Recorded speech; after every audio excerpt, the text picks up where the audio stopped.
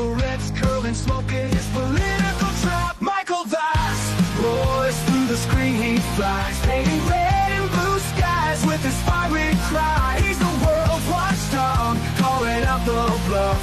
Right-wing swagger, but his heart's pretty tough.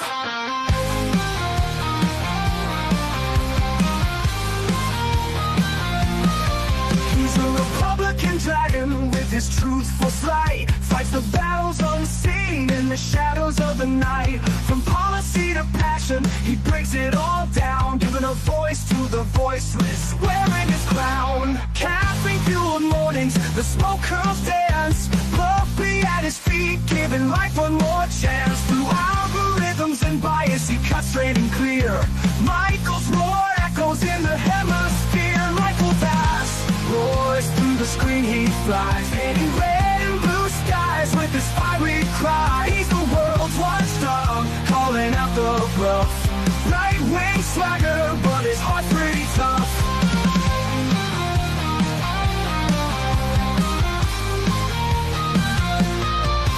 No sound bites allowed is his ultimate creed. A dragon's perspective where facts are the seed. Standing tall on his battlefield of thoughts, guarding the truth that others forgot.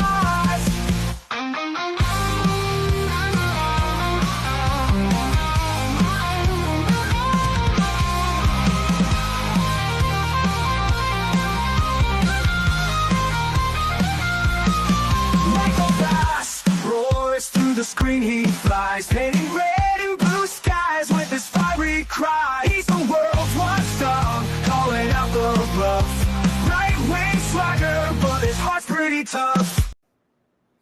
Hello, everybody, and thank you for joining us. This is No Sound Bites Allowed, and I am your host, Michael Voss, the political dragon here in our offices in the Bronx, New York. It is July 27th. It is 2:32 p.m., and I'm happy to be here with each and every one of you. Thank you for taking some time to join us. Whether you're going to be here for 5 minutes or 5 hours, I appreciate each and every one of you. Thank you for being part of our audience. And there's so much that we want to talk about today. There's so many good things that we should be having a conversation, because a lot's going on right now. And you deserve to know what it is. You deserve to be able to speak about it, whether it's about Ghislaine Maxwell and whether or not she will have a pardon. Is that a good thing? Is that a bad thing? Whether or not you want to talk about the breaking news. There is a EU trade deal just in time for the August 1st tariffs that will be imposed by the United States on several countries around the world. This is a massive deal. It will affect the U.S. economy. We'll talk about that in a moment. What about what's been going on inside the United States? Obviously, we want to talk about Michigan. We want to talk about gun control. We want to talk about knife control. Yes, people are talking about knife control. We want to talk about what happened, how the things that the news media isn't making obvious, and they're definitely trying to downplay, that you should probably be talking about when it comes to the Michigan mass stabbing event over at the Walmart.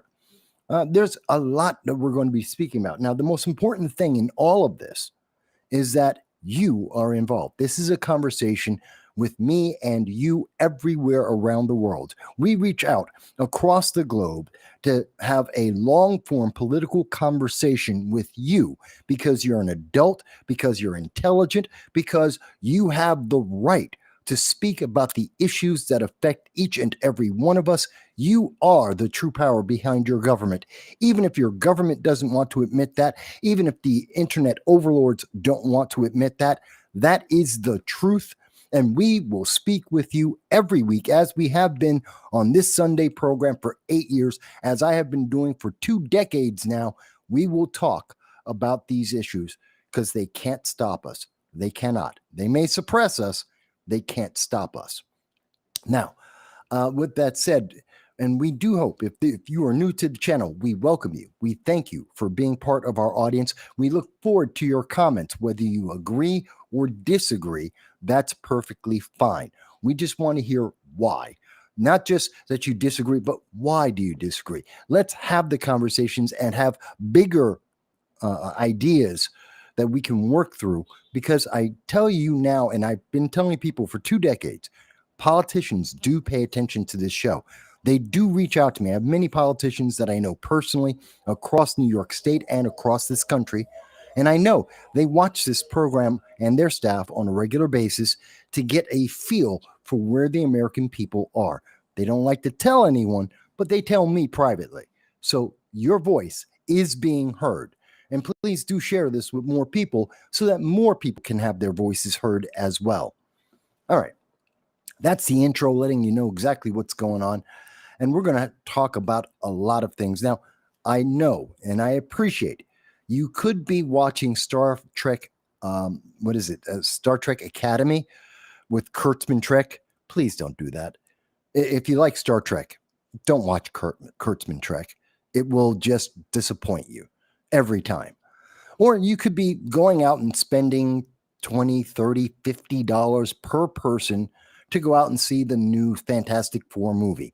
Now, if you know nothing about Marvel Comics, if you know nothing about Galactus or the Silver Surfer or the Fantastic Four, you might enjoy the movie. Maybe. I do. I do know about Fantastic Four, Galactus, about the Silver Surfer. I used to collect comic books when I was a kid, back before there was an internet. We used to buy comic books and read them a lot. I was very familiar with the Fantastic Four. Galactus was a great character. He's an immense powerhouse. And this movie doesn't do him justice, or anyone, any of the characters. It is, to me, not worth the money that you may spend on it. But hey, YouTube wants you to watch a cat video instead of learning about politics. They want you to spend your money with Disney and with Marvel. They want you to spend your money and pay attention to anything except the things that will change your life. So, you know what? I guarantee you spend some time with me, you'll have more involvement. You may or may not enjoy it, but you'll have more involvement in this conversation than you will watching the Fantastic Four movie or in watching Star Trek Academy. That being said, let's move forward. So there is breaking news out there today, and I do want to address that. And by the way, you can leave a comment on YouTube, on Rumble, on Twitter, or X. There's about half dozen different sites we are live streaming to, and we look forward to your comments, and we will bring them up on screen as you go. If you want to get my attention faster, please do a super chat and or a Rumble rant. If for any reason you do a Rumble rant or a YouTube super chat and I don't see it, let me know. I will make a point of bringing it up, because sometimes they don't send me the information right away, so I don't see it always, but I will always address it. If you've taken the time to spend even $1, we will spend the time to address your comment, whatever it may be. That being said, let's go into some of the breaking news. There is breaking news that is coming out right now, and I will bring it up for you guys. The breaking news that just hit, and I think this is pretty important because it will affect everyone in the world. This isn't just U.S. news. This is global news. Okay, give me a second. There we go. And so the breaking news that came out about a half hour ago, about 2 o'clock Eastern Standard Time here in the United States East Coast, is that Donald Trump, during his trip over in the EU in Scotland, he was on the golf course. And I know some people were upset that we were spending, I saw estimates as much as $10 million for Donald Trump to go to Scotland and be in the PGA Tour and play golf there. But it wasn't just a golf trip.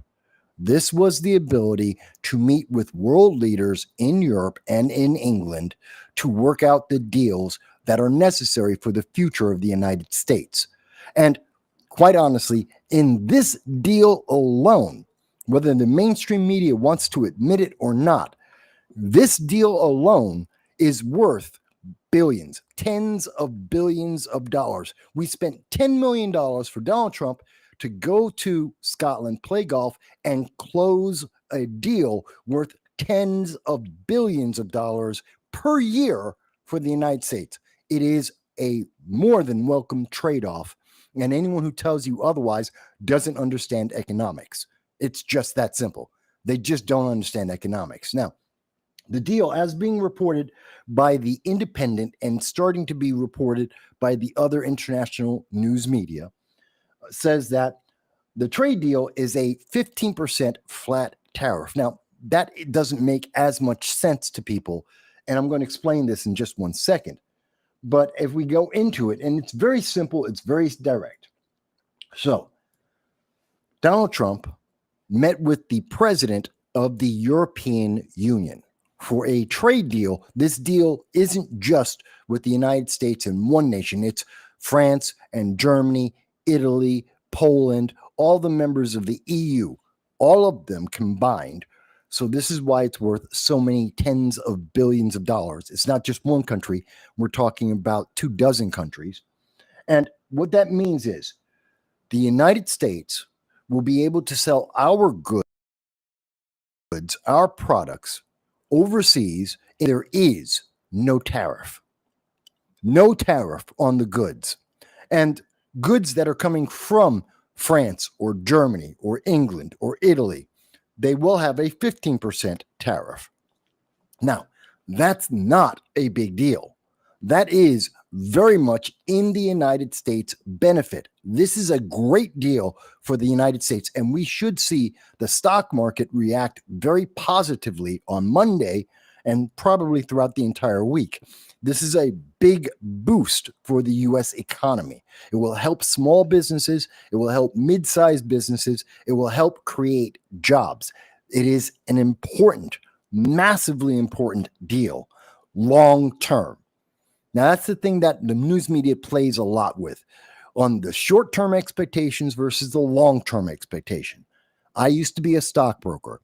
I agree with Warren Buffett.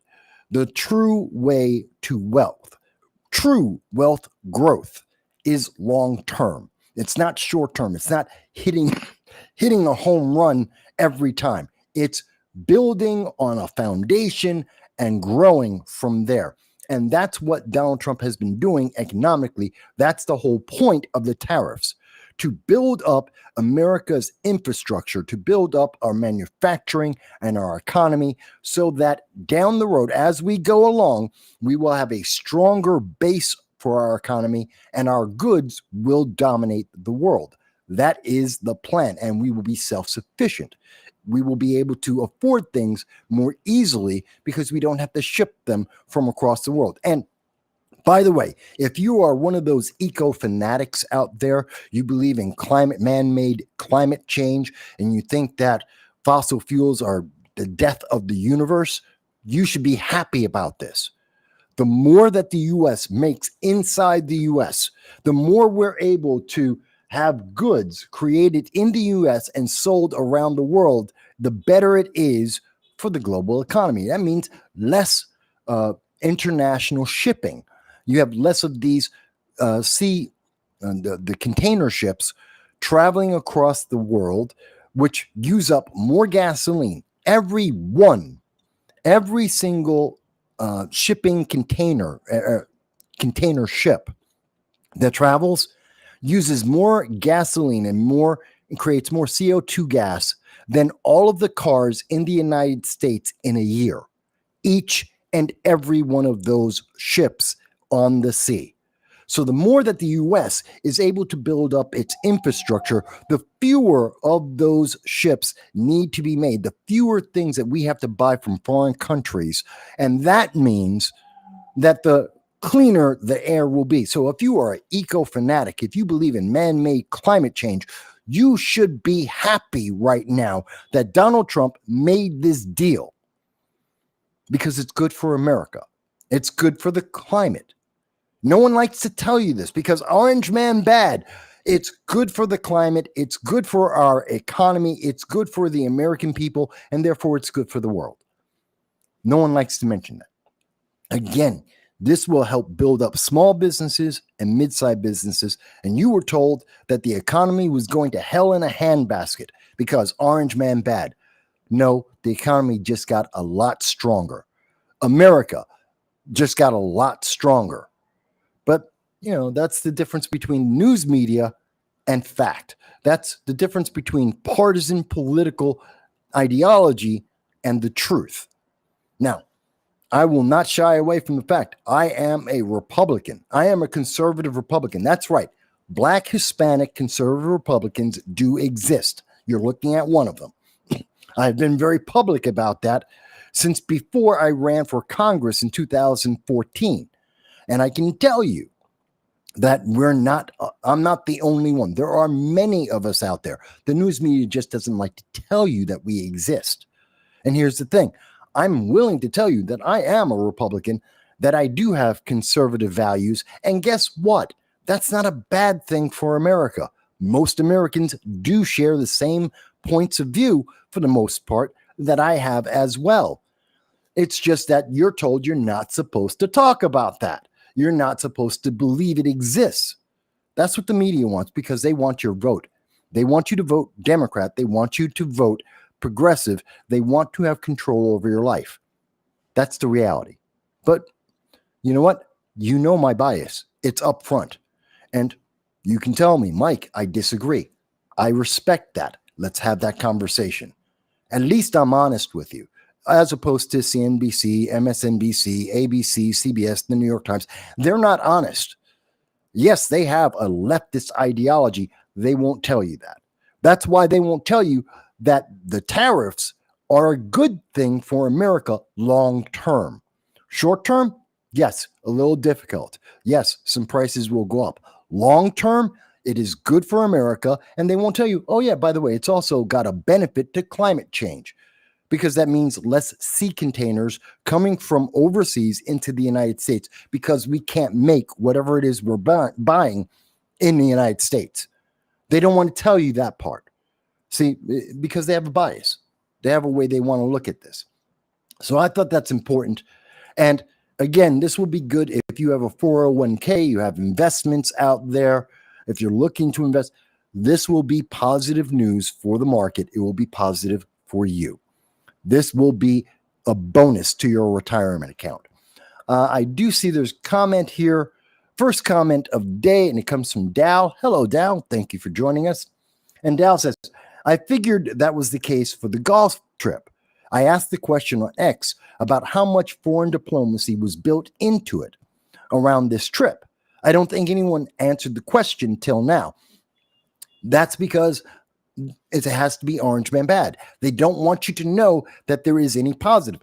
I'm not telling anyone that you have to like Donald Trump, because you don't have to like any politician.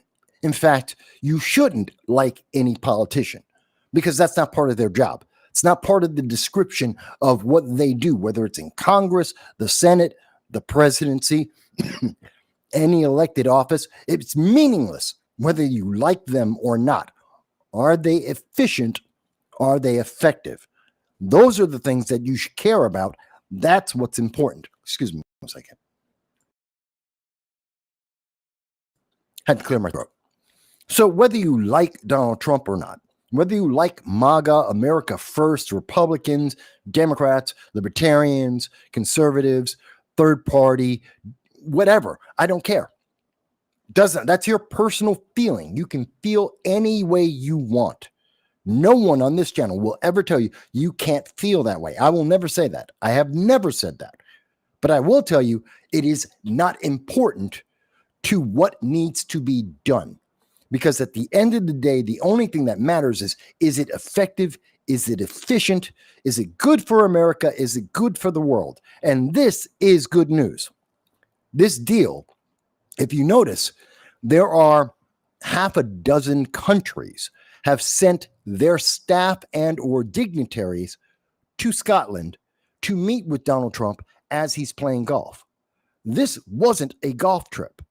And by the way, if you've ever golfed, and I have, if you've ever been golfing, there's a reason why stockbrokers and lawyers, businessmen go and take golf trips, and they bring their, if they have a deal on the table, they bring their partner, they bring their person they're doing a deal with, and they bring them onto the golf course, because that means I have about 3 hours of exclusive one-on-one time with that individual.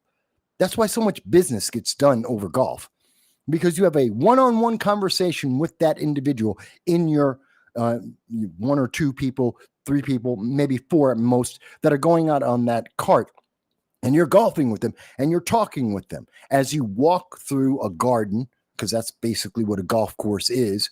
You're walking through a park, a piece of nature, very blissful, and you get to have a conversation with them, to understand them, to talk about a deal, to make the deal, get to close that business deal. That's something you don't get to do if you go out to a dinner, or if you go to an event, or you're going into someone's office. You get, 15 minutes, half an hour? You're on the golf course, it's 3 hours minimum exclusive time. That's why they're sending so many people overseas right now, because they want to have that exclusive time with Donald Trump to close the deals, just like the EU just did. And the benefit is for Europe, it's for the United States, it's for the world. It helps everyone's economy, because America is that important to the world's economy. Whether we like that or not, the United States is integral to the health and well-being of the rest of the world. That's just a fact. And it has nothing to do with whether we like it or not. That's just the truth. Thank you for the comment, Dow. I look forward to everyone's comments. Again, if you disagree with any aspect of what we're talking about, I'm more than happy to hear your voice. Just type away on Rumble, as Dow did. You can speak to me on Rumble, on YouTube, on Facebook, on X. You can reach us on all the different platforms and say, Mike, but I don't agree with that part. Okay. But what I'm telling you is the truth. I will give you the foundation. You may not agree with my conclusions, but the fact that I build my conclusions on, they're irrefutable, internationally credible facts. And of course, almost every source we use is a left-leaning source. Now, I'm going to get into, that's the breaking news. And again, this will affect the economy. You will see this affecting the stock market Monday. In fact, if you can see the trading, you'll see it now, that it's going to be lifting all the boats. The U.S. stock market should open up based on this news. This should be positive news for retirement accounts. If you talk to any financial advisors, they'll be very happy about this news. And you'll hear the news media talk about, oh, tariffs are bad, and this is actually a bad thing. You should be upset because it means higher prices. That's what they're going to say. And that's true for short term, for the next 6 months, maybe. Not even guaranteed. But within the next 3 years, the next 5 years, the next 10 years, it means a much more improved economy for the United States. That being said, let me move on. Before I go into additional news that I think is important, the breaking news, because what the format on this program is, normally we deal with breaking news first, then we go into international news, and then we take a small break, usually about 45 minutes. I walk my dog. My dog is 14 years old, and it's about 2.5 hours into the show. We usually take a small break. I'll play a video from the past, and that'll give you a chance to get something to eat, have a cigarette, walk your dog, whatever it is you need to do. And then we come back and we move forward. And we finish the show with U.S. domestic news.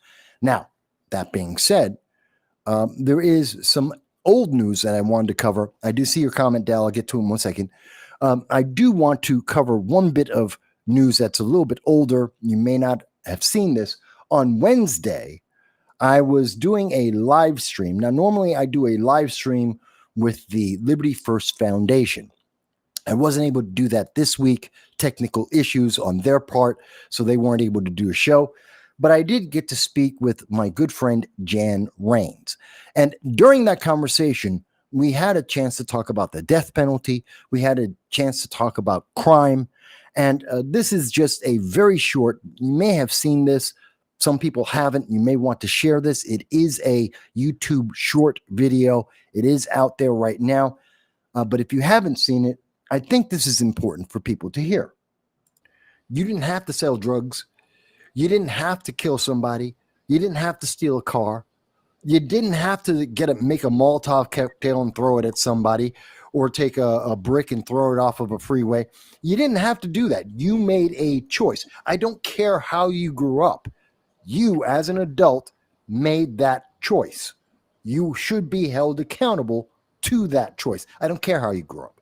I don't care what your background is, because you said, I'm going to do this. Great. Then you accepted the penalty that comes with it. Your fault, your problem, go to jail. Period. I will not cry for you. 100%. We need to bring back the death penalty, and you don't get 20 years for appeals. You don't get 10 years for appeals. You don't get 5 years for appeals. We start putting these people to death that have committed these heinous crimes. Guess what? Crime rate would go down, because there's a dang consequence for your actions. I'd say 5 years for appeals. I want to give them some time for appeals, because sometimes the system can be wrong.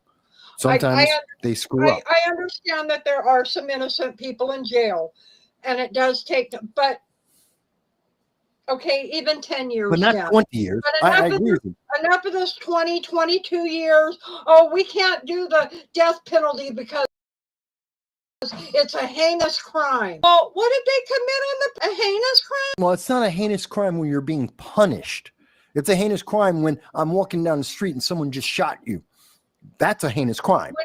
You didn't have to sell drugs. You didn't have to kill somebody.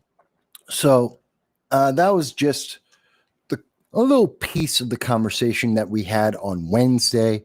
I think it was a very good conversation. I think this is an important message to remind us of, because we're constantly told it's not your fault. You committed a crime. Oh, well, and they very often put this on minorities. Well, they're a minority, so they couldn't help but be a criminal. They say this about illegal aliens. Well, they couldn't help but be a criminal, because they came from El Salvador or Venezuela. They came from a third world nation that's falling apart, like Haiti. That's a lie. Anyone says that to you is lying to your face, because every adult has a choice. You have the ability to choose good or bad. And if you choose the bad, you deserve and you have earned the consequences of that. And by not doing anything about those consequences, by ignoring those consequences, bail reform as an example, the revolving door of our criminal justice system at this moment in places like California and New York, Illinois, and Maryland, that has not made people safer. It has not made the world better. It has increased the amount of crime, not decreased it. This social experiment is failing. And whether you personally agree with the death penalty or not is up to you. But there is a valid argument for saying that we should punish people for the crime they commit to the level of the crime that they commit, and allowing people to be rewarded for their crimes, like we see with illegal immigration very often, where we are putting people into hotels, when we are giving them credit cards for $13,000, when taxpayers are funding everything for these individuals who broke the law, and some of them are violent criminals on top of breaking the initial law. They're also violent part of gangs. They are trading in drugs and in illegal weapons and taking over our communities. Why are we rewarding these people? Why do we want them to keep them in America? Democrats are fighting hard to keep these illegal aliens in America. In California, we have literally elected officials, mayors and vice mayors of California, that are using gangs, foreign Mexican gangs, a Florencia 13 and the 18th Street Gang. They're using them as if they're a private military to fight against the federal government, who are only enforcing laws that already exist, that Democrats wrote and Democrats voted for. Does that make sense to anyone? We need to get back to the basics.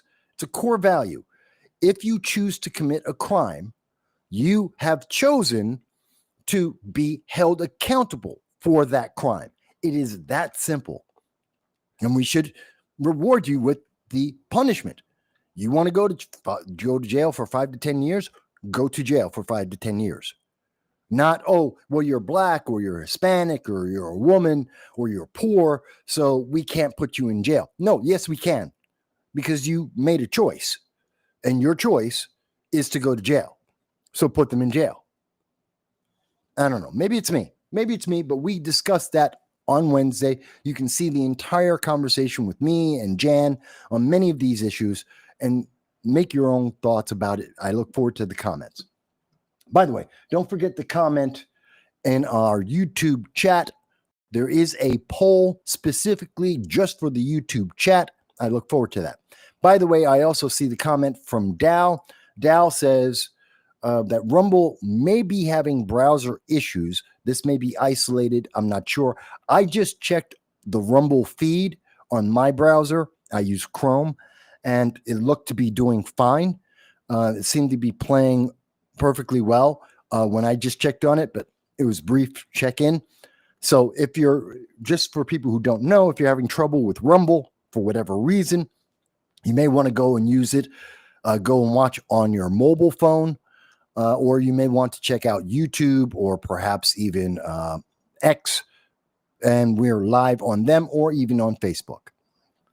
Dow goes on to say, these criminal aliens are the base network for facilitating corruption within government and bureaucratic institutions that results in subjugation and abuse of American citizenry and legal immigrants. Dow loves to use flowery language. Yes, we have to hold the criminals accountable. Illegal aliens, just like domestic American citizens, we need to hold them accountable to the laws that we have in place. We have to stop giving them excuses. We can't justify their crimes. Because when you do that, well, you wind up in a situation like we saw in Michigan. This is also some breaking news.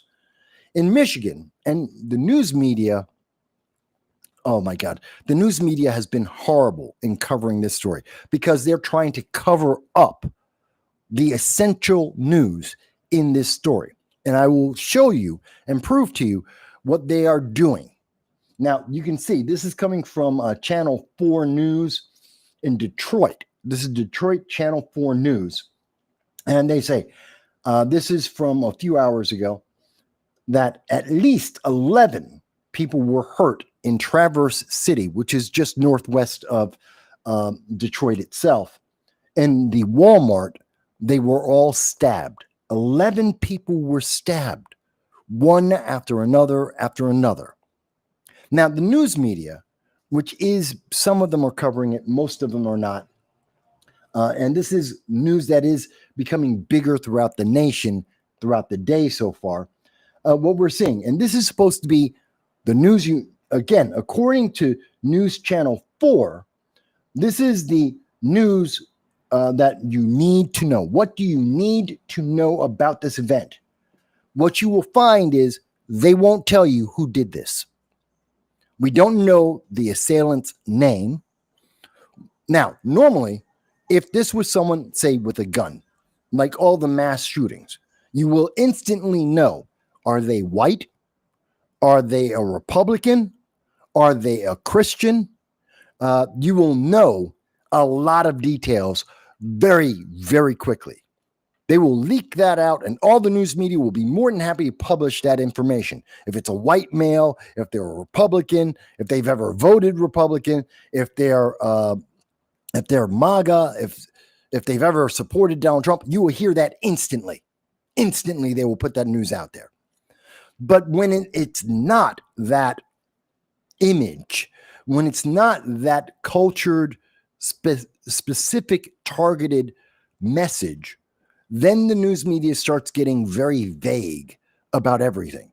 Now, in this, we don't know. And throughout this entire coverage, they do not mention, we know it's a man, but we don't know what is his religion, what is his race or ethnicity. Is he a Democrat or Republican? We don't know anything about him. We don't even know the weapon that he used. According to this article, which is supposed to be giving you all the information you need to know, All we know, according to this information, which came out at, and let me be fair, came out and was updated today at 10 a.m. Only thing we know is that 11 people were stabbed, 5 of them seriously injured and in critical condition. That's what we know. That's it. Oh, and they got a quote from former Secretary of Transportation Pete Buttigieg, who lives in Washington, D.C. And that statement says, quote, along with the whole Traverse City community, Chasten and I are shaken by the awful and senseless violence at Walmart earlier today. We were thinking of everyone affected and hoping and praying for speedy recovery for all those who are injured. Remember, whenever Republicans, whenever anyone says, I'm praying for the victims when there's a mass shooting, the Democrats come out and tell you prayers do nothing. Prayers are meaningless. They will tell you, they will insult you for giving a prayer. But here it is, it's Michigan, a Democratic state, just by right next to Detroit, which is a Democratic city, stronghold for Democrats. And this is coming from Pete Buttigieg, a Democrat, a hopeful, a 2028 presidential hopeful for the Democratic Party. And his prayers, well, that's to be lauded. That's to be promoted. They're happy for that. Oh my God. See how much he cares? He's praying. If there's a mass shooting and Republicans say, I'm praying for the victims, oh, you're just evil. You're wasting your time. You're useless. What? Come on, let's get the standards. It's either we pray for the victims because we want them to get better, or it's useless, so don't do it. One or the other. Don't play games. Again, this is how they manipulate you. They don't tell you information that they will tell you sometimes when it has a political advantage, and they will laud people for doing the same thing that they demonize other people for. And I'm just calling it out for what it is. I just want you to see what they're doing. Again, I'm not saying it's right or wrong. I'm not telling you to agree or disagree. I want you to identify this is the news media playing emotional games with you, that they're taking advantage of you. And why? Here's my big question, and this is a question that's in the conversation here in some of the comments, and I had to ask the same question. Why are they quoting Pete Buttigieg? Pete Buttigieg isn't in government. Pete Buttigieg is unemployed. He's not the Secretary of Transportation. He's the former Secretary of Transportation under the Biden-Harris administration. He has nothing to, one, this has nothing to do with transportation, and it has nothing to do with Pete Buttigieg. He doesn't even live in the state of Michigan. He lives in Washington, D.C. So why did local channel 4 news reach out to Pete Buttigieg, a former Biden secretary, to get a comment? What does it matter? Because this is a setup. Because this isn't about Pete Buttigieg. It's about voting Democrat. Pete Buttigieg, a potential 2028 presidential nominee for the Democratic Party, he's important. We want you to think of him as a good guy, that he cares about you, that he's sympathetic, and that he's involved. They want him to look good so that you will vote for him, so that you will donate money to him, that you will support him. That's the only reason why Pete Buttigieg is being mentioned in a story that has nothing to do with Pete Buttigieg whatsoever. This is emotional manipulation. This is the news media playing politics with you. They're taking advantage of you, and they don't think anyone's going to notice. No one else in the news media will call them out and say, that makes no sense. This is useless. This is not important to you. This doesn't help us. This isn't part of, again, what is the title of this?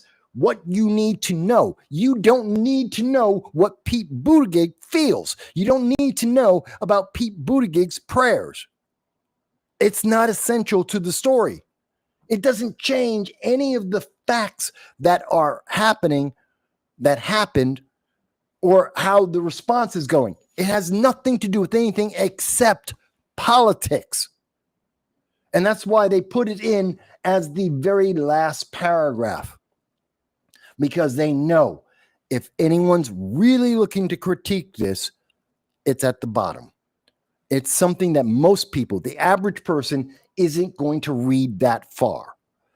And so they're going to take advantage. They're taking advantage of you. I find that insulting. I'm not upset with Pete Buttigieg for making a comment.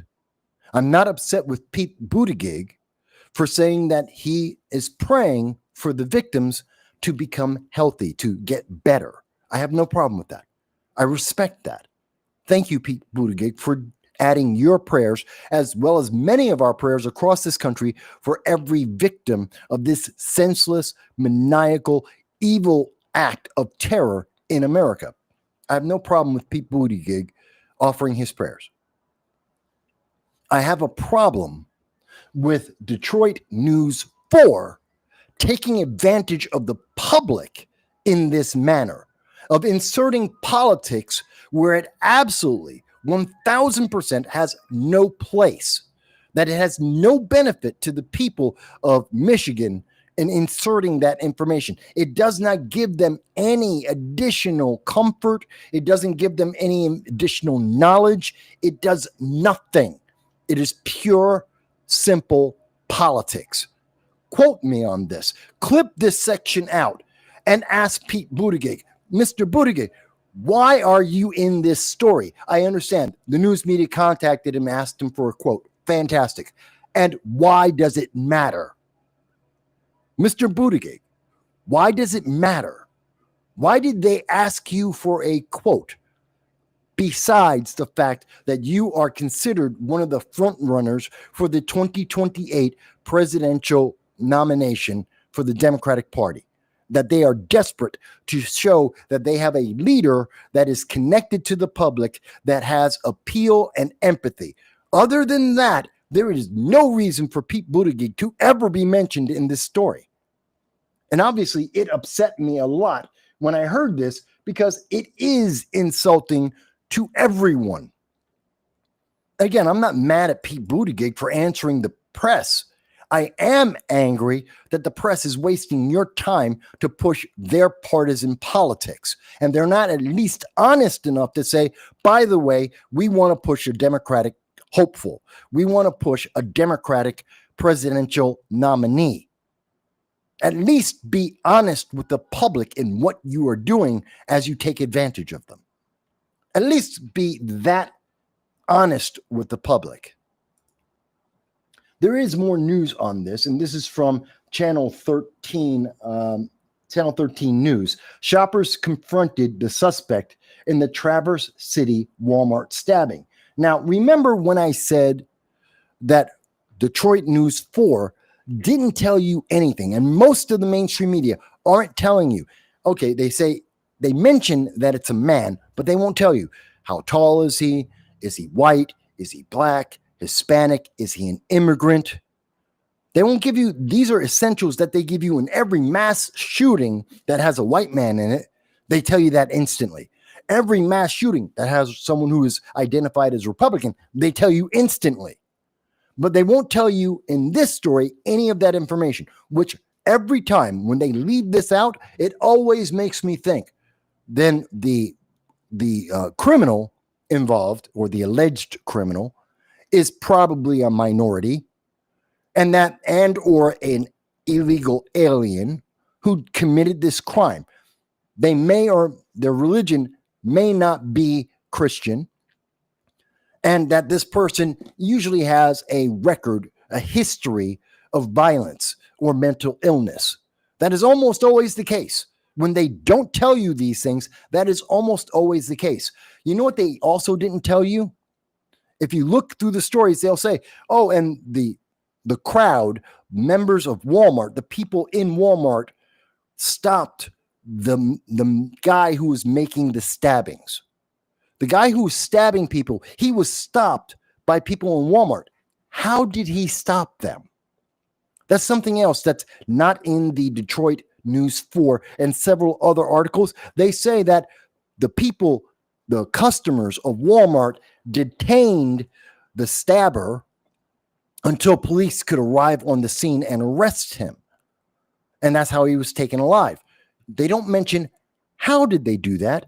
Did people in the Walmart go out and get, did they grab a baseball bat from Walmart, come out and chase the guy down, which is possible? Did they grab a hockey stick? Did they grab some rope, a piece of lumber, frying pans from the Walmart and run on out and chase this guy down into the parking lot and surround him so he can't get away until the police showed up? They don't tell you any of that. They don't tell you who did that. And there's a reason why they won't. Because if you go to Channel 13 News, this is WZZM WZZM 13 News. And what do they have? They have video of the stabber being detained. Now, there is a graphic warning advisement on this, just so you know. So there is some graphic scenes here, but I want you to see what the mainstream news media isn't telling you, because they have a political agenda. They are politicizing this. I'm not. They are, by what they are not telling you and the reason why they won't tell you. Here it is. So I've given you the warning. There is graphic violence that you may see. It's not as violent as some of the movies you've probably seen, but it is graphic. It is real. This isn't AI. So I want you to see. This is... No, God help me. Come on. Get past this. Graphic violence. Okay.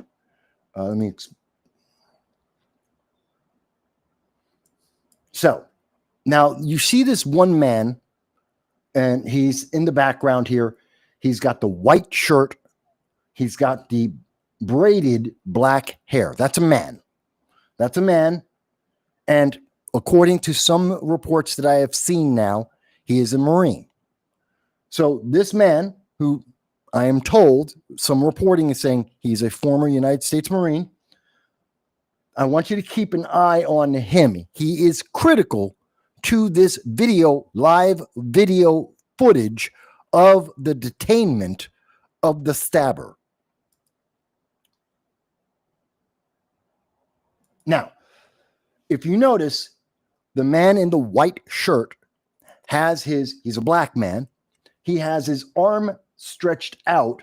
He's pointing, and if you notice carefully, and you'll see this in the video later, he's pointing a weapon at the man right here. You can barely see him. He's got what looks like a baseball cap, possibly a turban. He's wearing some kind of headgear or a head wrap, and he's in a tannish shirt of some sort. It is alleged that the guy in the tan is the one who was stabbing 11 people. This is the person the assailant that was arrested by police, reportedly, according to this image. So I want you to continue to watch. So we do have other people who are in the area, but they're not detaining this guy. They're not the ones who are stopping the assailant, the stabber, from leaving or from continuing to attack people. The Marine is. So let's go on. So the guy seems to have a weapon in at least one of his hands, and he seems to be circling as if he's trying to be able to attack the Marine, who has a weapon on the assailant, the stabber. Now, there are other people who are coming up. They're telling this man to stand back, to stand away, to calm down, to not do anything. The camera pans away, and this is where some of the graphic violence is about to be seen. So if you're squeamish, if you have young ones, be aware. You're about to see about 5 seconds of the reality of what happens when someone gets stabbed. It's not a Hollywood movie. Now, it was, of course, news media. They did blur it out, but someone's bleeding there. That's violence. That's the reality. We come back, and now we have a very much clearer scene of what's going on. We're much more in focus. We have much more of a zoom. Again, the guy in the white shirt with the braided hair, that's the former Marine. The guy just behind him in the background, that's the stabber. That's the assailant. Now you see, he's wearing some kind of overall, kind of like a bib, and he has another shirt, another beige type shirt. He's wearing a ball cap style cap. He appears to be, and I cannot confirm this, he appears to be a minority, could be Persian, could be Arabic, could be African, not clear in his descent. He doesn't appear to be what we would generally think of as a white person. He's not European in descent, apparently. Could be wrong. He doesn't appear to be Hispanic. Again, not the clearest image of him. I cannot confirm or deny. It's unclear. Again, he seems to be, to my eye, someone of color. He seems to be a person of color. Unclear which area or which region he may be from. Now, that was the whole video. The news media didn't give you any of that.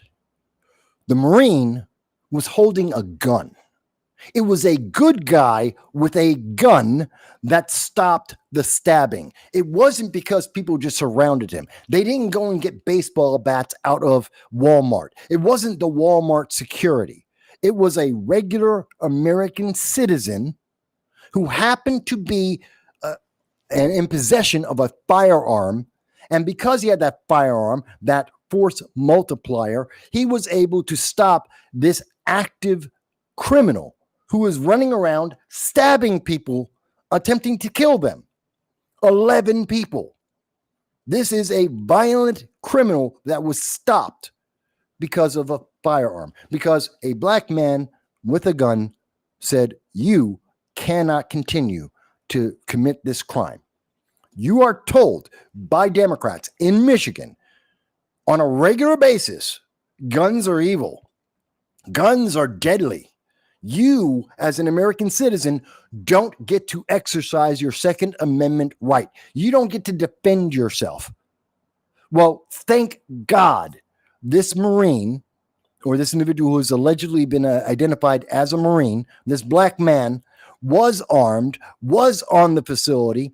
He didn't abide by the gun-free zones, and maybe because he had a concealed carry permit, I would hope, I don't know, but he was armed, and because he was armed, how many people's lives were saved?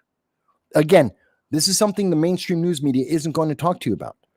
They're not going to tell you people's lives were saved. Again, go back to News Channel 4 out of Detroit. They won't tell you that people's lives were saved because a black man with a firearm saved their life. They'll say, oh, people in Walmart, customers detained him. How?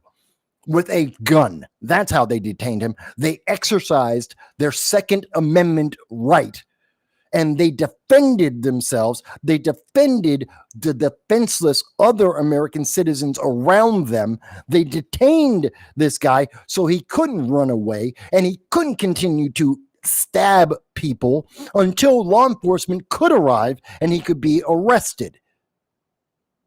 A good guy with a gun, which according to the Obama administration,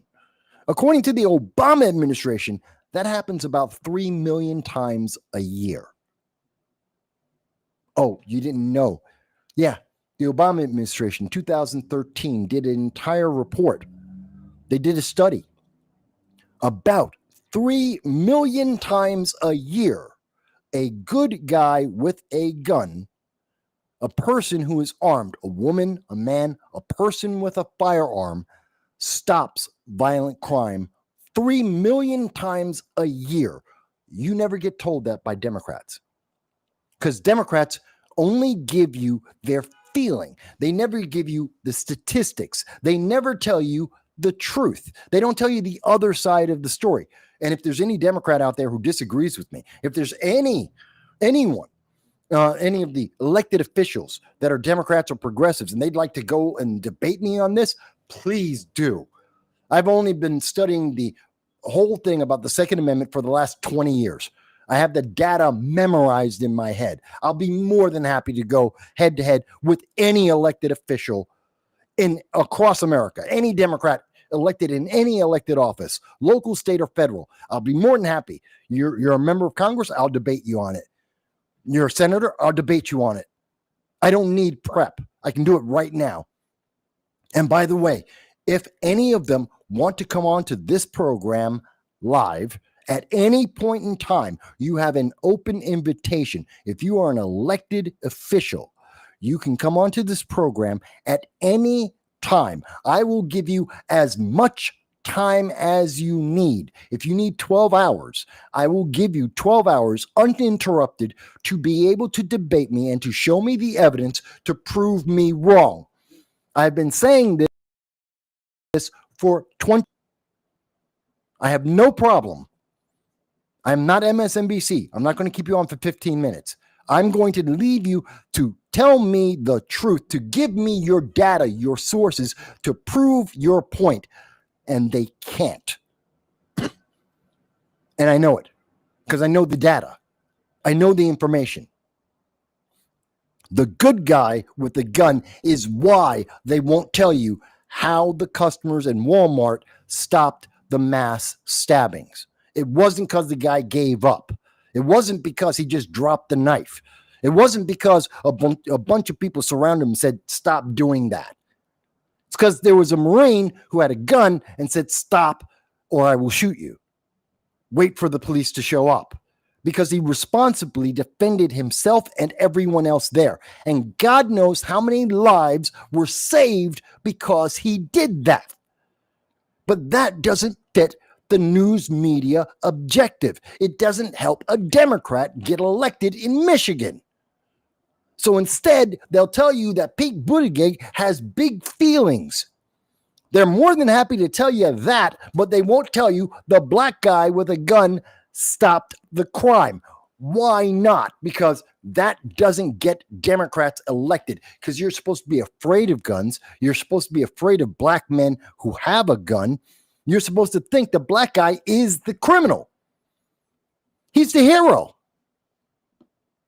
He's the hero in the story. You would think they'd be telling you that up front, that they would be celebrating that he saved lives actively. Real world saved lives. This isn't hypothetical. Derek Perry. Thank you, Grace. At the time that I was preparing for the show, his name was not revealed. I now have it. Thank you, Grace. Derek Perry. And by the way, Derek Perry, the mainstream news media may not give you the credit that you deserve. I will. Thank you. As a Marine myself, as an American citizen, as a black man, however you'd like me to say, I appreciate and I thank you for what you did. Excuse me 1 second, folks. I appreciate and thank you, Derek Perry, for saving lives in Michigan. I thank you for holding the criminal accountable and making it possible for him to be arrested. Hang on a second. There we go. Sorry, had background. One of the videos is going. So thank you, Derek Perry. I tell you, we should have known this first and foremost. And we had the video. And that's the thing. The news media had the video. They knew this video existed. If I was able to find the video, and I'm one man, I do this show by myself, I lose money every year. And you mean to tell me that the major news stations, CBS, NBC, ABC, CNBC, and MSNBC, they have 10,000 employees each. They make tens of millions of dollars in revenue each. And they couldn't pull out that video like I just did and promote that and say, Derek Perry deserves to be lauded. He is a hero because he is a good guy with a gun. And the reason why the stabbing stopped was because an American citizen exercised their Second Amendment right. If I can say that, and I have shown you the evidence of that, why can't they? Instead, the news media is more obsessed with telling you, Pete Buttigieg, he's the future of Michigan Democrats. Pete Buttigieg is the big hope for 2028. Who cares? That has nothing to do with a mass stabbing. Again, I'm not saying Pete Buttigieg is some kind of evil bad guy. That's not my point. That's not my job. I'm telling you that Pete Buttigieg is meaningless.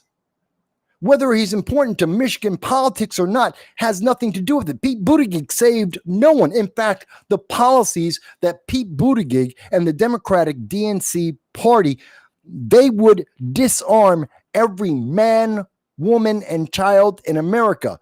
That guy with the knife would never have stopped until police would have shown up. How many more people would have been stabbed? How many people would have died if it were not for Derek Perry and his firearm? Because Pete Buttigieg, his policies would have allowed the criminal to continue to stab people. The policies of the DNC, of the Democrats, would have allowed people to die. It's just that simple, folks. It's just that straightforward.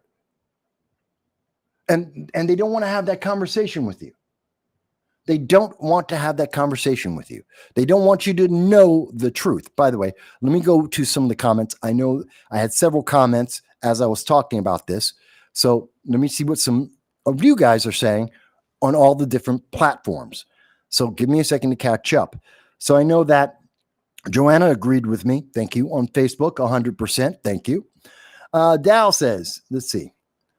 Chaos agents that once again were stopped only because there are still those in America that believe in the free exercise of all our unalienable rights. The Second Amendment shall not be infringed. I agree with you, Dal.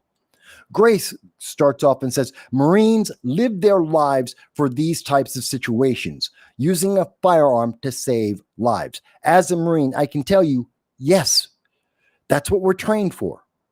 To take down the bad guy through superior firepower and maneuver, to disable the enemy, to remove their ability and willingness to continue to fight. That is a direct quote from the Marine Corps manual. Direct quote. That is the mission of every Marine. Every Marine. And that's what you saw Derek Perry do. Through superior firepower, he was able to maneuver and to take away the ability of that mass stabber from continuing to attack and attempt to kill American citizens.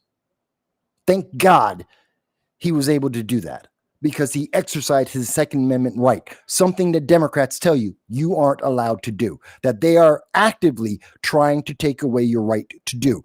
That's Governor Hochul, that's Gavin Newsom, Gretchen Whitmer, Josh Shapiro, it is AOC, it is Nancy Pelosi, Chuck Schumer, Adam Schiff. We can go down the entire list I've been covering these people for 2 decades. I do not lie. 2 decades of coverage I've been doing, and they will repeatedly tell you, you cannot have a firearm. You cannot be trusted because they want you to die, essentially. Let me go on with the comments. Grace said she had, Grace says, prior to me covering this, she had not heard about this story. Again, it's not quite national news yet, and it may not be. Local, this is regional news, and I know that several have been picking it up, but as you can see, I'm getting my news from the regional. I cover a lot of news, and I check a lot of different venues. I don't just go by whatever MSNBC is talking about. I don't care. I don't care what the major news media says. I look for stories across this country that are important for you. And I think this is very important. The Second Amendment and how it benefits you, the average American citizen. This is important. So even if the mainstream isn't covering it, or maybe they're just starting to cover it, this is something that is essential for you to know. This is the part that they're not telling you about because they have a political objective. And Grace goes on to say, because the leftist media is racist, they don't want you to see that. Yes, they don't want you to see a black man with a gun doing the right thing. They only want you to see gangbangers. If it's a black man, well, he has to be a gangbanger and he has to be a victim. That's it. Can't be the hero. At least that's the way they portray it. It makes no sense. If anyone knows, if anyone can reach out to Derek Perry, I will be happy to do an interview with him in a heartbeat. And again, I will give him as much time as he needs to talk about the story and to cover it. If anyone knows how to reach out to Derek Perry, he has an open invitation to my channel, No Soundbites Allowed. If he wants to reach more people, I know I'm a small channel, so maybe he may not want it. But Larry Sharp, he is a libertarian. He is a Marine as well, just as I am. If he wants to be on with Marines, I can introduce him to Kit Cabello. I can introduce him to Larry Sharp. They are Marines as well. They have bigger audiences than me. I will be happy to, and I have no doubt, and I'm speaking a little bit for Larry, I'm speaking a little bit for Kit, but I believe that Kit Cabello of Hard Lens Media, that Larry Sharp of the Sharp Way, that they will be more than willing to allow Derek Perry to come on and to tell his observation and what he did to save lives. I have no doubt that they will have him on in a heartbeat. They are friends of mine.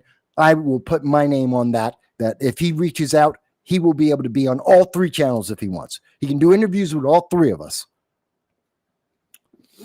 So if anyone knows him, let him know. Let me see here. Joel says, I searched several articles. Only one so far gives credit to Perry. Breaking full video, armed citizen helps stop mass stabbings. Oh, look at that. Only one video, and I happen to find the video. The only video, the only article that is actually telling you what happened. Why? Because they do not want to give credit to the black Marine with a firearm. They want you to think the Second Amendment doesn't work. They want you to think you are defenseless.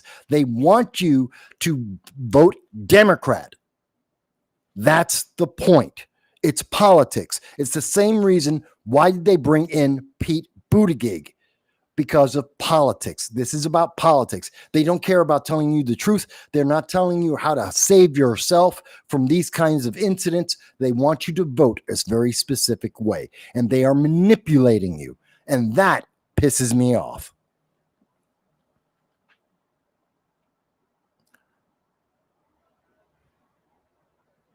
Oh, look at this. In that same article, Joel mentions that there was another Marine who tried to stop him using a grocery cart. In fact, I think we saw in the video that standing right behind Derek Perry was a man. It looked like he was on a walker. That may have been the grocery cart that he was trying to keep this guy herded, to herd him like you might herd cattle, to keep him at arm's distance so he couldn't stab anyone, but yet also restrict his movement. And yet another Marine is doing this. Something that they tell you, oh, the Marines, oh, why should you be proud? Why should you join the Marine Corps? Why should you join the military? I don't want to fight for the government. I don't want to fight another war. The Marines are American citizens. They're fighting for you. And they do that after they get out of service just as much as they did in service. Okay. Good news. Police Chief Lauren Gilbert also praised him and said he likely saved lives. I guarantee you he saved lives. I guarantee that if this mass stabber went around stabbing 11 random people for no apparent reason, which and this is me speculating, it's probably religious. This is probably a religious nut job. He may have mental issues, but we tend to see this kind of stuff coming from religious nut jobs. And it is Michigan. And he isn't that far from communities that would have individuals of that kind of religious zealotry. Just saying, that's just the facts as they exist. You may not like that, but that's just the reality. And so, yeah, there's so much to the story.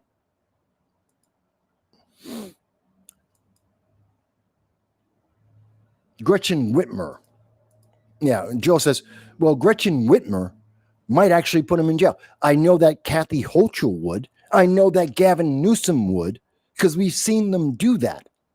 We've seen New York State, California, Maryland, Illinois. They have all of them have arrested American citizens for defending themselves with a firearm, and they have been arrested and put in jail for protecting themselves. Also happened in Florida, to be fair. It also happened in Florida. A man house, he used his grandfather's 45 caliber firearm, his 45, to defend himself. He shot the people breaking in, and the guy was actually thrown in jail. No, actually, that was in New York. That was in New York State. That was upstate New York. 2019. A guy inherited his grandfather's military, his 45 from World War II. Two people broke into his house to steal from him. He was defending himself. It was the middle of the night. He shot the people breaking in. He didn't kill them, but he did shoot them. When the police came, they arrested the people who came in, but they arrested the guy for shooting them in the first place because he didn't run away. Because New York State requires Kathy Hochul, Andrew Cuomo, the Democratic Party in New York and across this country, the DNC, require that you must run away from criminals attacking you and stealing from you in your own home. And so they arrested him and put him in jail. Yeah, that was 2019. People can double check me. I covered the story on this channel before.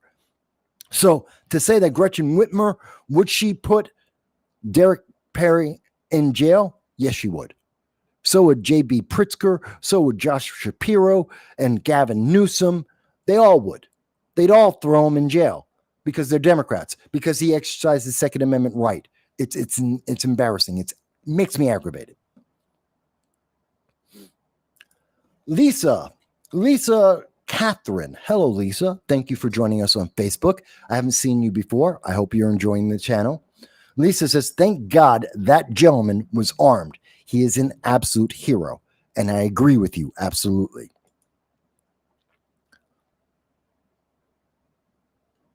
Okay, so I think I've caught up. And by the way, thank you, John, for the help with the algorithm, fighting the suppression that comes from YouTube. By the way, folks, they don't like it that I'm telling you the truth here, that I'm having this conversation with you. Again, I'm not telling you to change the way you vote. I'm not telling you that you have to be a Republican or a conservative or a libertarian or anything else. That's your choice. You get to do whatever you want. But I am highlighting something that as we have seen, other people are checking real time as I'm going through the story. The news media doesn't want you to know. They are hiding this information from you. And you may not like that. Oh, well, Democrats are the ones who are hiding this from you because they want you to feel defenseless. They want you dependent, that you have to beg them, please protect me, please do something. They love to say that. They want you to say, do something, because you're desperate. And then they say, okay, we'll do something. We're going to take away some of your rights, by the way, but we will do something. We'll pass another gun control law, which will affect no one. That will stop no criminal, no one who's mentally deranged, no religious fanatic will ever stop because of any of the gun laws the Democrats have passed. And that's a fact. That's not an opinion. That's not guesswork. That is an empirical fact. Look at the data. Go to New York State, Illinois, California. Go across the country. Look at the federal data. It is a fact.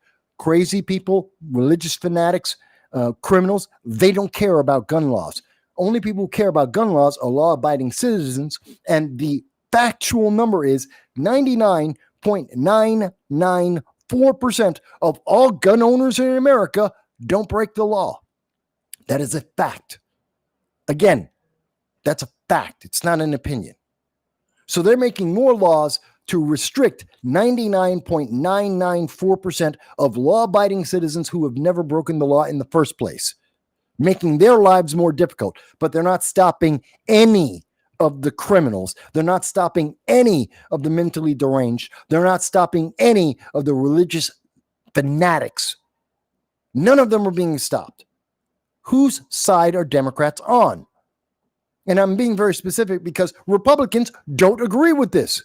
Conservatives don't support this. Libertarians don't support this. The only people who support this idea are Democrats and progressives. So if you're saying, Mike, you're being political, that's their position. I'm not misrepresenting them. That's where they stand on the issue. No other political party stands there. Only the progressives and the Democrats. Even the socialists don't support what the Democrats and progressives do. Even the socialists want you to be armed. Only until you get the revolution, then they'll take the weapons away from you. But the socialists, up until the revolution, want you to be armed because they want you to fight. It's annoying. By the way, folks, you too can have a mug. This is in my Zazzle store. This is in the Zazzle store. You can buy one for yourself. We have a couple of different mug designs. In case, if you don't want to join our Patreon, in case you can't afford to do a super chat or rumble rant or super reply response, then, or that's it. It's called a super reaction. If you can't do that and you don't want to spend $1.50 each month on the Patreon, that's it, $1.50, then you can buy a mug. And at least then you have a mug and you've also supported the channel. It's up to you. It's in the description. You can check it out for yourself. But yeah, that, as you can tell, that got me really, really angry. And this is the breaking news. This is news that's coming out today. And you're probably not going to hear much about either of these two items. You're going to hear the tariffs, and they're going to spin that and say, well, it's bad news. It's not bad news. It's good news for you. It's Trump doing his job. Exactly what he promised you that he would do. Exactly what he promised is what you're getting. I'm not saying that you have to love Donald Trump. Didn't ask you to do that. Doesn't matter. Whether you like him or not, that's what he promised. That's what he's doing. That's it. And in this news story, it's about the Second Amendment. It's about you defending yourself. It's about saving lives. It's about a hero. This is good news. And the news media doesn't want to tell you the good news. They'd rather you not know the truth and vote Democrat than know the truth and be able to protect yourself, your family, your loved ones. Hey, it's your choice. And again, anyone who disagrees, please respectfully tell me why you disagree. If you think I don't understand, because the left loves to tell me I don't understand. 20 years of data, 57 years of life, lived overseas and here in the United States, been through a coup, been through a lot of stuff. Okay, you think I don't understand? Please tell me how I don't understand. Please explain it to me. But anyway, let me move on. So that's the breaking news of the program. And it took a little longer than I expected, but I think it really deserves to have been discussed. And I'm more than happy if people have questions, I'm more than happy to go through it. At the end of the program, at least so you may not be aware, at the end of the program, after we're done with the show, about within an hour afterwards, we put up the links of everything, every source that I'm showing you. You will be able to go and look up for yourself.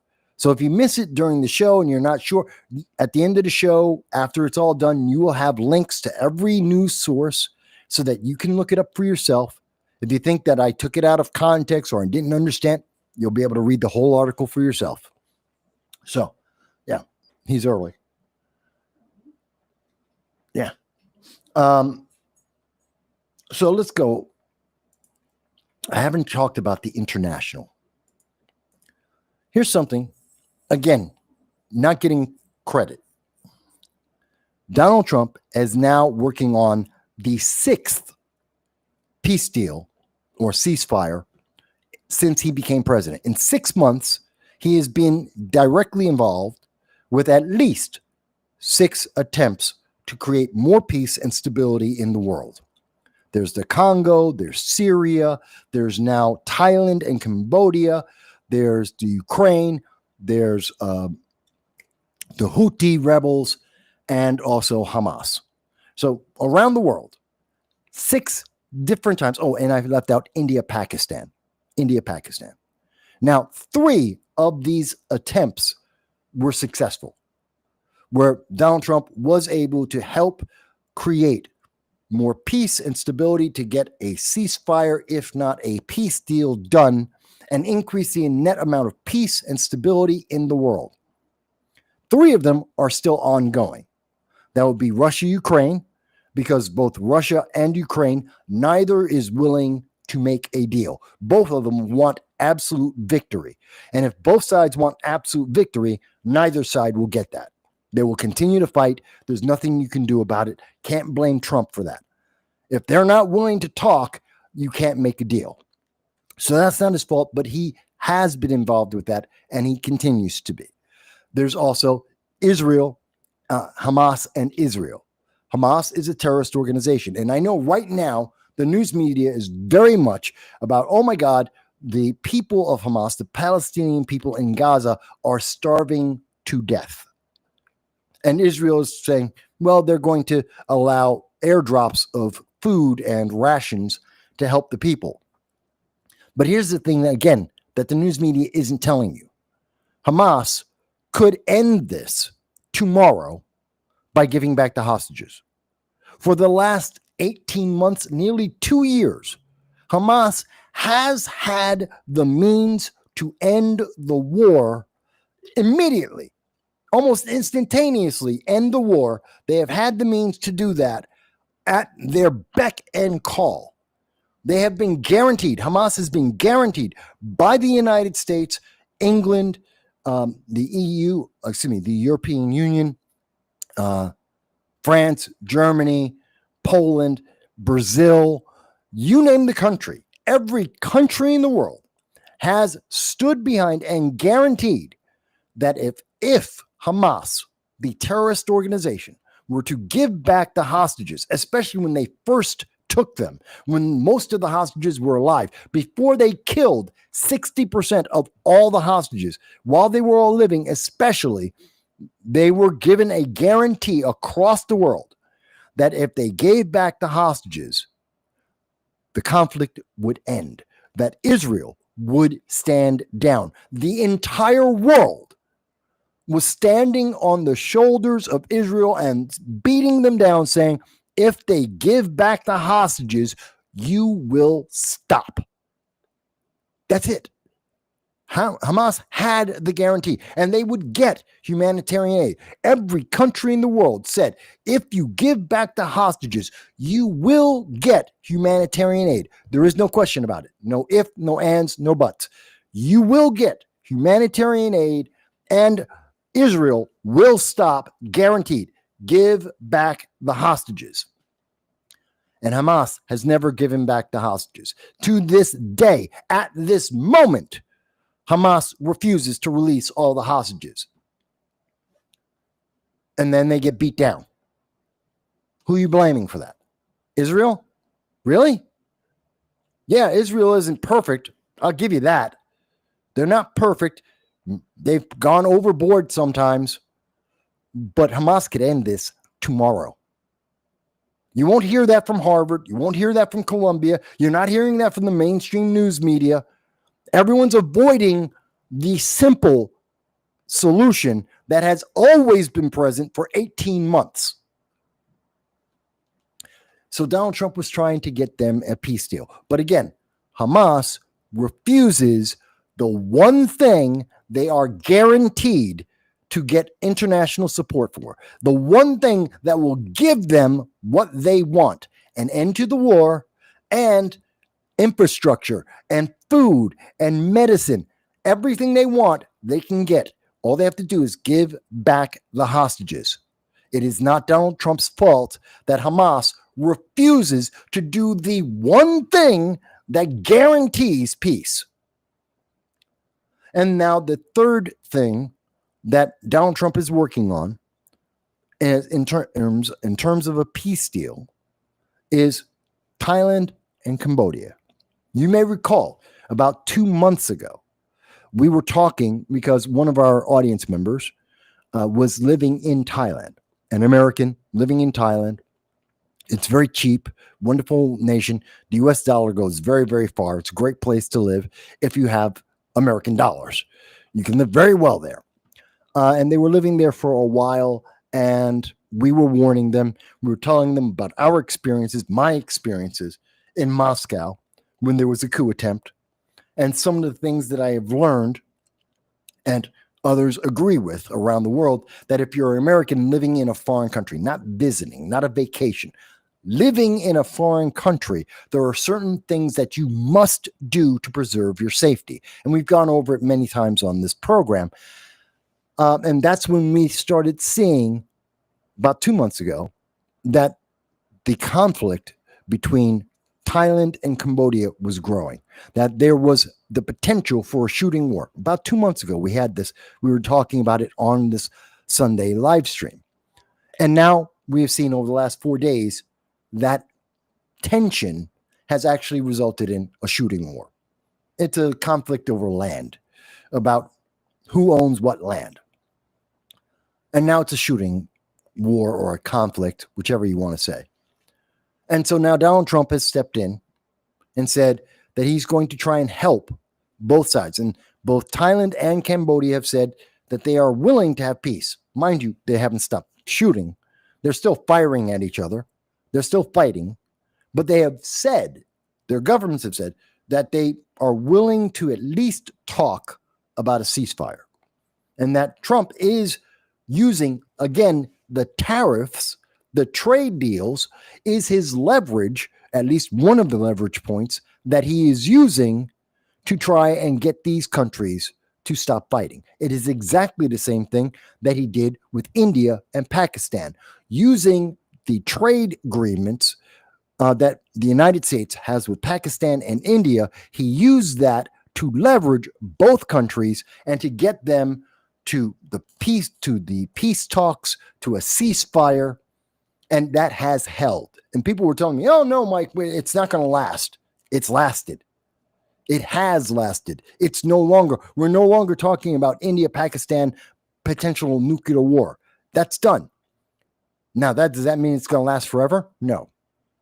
But it does mean that it worked. Again, this is another element of the tariffs. You aren't told by the news media that it isn't just economics. It's about peace and stability in the world. It is a way for the United States to use our power and our leverage without having to put a single troop on the ground, without having to cost a single American life. Oh, but the news media won't give Donald Trump credit for that. They won't tell you that this is far thinking and that it is a useful leverage point that it's both beneficial to the United States in terms of our economy, but it's also a means to get more stability in the world. Again, you don't have to like Trump for this to work. You don't have to think that Trump is a good guy for this to work.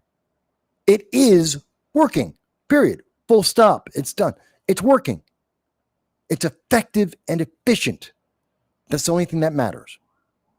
Should Donald Trump get a Nobel Peace Prize for this? I don't know. There's a poll. It's on YouTube. You can answer that for yourself. But out of the 6 conflicts in the first 6 months of him being president, we've gotten 3 absolutely effective ceasefire peace deals, and he's working on the other 3, likely to get a deal between Cambodia and Thailand, at least temporary. And who knows what happens with Hamas and Ukraine. Again, if the parties don't want to stop fighting, you can't make them stop fighting. You can't.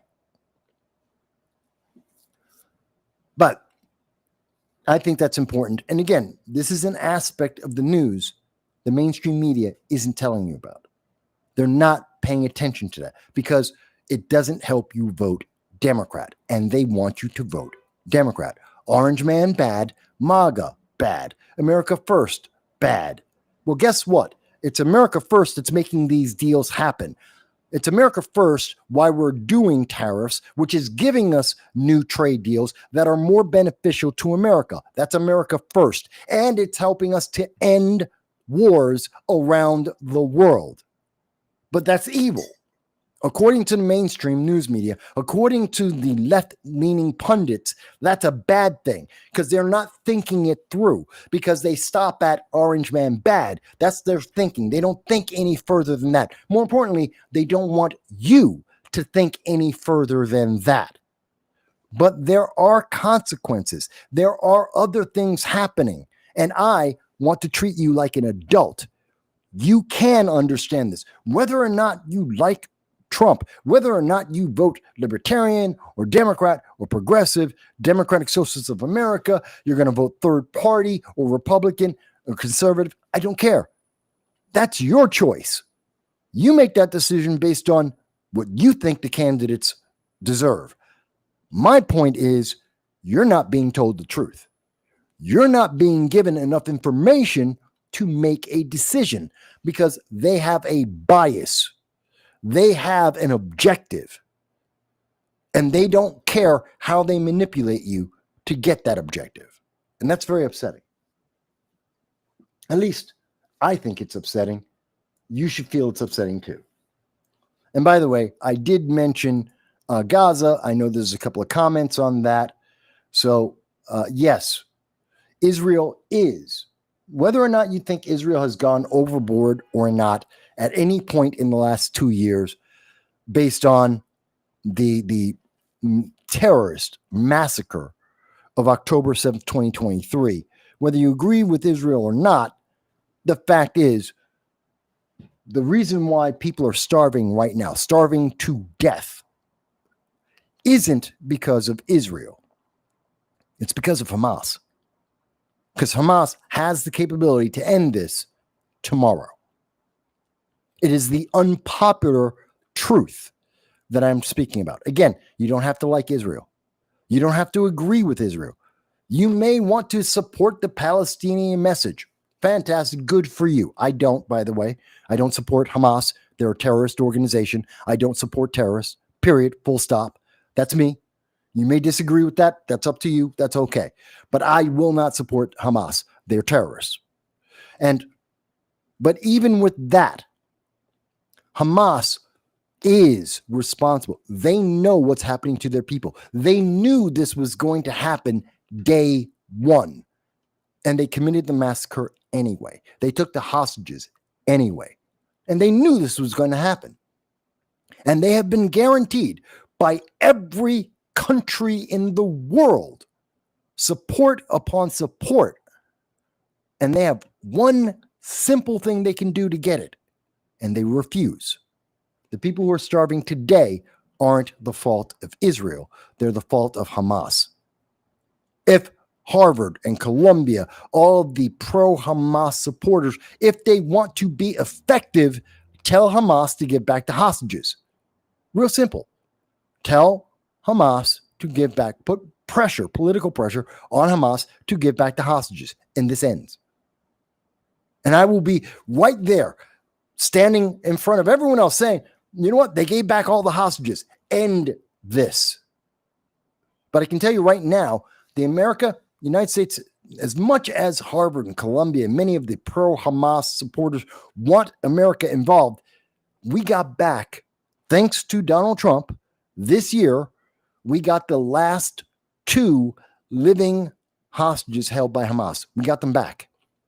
Hamas killed 17 out of 22 Americans that they were torturing because they had taken them hostage after October 7th.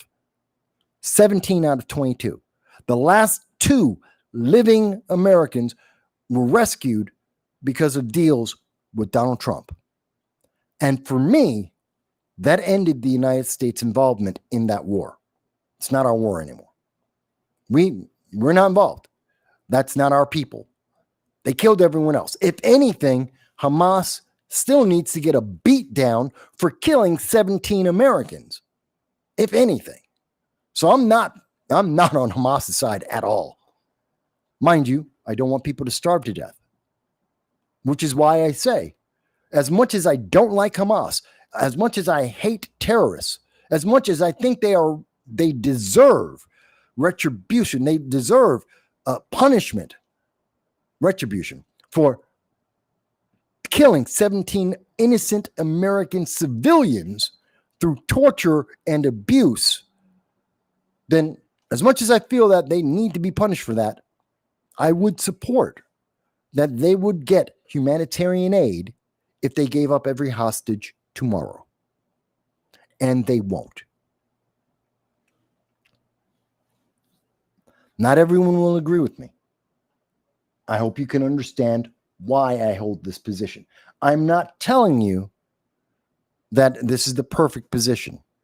I'm not telling you that you have to agree with me. I'm telling you these are the facts, and this is my conclusion of those facts. You can't dispute the facts. This is something that Hamas knows. This is a fact. The world will support them if they gave up the hostages. Hamas won't, which means they want this to happen. Hamas wants their people to starve. They want to be victims. They want victimhood because they think that is more effective than getting peace. They think that is more effective than getting international, global humanitarian aid. That's their political math. Doesn't make sense to me. Doesn't make sense to me. But, what can I say? Finally, in terms about international news, let me just go to something completely different. It is now confirmed that the H-1B visas. Now, this is something I've talked about since 2013 when I ran for Congress. Yes, I ran for Congress. And in 2013, 2014, I had first become aware of the H-1B visas, which I dislike. I want them to be reduced, if not eliminated, because they are not beneficial to the United States. They are a problem. And Democrats, of course, and businesses want to increase the number of H-1B visas. Democrats and Elon Musk and Silicon Valley, they want more H-1B visas because it gives them cheap labor. But there are 6 Americans in STEM jobs, science, technology, engineering, and math. There are 6 Americans with a STEM degree looking for a job for every job in STEM that is available. And part of that is because they're competing with H-1B visas. And instead of hiring one of those 6 Americans, many of these companies, all of the tech companies, are going over to India and other countries to get their STEM workers who are cheaper and get them to use the H-1B visa to fill that job. I do not like H-1B visas. Donald Trump, for the most part, and the Trump administration don't like H-1B visas. That is a big conflict that Elon Musk, when he was working for the government for 130 days in the Doge, had a big conflict with the Trump administration on H-1B visas. I think the Trump administration took the right position. Shrink and reduce and limit the H-1B visas. There are 6 Americans for every 1 job. Get those Americans working first. They're the priority, not the H-1B visas. It's not because there aren't people capable of filling the job. There are. Even if half of every graduate in America is trained, they're incapable. Their training from college has made them the worst workforce possible, and they are, because they're not trained to be effective or efficient or useful. But there's another, that's 3 in 1. There's still 3 more people for every single STEM job that are effective and efficient and capable. We have a glut. And as much as every counselor in schools are telling kids, you got to go to college, young girls, you got to go into STEM. No, we have a glut. This has been true since 2013. 12 years now. We have a glut. We have more people in STEM, men and women, than we can employ. No one wants to talk about it. So the Trump administration is going to make it harder for people with H-1B visas. 7% of the people who get H-1B visas become illegal aliens. Their visa, their contract ends and they stay in America. Then they become an illegal alien, which is a burden and a problem for America. So again, cut down the number of H-1B visas. You cut down the number of people who become illegal aliens. It is good for America's economy. It gets more Americans working. It takes less pressure off of our economy. We have less illegal aliens to have to deal with. Hey, by the way, folks, this is Con. Hi, Con. Say hi. Say hi. Yeah. I know. There. Say hi to everyone. Say hi. Hi. Hi. Hi. You want to go start? All right.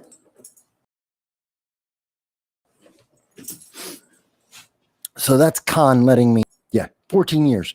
He's 14 years old. He's not a puppy. He's 14 years old. And he's letting me know that he wants to go outside, which it is now right on time. Yeah. Still a little early. He usually goes about 2 hours in, but he wants to go now. So he's a little early. So what I will do, I just wanted to mention about the H-1B visas, covering that. So what we will do is, since we're a little bit early, I will take, let's call it 45 minutes. We're going to take a quick break for 45 minutes. I'm going to walk my dog, have a cigarette, and come back. I don't get to eat on a Sunday until after the show. So I've been starving all day. Believe it or not, I do all of this without eating any food all day until after the show. But so what we're going to do is I'm going to walk him and come back. In the meantime, what I will do is I will play for you a video from 2019 where I did an interview with a young woman who has since become, she's grown up, she's become a phenomenal success, has a great career. Lacey, I love you. You're doing fantastic. I want you to continue to do great. Beautiful young woman in terms of spirit, in terms of her looks, in terms of her mind, in terms of her spirit. Beautiful woman. And the way I got to be introduced to Lacey is because of the roots of what we're seeing today, of the leftist hate and how far it goes, of how they discriminated against women. These are progressives that were discriminating against her simply because she didn't check the right progressive box because she wasn't a feminist, she wasn't a progressive, and that means she's a bad person, according to the left. So I'm going to play for you some of that conversation, that interview I had, that live stream I had, and then we will be back on the program at 5 p.m. Eastern Standard Time. Let me just type that in.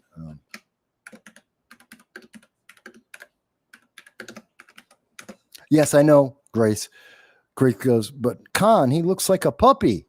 Everyone thinks he's a puppy. He's not. He's 14 years old. He's temperamental. But we will be back at 5 p.m. But until then, I'll leave this going and then we'll have a conversation. It might be a little bit low in the volume, so I'm going to turn up the volume. When I get back from the show, I'll turn it back down, just so you know. Okay?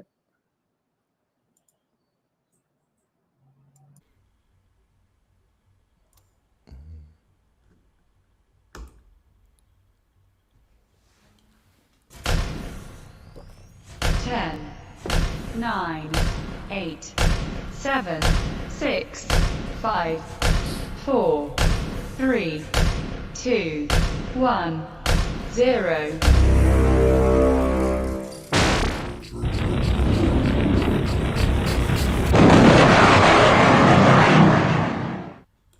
Undaunted and unstoppable. We are going to make no sound bites allowed. This broadcast is going to come out no matter what. And this means that we're going to be taping it instead of bringing it out live, because the internet gods, we're talking about Google, we're talking about social media, including Twitter and Facebook, they are pissed at us right now. They do not want us to get this message out. They do not like this title. Why? Because the title is Female College Student is Attacked on Campus, on a college campus. Yes, she was.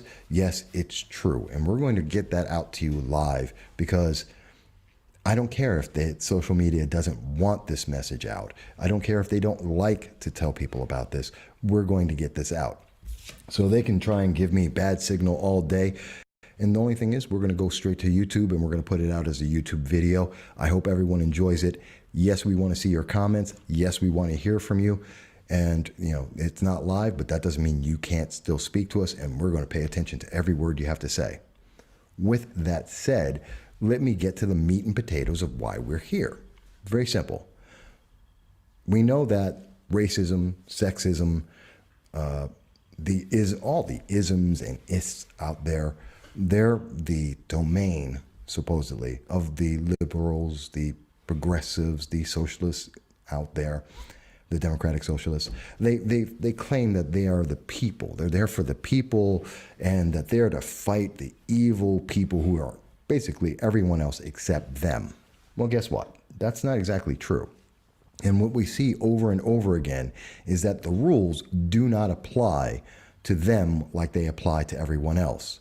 Their rules are only for other people, and that's a problem. Because that's not what the Constitution says. That's not what America is about. That's not what the First Amendment is about. The First Amendment is to protect the ideas you don't like. So I am more than happy to allow people like Alexandria Ocasio-Cortez, Rashida Tlaib, Ilhan Omar, Nancy Pelosi, everyone to go out there and say whatever they believe. Even, God help me, Antifa, when they're not being violent, causing riots all across the country, when they're not inciting violence, because that is the difference. If you incite violence, no, I don't support that, and no one should. And it doesn't matter whether you're on the left, the right, the middle. It doesn't matter. The rule stays the same. Say whatever you want. You don't have to like it, but no one gets to stop it. And you definitely don't get to incite violence either in what you're saying or what you're trying to stop, because that's wrong. And it also happens to be illegal. Now, one of the big things that we notice about that is that we saw recently Rashida Tlaib. She is a congresswoman. And amazingly, this congresswoman has the belief that she can say anything that she wants to, and that it's okay. And she can be as racist as she wants to be. And on the screen, what you see is a quote from Dave Rubin on Twitter yesterday. And he says, quote, "I still can't get over this. A sitting member of Congress saying that people should be hired by the government based on skin color. Progressives' racism must be called out as they try to institutionalize it." And he has a little piece here, which I'm going to play for you. And this is Rashida Tlaib talking in Detroit. So here we're on page 3. Anybody look like? You said yes, no? Well, I don't know. I'm not, you know what, and also analysts need to be African Americans, not people that are not. Because let me tell you, no, it happens all the time. Okay. It's true. Okay. I mean, I think non-African Americans think African Americans all look the same. I've seen it even on the House floor, people calling Elijah Cummings John Lewis and John Lewis Elijah Cummings, and they're totally different people. I'm just saying.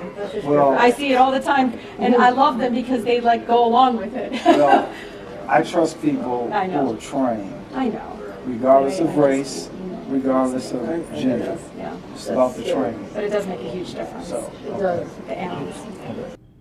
Okay, so the question on whether or not it makes a difference in someone's ability innately, because of the color of their skin, they should be better. Because of the gender they're born with or the gender they decide that they want to have, they are innately better. Women are better than men, and gay people are better than straight people, and people who are transgender are better than all of that because they've made a choice. And that has nothing to do with their ability to actually do the job. That has nothing to do with their ability to just be good people. No. It's because they have a color. Because you don't count as an individual. And when you start believing in that kind of thing, when you have Rashida Tlaib out there making racist comments and no one in the Democratic Party is willing to say, hey, stop saying racist things. Stop being a racist. Even as the Detroit, the chief of police of Detroit is out there saying, you are wrong. He has come out and publicly said that you need to stop this. This is racism, and we do not believe in that. Nobody in the news media wants to cover it. Nobody wants to talk about it. It's not trending on Google right now. And if you think I'm wrong, let me show you what Google Trends is showing you right this second. Right this second on Google Trends. If you go in there, you're going to see stories about the Astros. You're going to see Diane Carroll, who's a singer. No one's talking about her. You're going to see Cody Simpson, whoever he is. I don't know, and I don't care. The Big Mouth Season 3, because that's really important to your life. How about Summer Walker, whoever she is? The Twins versus the Yankees. In Tall Grass. Don't even know what it is. It's a book, I assume. Jen Harley, no idea. Rick Perry, guess what? He ran for president. He is the Secretary of Education, as I recall. Energy, excuse me. Correction. Secretary of Energy. And no one cares. Boy Meets World. It's an old TV show. Who cares? Ciara, don't know, don't care. Noel Gallagher, don't know, don't care. Free Guy, don't know, don't care. Adam's Family Values. It's a movie from over 10 years ago. We see... These are the things that are important. You know, yesterday, Seahawks, Joker, Atlanta Braves, Dodgers, National Taco Day. Really? These are the things that people are looking for. Okay, so that's really important. But when it comes down to it, talking about whether or not we should hold Democrats to the same standard that we hold every other politician, and especially, God help us, if a conservative or a Republican says something that is even hinted at being anything but absolutely above board, well, then they are absolute racists. That's why me just making these comments right now, there is going to be someone out there who's going to turn around and say, Mike, you are a white nationalist Nazi. And if you're looking at this on video, I think you might think that's kind of stupid, but let's go beyond that. When you hear these kind of statements, when there is a double-edged sword, when some people are privileged and other peoples are not, merely because of the color of their skin or the gender that they are born as, especially if they claim a different one, when we start making these rules based on that and not the quality and character of the individual, well, then we get things like Binghamton University, where we have a young freshman student, a female freshman student at Binghamton University who was attacked for no reason other than she said hello. Think about that. A female freshman at Binghamton University, a major college, was attacked because she said hello. Now, if you think I don't know what I'm talking about, if you think that doesn't sound right, if you think that's kind of crazy, well, let's get into it, because I have her here in the studio with me, along with my former intern, John Restucia, and he is the Binghamton University College Republicans president. He is also a College Libertarians president. I am also the recruitment director for the Young Americans for Liberty. I hold a lot of titles. Yes, you do. And that's why he was my intern, folks, because he does hold a lot of titles. And if it sounds like there's a little bit of an echo, that's because we've got like 3 mics going all at once. So there's going to be a little bit of feedback there. We'll do our best on it. But we now have them on the screen, so you can see why I'm all the way over on the left of the screen here, but also more importantly so that you can hear some of their thoughts, what they think and believe at this moment. Let me say, is there anything that I have said so far that is not correct? No? No.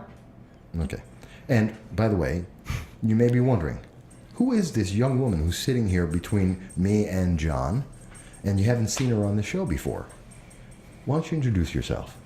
My name's Lacey Kestisher. I'm a freshman at Binghamton, and basically I've gained a lot of popularity because I opened up a Turning Point chapter, which hasn't been sitting well with a lot of liberals as of right now.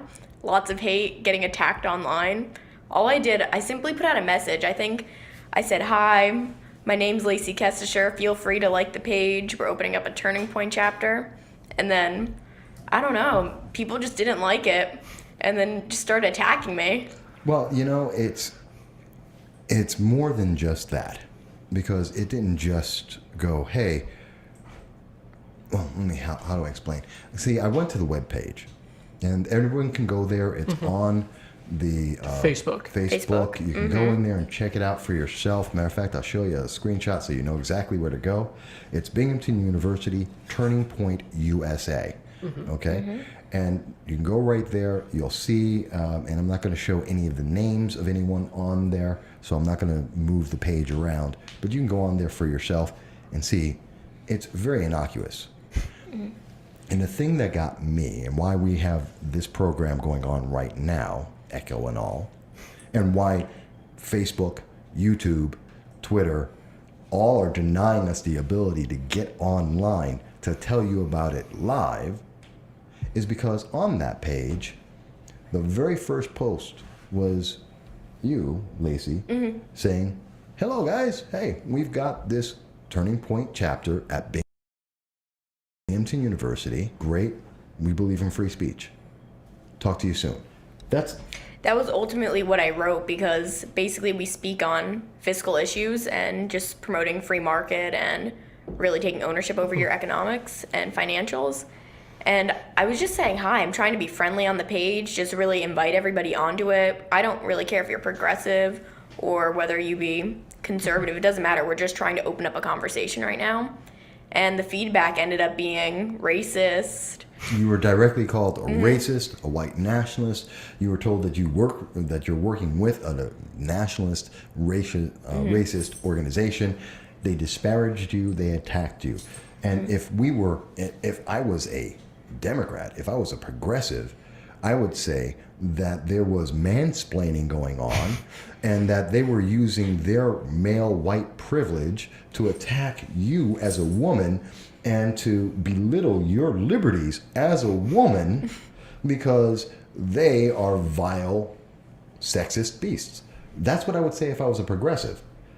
Yeah, I was just thinking, if you flip it the other way around, if I was hypothetically opening up a progressive club or something, and then men, like, it was mostly men that were attacking me on the page also, because I looked directly through their profiles and I found that they were left-leaning. And if I was... More than a bit. Yeah, exactly.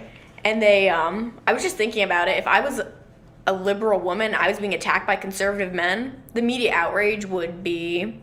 I don't even know. The media would be all over this. It'd be over it. We'd already hear this on national news, that how dare a freshman young woman go to a college and be attacked for speaking about her thoughts and beliefs. How dare the men attack her and belittle her for her beliefs because they don't like it. How dare they do that? These are the progressive rules that we're speaking about right now. This is the progressive language that I am using.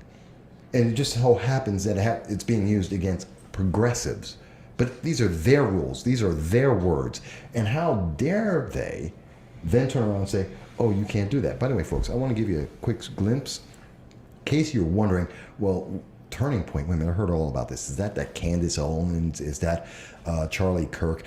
They're kind of out there. Let me tell you what this is actually about. Going to their website directly on the Turning Point USA, it is their mission statement, and they are there for educating students about the importance of fiscal responsibility, limited government, and free markets. I don't think anyone wants to see students who aren't fiscally responsible. You may or may not like limited government, but I don't think too many people are against free markets unless you want to give up your iPad and your Starbucks right now. It goes on in Turning Point USA to say that they identify student activists in every corner of the country who believe in limited government and individual liberty. If you don't happen to like that, keep in mind that right now you have progressive organizations, democratic socialists, going out to get students to try and convert them all into a socialist government, and they don't believe in individual liberty, they believe in the group. If one can do it, why can't another group? Let's go back to what they say there. They want to register students to vote. I think if you go to any college campus right now, you're seeing progressives, Democrats, liberals are going whole hog on trying to get students to register to vote. Can confirm. Yeah. They have a whole center on campus on the university called the Center for Civic Engagement, who have been shown to be far left, very far left, in fact, as someone who used to work for them. They sent us to a conference, and one of their speakers was Sean King, for those who don't know, the far left activist, claiming to be nonpartisan organization. So I mean, this is why I asked you, Michael. I called you up and I was like, hey, you got to hear Lacey's story because you're going to find it interesting. I think a lot of other people want to hear this too. I'm livid about this. I am absolutely livid about this. And I'm the first thing, and I went onto the page immediately after I looked at the comments, and the first thing I had to say is, you know what? I'm looking forward to seeing whatever it is you're going to say in the future, and I support you to have the free speech to actually do something. Then we can say, okay, it's good, it's bad, it's great, it's whatever it may be, but then it'll be its thing. But to say hello and get attacked and called a racist because you said hello, imagine anywhere else in America, imagine on CNBC, on Fox News, imagine any Republican, anyone going out and saying, you say hello and they say you're a racist. You are a Nazi. How dare you say good morning? Yeah, it was just basically upon opening the page, saying hi, and then I think it was within a few hours of opening it, I was already getting hate, or it was under 12 hours pretty much. I think it might have been the next day when I woke up, and I opened up the Facebook because I'm getting notifications, and I'm responding to it. You have the free speech, say whatever you want. I don't really care, but at least have some type of evidence to back it up. There's nothing there. Substance, some kind of substance. Something. Let me ask you, how did this make you feel? I know the left is very, very committed to feelings, how everyone feels. How did you feel being attacked for saying hello? I was shocked, but honestly, it didn't bother me at all. If anything, it just makes me want to put out more messages because it shows that they're just trying to shut me down. So I'm just going to try harder now.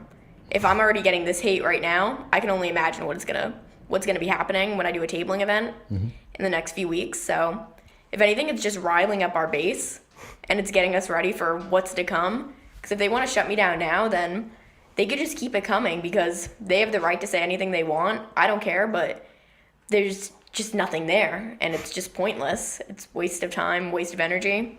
It's like use it towards something else.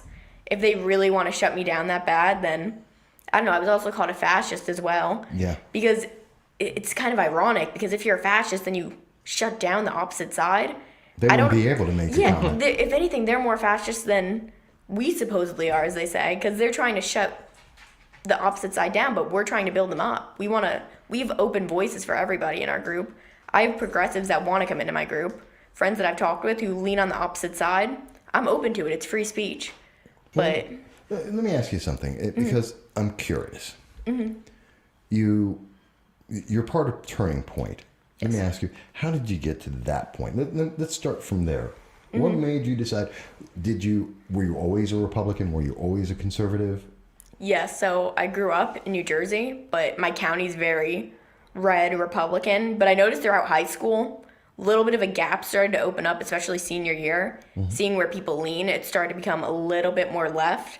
But nevertheless, I keep my conservative values, and it's what I believe in. I've been pushing this agenda. Even throughout high school, I'll always remain that way, where these are my beliefs, nothing's going to change.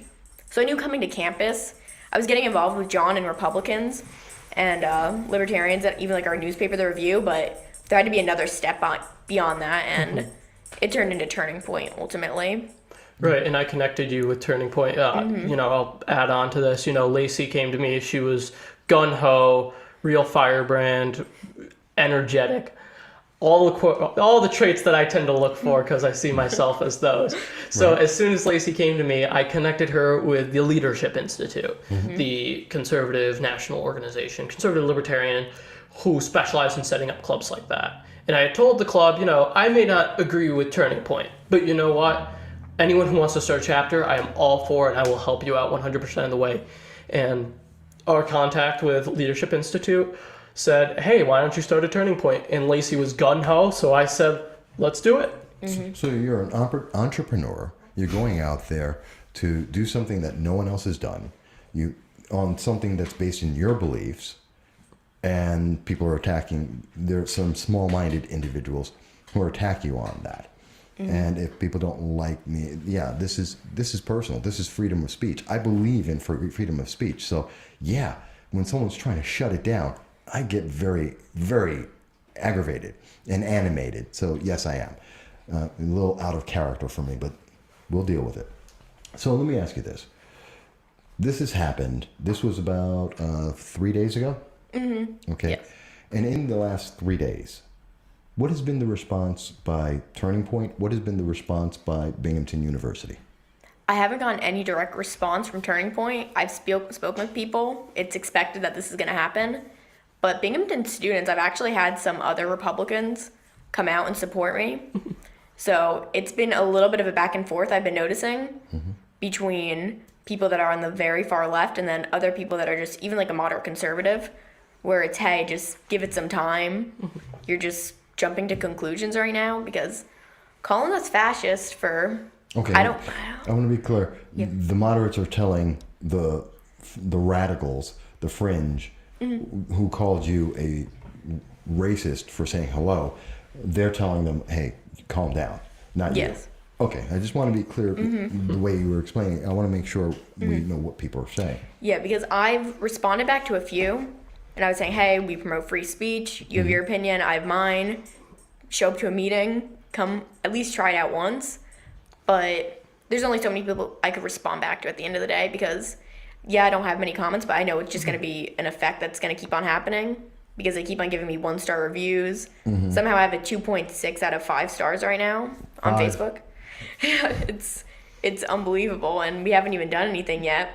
But I've just been responding back with, we promote free speech, but I'm leaving it right now to the public. So if they want to argue, I like watching it unfold, because it ends up being, I get people who support me. Okay. And I want to say very, very blatantly and very directly to those individuals on Facebook, the only reason why you're not being named right now is because that young woman said, please don't. Because Facebook is public. It is open to the public.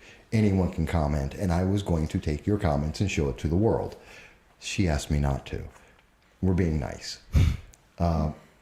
And I respect you, and I respect your wishes and Turning Point's wishes on that. So I'm not going to do that. But people can go and see for themselves all of the things that fit that Turning Point and what you're doing in that chapter, so they can evaluate it for themselves. And that's why I wanted to highlight it. But you can go out there and you can check it out yourself. And again, I'll show you the page so you can go to it directly, folks. And again, this is the Binghamton University Turning Point USA. and they have meetings. How often do you have meetings over there? We're going to start meeting probably once every 2 weeks, would you say? Yeah, probably. As your president, so you're going to... So it's not officially recognized by the student government because we just wanted to cut out the bureaucracy. Lacey was like, I don't want to deal with the essay. I deal with the essay. I don't like dealing with the essay. So I'm letting her use the College Libertarians and College Republicans office whenever she wants to. Okay, the SA is... The student government, okay, the student association. Okay. And I'll say this about Lacey, you know, it's funny that all these people are acting like children, you know, getting mad, throwing temper tantrums, calling her fascist. And, you know, it's really hard for students to impress me. You know, I see a lot of young conservative activists. Lacey's, you know, in the face of this, her responses have been appropriate. They have been adult. It's just incredible to me to see, like, how Lacey's reacting to this as the new president turning point. And that's what got me excited about, you know, this chapter. I wanted to talk about this issue from the moment that you brought it to my attention. But the thing that made me want to get you on, Lacey, is because of your responses. They are subtly First Amendment statements of you have the ability to speak. That's your thought. How about you come out and actually get a fact to go with your preconceived feelings that have no basis in truth, because there's nothing to base it on. There's nothing's been done. So, and I can't emphasize that enough. This is what progressivism is. It's making a decision based on a category. This is approved, that isn't approved, and you must hate things that aren't approved, even though you have no evidence to make a difference. And if we were going by the rules of Rashida Tlaib, how dare they? You're a young woman. How dare they pick on you? And again, I keep going back to, these are progressive rules I'm using here. These are the progressive ideals that I'm quoting, and yet these are the progressive ideals that progressives are violating because, well, they get to make the rules? I don't think so. You know, the First Amendment doesn't work that way. It just doesn't. Let me ask you. Has the student, so Binghamton University has not responded about this at all. Are they aware about it? I do not know if they're aware. Yeah, they're going to be now. I assume that they are aware, though, because of some of the feedback I've been getting. And I've been doing my best, because once I get improved into a different, on Facebook, there's class of 2022, class of 2020. I've been adding myself in and then posting in the groups. So I'm assuming that they must have an idea what's going on right now. You also invited college progressives, didn't you, to the first meeting? I have not gotten a response back. It's been almost a week. I said, I had a very, very nice message also. I said, hi, I'm Lacey. I'm the new founder. Please feel free, and let's work together in spreading new ideas. And let's, pretty much what I was saying, let's promote different ideologies. I'm open to it. Why not? It's free speech. No response. Well, I find, well, that's something like I've always seen, and I've given out the message before, and I'll say it again. Leaders of Tomorrow, Plot, who are in Binghamton, to the members of Antifa, they have a cell in Binghamton, and I know who some of you are, to the Democratic Socialists, to the Democrats in Binghamton. I have always said, please comment. Let's have a conversation. Let's have a dialogue. I'll have you on this show. I don't edit. Let's do it. I've talked to many of your leaders, and, you know, Assemblywoman Donna Lapardo, County Executive Jason Garnar, many of the candidates that have run. I'm still waiting for Congressman Anthony Brindisi to speak to me for 3 years, to have an open, unedited conversation live with the public. Seems he is afraid of that. And it seems like Plot and Antifa and the Democratic Socialists also are afraid to actually show up and have their voice heard. Which makes me wonder, what are they really standing for? If you believe in your issues, then talk about them. And I mean, talk, have a conversation, not yell, not scream. And that's something that you're saying as well. Yes, because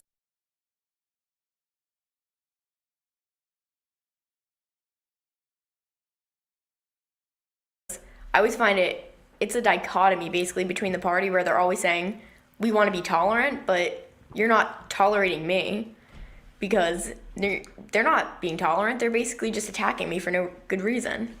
There's nothing to be done. there's no reason to be coming out right now. Let me ask you, so you have obviously friends who are other freshmen. You have friends who are women, regardless of the political ideology. Yes. And some of them are whatever color they may be, because I don't care. That doesn't matter. Yes. As women, are they feeling or have they expressed that how they feel about this attack against you? I have actually kept it pretty quiet because... Oops, too late. Okay. I don't mind them knowing, but I know some people are they'll just shun me if they know I'm conservative. Really? Yes. I know. I mean, I've heard that over and over again, but every time I just can't believe that, especially for the younger, I mean, I get it sometimes, but that you guys have to deal with, gee, you can't be my friend because I have the wrong politics. You can't date me because I have the wrong politics. What's that got to do with who you are? It has absolutely nothing to do, but it's something that I have to face also, where I'm to the point where, yes, I've been here for maybe about a month so far. Right. I know that when this does come out, I know there's some people that are sticking by me. Other people don't know, and I honestly think they're just going to be, hey, I don't want anything to do with you. That's fine. If you're that close-minded, then don't be friends with me. That's just how the cookie crumbles at the end of the day, but that's the environment that we're in now, where a lot of freshmen, I know people who, I'm more open with my views because I can support it, and it's something that I genuinely believe in. It's one of the few things where I can say, without a doubt, I'm a conservative, and I will always stand by those beliefs. Whereas I've been noticing some people, when they get to know me, they'll finally open up and be, hey, I'm a conservative, but like if we're talking in the dorms, they have to close the door because they get worried, basically. So they have to be fearful. There's an environment of fear at Binghamton University. I know you watch this. I know County Executive Jason Garnar watches this. I know that Assemblywoman Donald Pardo watches this. Your elected officials. This is your community. I know many of the members of Plot of the Democratic Party. I know you all watch this. I talk with you on a regular basis, and I hear about what you have to say. This is what you're doing right now. There is an element of fear that is being conveyed. We're listening to her tell us. There is an element of fear, a culture of fear that is being grown in our university. Guys, do something. You got to fix this, because that's not right. That's not what America's about. That's not what our schools are supposed to be about. And if I have to be the only voice that stands up and says in the media that we should never allow this, and I'm saying that for progressives, I'm saying that for conservatives, libertarians, there is no one who should be fearful of others because they have a political ideology on a university, which is supposed to be a nurturing ground for free speech. Young people who are going to be the future of America. What are we teaching them? You should be afraid. You should hide in a closet so that no one knows what you are. You know what that sounds like? It sounds like the gay bashing that happened in the 50s and the 60s. Don't let anyone know. Hide in a closet because, you shouldn't let them know. And if you do, they'll attack you. That's the same kind of accusations that have been used, or statements that have been used to justify women being raped. She wore the wrong clothes, so she got raped. That's wrong. We've all agreed that's wrong. Then why is this okay? I'm asking the leadership of the Democratic Party. I'm asking the leadership of Plot, of Antifa. I'm asking the Democratic Socialists. I'm asking the elected officials. This is your party. This is what your party's putting out there. This is the result. This is what you are reaping from what you have sown. Do you agree with that? How about Binghamton University? Do you agree that you should have such an environment? This is Michael Voss who's saying this. I'm the only one who's speaking right now. I'll turn the picture off right now, and I'm letting you know this is me. No one else is making a comment here. I'm saying that. I'm a 51-year-old man who pays taxes for this university, and I don't want to see my taxes go to create a culture of fear where any woman, any man, any child, anyone of any race or religion has to go around and say, I'm afraid to be me. And I thought that's what the Democrats were out there promoting and championing.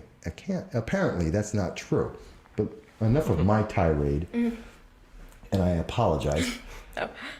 I take the First Amendment very strongly. I take the future for you and all students very seriously, and I don't agree with anyone trying to step on that, because I don't know, you could be president one day, you could cure cancer, you could build, I don't know, the next thing that replaces computers. Who knows? The future is wide open. I mean, what is it that you want to study? I'm studying business right now, but ultimately, I don't know where that's going to lead me. I genuinely enjoy politics, though. We're going to see. I'm playing it by ear, but you got time. I have time, exactly. You got time. And I think that in speaking with you and looking what you've been saying, and the fact that you have the drive to go out there and stand for what you believe, that's very encouraging to me. Because you look at every great leader, every great businessman we have out there, they all started with the same thing. They had a belief and a drive, and they said, I'm going to do it no matter what the adversity. We look at Mahatma Gandhi, we look at Dr. Martin Luther King, we look at Malcolm X. You can go through history. Individuals who faced adversity said, no, I believe I'm right. I believe this is the good cause. I'm going to fight and go forward, even with adversity in front of me, and they succeeded. And I want you to remember that, because when they're giving you adversity like this, it's the fact that great people succeed because even though other people are trying to put them down, because their greatness cannot be contained. That includes you, and that includes everyone who stands up for themselves. I believe that entirely, and I support you. I want to hear your voice, and you are always welcome on this program at any time to speak out loud. And I hope that the other media like WNBF, WBNG, all of them, Spectrum News, they should all be following this up and make sure that the public knows that, you know what, it's not tolerated to attack people for saying hello. I can't say that enough. But I'm dominating this, and I don't mean to. No. But this is the first time you've been on. How is it so far? I like it. Having fun? Yeah, it's fun. Right. No, it's nice being able to speak my views. I mean, I do it anyways on campus, but it's nice to be in a different environment doing it. Well, people who aren't going to attack you for everything. Yes. You said something. Oh my God, I don't know, what's the word? Oh yeah, I'm triggered. Oh my God, I'm triggered. She spoke, But you know what, Michael? I'll jump off on what you're saying. You know how people can help out for this cause? People in the community, show up to our events.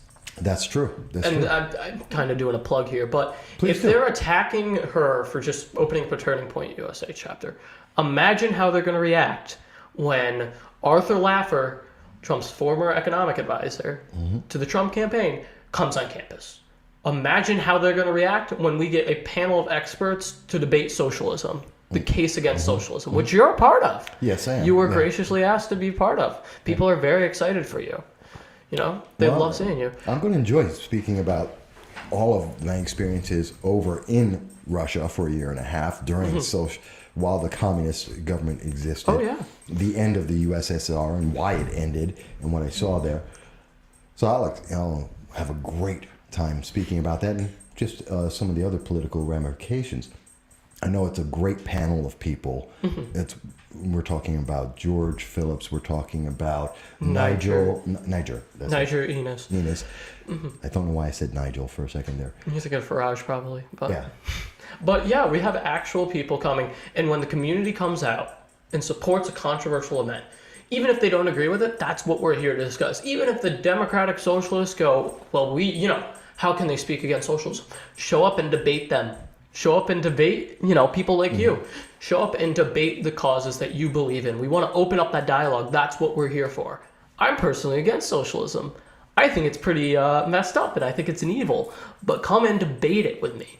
Come and debate it with our panelists who are laying out those points. I mean... Well, how are we supposed to know what's the best thing if we don't have that conversation? Have the discussion. Exactly. Weigh the pros and cons and say, hey, this is maybe the best path for America. I was just reminded of something. Great thought. Einstein. Yeah. He was rejected. Everyone laughed at him, said, oh, this is a guy stock room. He's a clerk. What does he know? How smart could this guy be? We're not going to pay attention to him. He doesn't know what he's talking about. That's what they started off with until someone actually paid attention. and asked him a couple of questions and suddenly realized, wait a minute, this guy's brilliant and he's so far ahead of everyone else, we haven't figured out how to even begin to catch up to him. And here goes the modern world because of it. That is the inspiration. I hope that's an inspiration I can leave you with. Yes. That, you know what? Yeah, they just don't understand where you're at yet.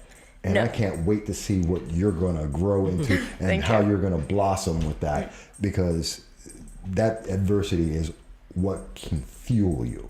And I look forward to, and I want to be at the first event there. I want to hear you speaking, and I want to see them have a conversation, not screaming, not some stupid protest, shouting words, and not listening to anyone. Having a conversation and saying, hey, here's some ideas. Because I don't know.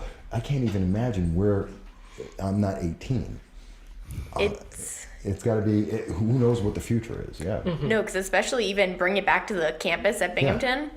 We were sitting, I have a great professor for business law, but thank God, even though he's even said, because we're friends with him on Facebook, he's outright, he says he's a Democrat, but he lets us all express our views. But when we initially walked in there, I remember we were doing something with abortion, basically. So you can imagine me, and he goes, take a pro-life, because like he kind of caught on to it a little bit, because he's like, debate next class, you take pro-life, somebody else take pro-choice. I was very hesitant walking in there. Ultimately, the next day, it's like, oh man, I don't know what's going to happen. This isn't going to be good. I'm going to fail at this class. But it's really funny because everybody's quiet. And until one person until I say something pro-life based off the Constitution, then all of a sudden you hear, oh no, this, that, and then you hear a bunch of other people start opening their mouths, basically. Because the people have thoughts. Yes, and then all of a sudden it's a lot of pro-lifers end up being in the class. And the pro-choice people, you don't really hear them talking at all. You know who they are, but all of a sudden you get all the voices coming out, because it's like one person comes out, and then especially in the conservative community, it makes people feel more comfortable because there's so few. They see leaders, exactly. So see leaders like you and me and others, not to toot my own horn, but No, well, leaders lead. That's how you inspire others, because when no one else is willing to say something, you do. Yes. And that's a great thing. And I think we talked about this one time, Michael. It's very brave that you did that. I know I've had professors threaten to dox points when I speak up and stuff like that. And I'm against that. I can't stand when professors bring their personal views. Oh yeah, because my speech might go too far, quote unquote. Well, what does that mean? Yeah, I have teachers, when you've dealt with that, Lacey, I have teachers gone and said, oh, well, you're too political, or you're too right-leaning for our class, that's been a problem. Has that happened? Thank God not, but only in business laws where we really have that big discussion, but it's a very open, everybody can talk freely, and I haven't had to face a class that's with teachers threatening to ruin grades, because we have very open discussions, which I'm thankful for. But I know my friends in other classes who are political science majors, because I'm in the business school, which it's generally more conservative, who are political science majors, they've been coming up with issues, and they're coming to me. They're like, do I post this? Do I not post it for their PowerPoints? I don't notice anything wrong in it. They're just stating their opinions, and they're scared that they're going to fail the class, basically, if they post.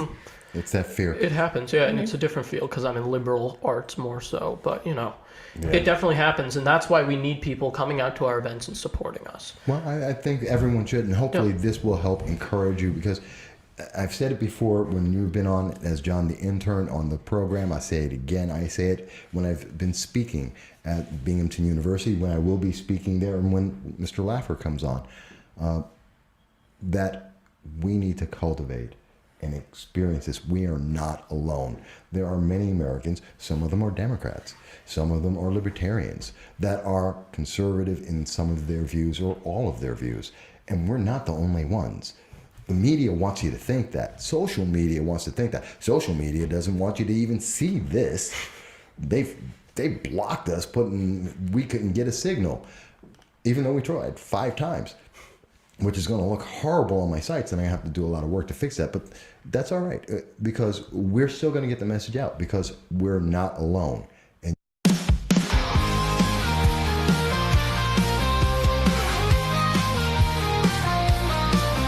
there's a dragon on the wire, breathing digital flames. No sound bites allowed is the name of his game. With a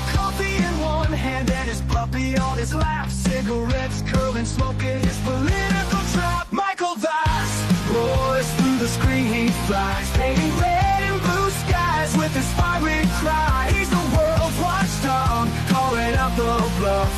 Right-wing swagger, but his heart's pretty tough.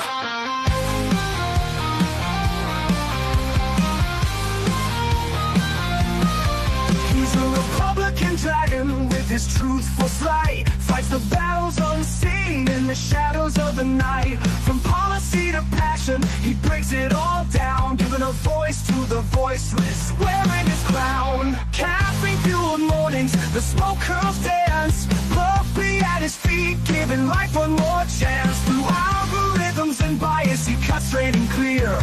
Michael's roar echoes in the hemisphere. Michael Bass roars through the screen he flies, painting red and blue skies with his fiery cry. He's the world's watchdog, calling out the bluff. Right-wing swagger, but his heart's pretty tough.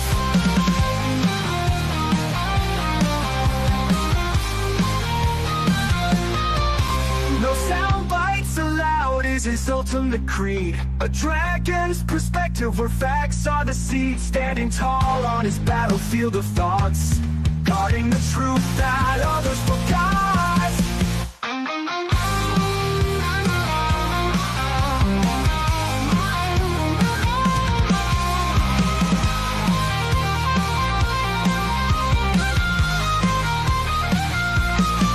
Michael Bass roars through the screen he flies, painting red and blue skies with his fiery cry. He's the world's watchdog, calling out the bluff. Right-wing swagger, but his heart's pretty tough.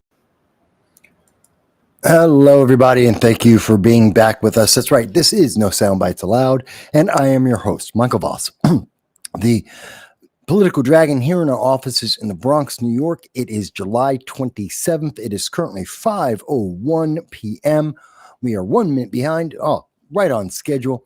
And I thank each and every one of you who have been here throughout the entire show so far, and those who are just joining us. I appreciate and thank you. Whether you're here for 5 minutes or 5 hours, we always appreciate any time you spend with us. And we hope that you will take the time, if you've been watching the program, to like, share, and subscribe. We don't ask a lot throughout the entire show, but we do ask you to like, share, and subscribe so that we can reach more voices and have this conversation. Already, we're international. We're seen in 100 countries every single Sunday, but you know what? We want more people to be able to speak about this, to break through the algorithms, the suppression that comes from YouTube and Google. They want you watching cat videos. They don't want you to be informed. They don't want you to think. They want you to obey. We don't agree with that. No matter what you choose, it's your choice. And we treat you as an adult, as an intelligent individual, not a checkbox. And that's why we value each and every one of you. So please do consider that. And if you can afford $1.50 a month, you can join our Patreon, and that helps keep my lights on and pay my bills. I'm not CBS. I'm not MSNBC. I don't have 10,000 employees, nor do I make $10 million a year. I lose money doing this every year. So it does help if you can. Or you can go to PayPal and send us whatever you'd like. It's up to you. Or better yet, you can go buy a mug. You can buy a mug. Go to Zazzle. You can buy a mug. You have coffee. And there's several different designs. We have T-shirts and all kinds of clothing that you can also donate to the channel. Do that. Yeah, Joel, I know you lost. Joel was betting that I would have the mute on because sometimes I do when I come back. Ha ha. There you go. So, folks, in the show so far, as you've been following, we've covered a lot of the breaking news and news that isn't necessarily being covered by anyone else in the news media. We were talking to you about Derek Perry and his heroic effort to save lives in Walmart in Traverse City, Michigan. And he did, in fact, save lives, which is a great thing. And the news media didn't want to tell you that because Derek Perry is black. He's a black Marine, and he owns a firearm. And so they didn't want you to know that. They didn't want you to know that the person stabbing 11 people was a minority, possibly an immigrant. They didn't want you to know that because it didn't fit the narrative. It didn't help them to convince you to vote Democrat. And so they decided that's not important information. Yet it's in every mass shooting, every kind of disaster, they're happy to tell you, oh, Republican, hey, you got to know about this. First thing we got to tell you is they're a Republican. They're a conservative. They believe in MAGA. They voted for Donald Trump. We've got to tell you that news. Why is that relevant? Don't know. What they did tell you, though, what did they do? What they did give you, as we showed you the evidence, what were they telling you? Oh, by the way, Pete Buttigieg cares. Pete Buttigieg empathizes with you. Why do you care? What has that got to do anything? Derek Perry was the hero on the scene saving lives. Pete Buttigieg's feelings had nothing to do with anything. Meaningless. But it means vote Democrat because, Pete Buttigieg cares. So we covered that. We covered the news about the EU and the tariff deal, which is going to boost the economy of the United States. By the way, folks, just so you know, yes, we are going to see more unemployment. As we go throughout the rest of the year, there will be an increase in the amount of people who are unemployed.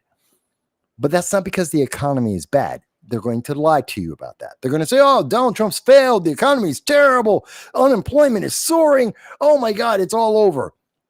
No, it's because Donald Trump is shrinking the size of government. That he's going to have the largest decrease in the size of government in the last quarter century. That's right. Not since Clinton did we see this much of a decrease. And Clinton just gutted America's ability of national defense. Under the Clinton administration, which I was alive for, he just gutted the military. He gutted bases around the world, just like Obama did. But under the Trump 47th president administration, we are seeing a reduction in the waste in our government, not attacking our defense, not attacking our military, people like Derek Perry, who served in the Marine Corps like I did, like Larry Sharp, like Kit Cabello. No. What we're seeing is a reduction in the waste, in the middle management of the United States government, the stuff that's costing us so much money, the bureaucracy that we all hate, the red tape that prevents anything from getting done. So you will see an increase in unemployment. Don't confuse that with the economy doing badly. It's not. And we see that with the deal with the EU, that will help small business, that will help small business owners, mid-sized business owners to grow and to get more jobs. They're just not going to tell you that because they don't want to tell you things that you might vote anything but Democrat on. You might vote Libertarian, you might vote Conservative, you might vote third party, but they can't stand that. You've got to vote Democrat, and if anything, vote progressive. Oh my God. By the way, speaking about how the economy is getting screwed up, here's something that they really, really, really don't want to talk about. Because you keep getting promised by Gavin Newsom and Kathy Hochul and Andrew Cuomo and Zoran Mamdani. You keep getting all of these Democrats, these progressives and leftists. They keep telling you, we got to increase the minimum wage. Josh Riley, who is for the New York 19th district, or Richie Torres in the New York 15th district, besides AOC. They're telling you, we've got to have a minimum wage. We've got to have a $20, $30, $50 minimum wage. You know what they don't tell you? Oh, it doesn't work. As we have proven on this show many, many times since 2017, when the first time that this issue was presented to the CBO, the Congressional Budget Office, every single analysis, independent, neutral analysis, has told us the same thing. When the government steps in and increases the minimum wage and gaps it to $20, $25, $30, $50, you will see poor people become more poor. Poor people become unemployed. And in California, they decided in 2024, they're going to increase the minimum wage to $20 an hour. 18,000 people lost their job. Let me say that again. 18,000 people lost their job because of the minimum wage in California. How did that help poor people? It's just a fact. It is just a fact. There was an entire study done on this, an entire full year study. Now, Gavin Newsom will tell you, no, don't believe that. There was a study that was done after 3 months. A 3-month short-term study said it was great. It was fantastic. It was working gangbusters. No one lost anything. Yeah, 1 year. The first and only 1 year study confirms the same thing that we found in Washington State, in New York City, in upstate New York, everywhere that there has been an artificial minimum wage increase, $15, $20, $30 an hour. We've always seen the same thing in a year, 2 years, 3 years, continuous. We always see the same thing. Poor people get fired. Poor people lose money. The prices go up for everything. Poor people suffer, and no one wins. Politicians get rich. Politicians get reelected because, I gave you a $20 minimum wage. Didn't tell you that the prices were going to go up. Didn't tell you you'd lose your job. You would lose hours. As we have shown you, even Chat GPT will show you the evidence that the people will get a 6% increase in their wages, and they will lose 9 hours a week. Net, they will lose money. And that now there is a study that came out that confirms exactly what we're speaking about. And you may say, but Mike, that's the Daily Signal. That's right leaning. I can't trust them.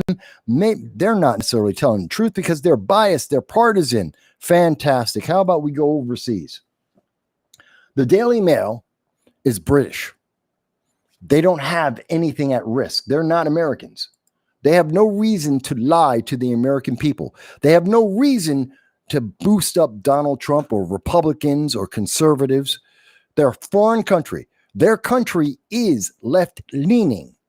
So you would think that they're going to tell you the truth. And if anything, like most news media, they're going to lean to the left because that's what their country does. That's what their country is, left-leaning.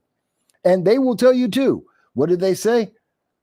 The study says it is a crippling impact on the unemployment and to the poor people in California. Gavin Newsom failed you. 18,000 jobs were lost. This is not something that was seen in any other state. People working fast food, poor people were getting more jobs. They were getting hired. They were getting raises. They made more money in every single state as compared to California in the same 1 year period. And Democrats say, no. But look at the short term. Look at the first 3 months. The first 3 months were perfect. Great. Guess what? It's been a year. They may want to freeze time and just look at that one specific moment. You're looking at the reality, the full consequences of what happens when you let these progressive and socialist policies take place, and you will see the same thing every single time. Zoran Mamdani right now is in New York, and he's buying votes, cheap votes, saying, I'm going to give you $30 an hour. You will not be able to afford this because it's California on acid. It's going to be even worse. California lost 18,000 jobs. How many jobs will New York City lose because of the $30 minimum wage? We already lost jobs because of the $15 minimum wage. Under Andrew Cuomo, we lost jobs. People who were working in Manhattan lost their jobs. They got their hours cut. It already hurt them. Now we're going to double down. We're going to triple down. Now it's going to be $30, so even more people can lose their money. Oh, but I'm the fry guy. I get $30 if you can be hired as the fry guy, instead of all of the fast food joints going, you know what? There's a machine that can do that instead. Have you been into McDonald's lately? Did you notice that they have less cashiers and they have more machines to fill your order? They have more machines in the back to cook your food because got to fire somebody. Poor people losing their jobs. It doesn't work. But Democrats are counting on the fact you're not going to think about that. I got $20 an hour. Oh, I work less. I have less money, and my paycheck at the end of the week is smaller. But hey, I got $20 an hour. Vote Democrat. Vote blue no matter who. Don't think about it. It's really sad, folks. It's really, really sad. And no one is thinking about it. And the left is, of course, downplaying this. They don't want you to see this news story. They're discrediting this. They're demonizing it as much as they possibly can because they want you to think that because it's a bigger number, you're making more money. You're not. You're not at all. And they know it, which is why they won't quote the numbers to you. If this was so damn successful, they would be quoting what happened in Washington State. They'd be quoting what happened in Manhattan and upstate New York. They'd be quoting what's happened in California and in LA.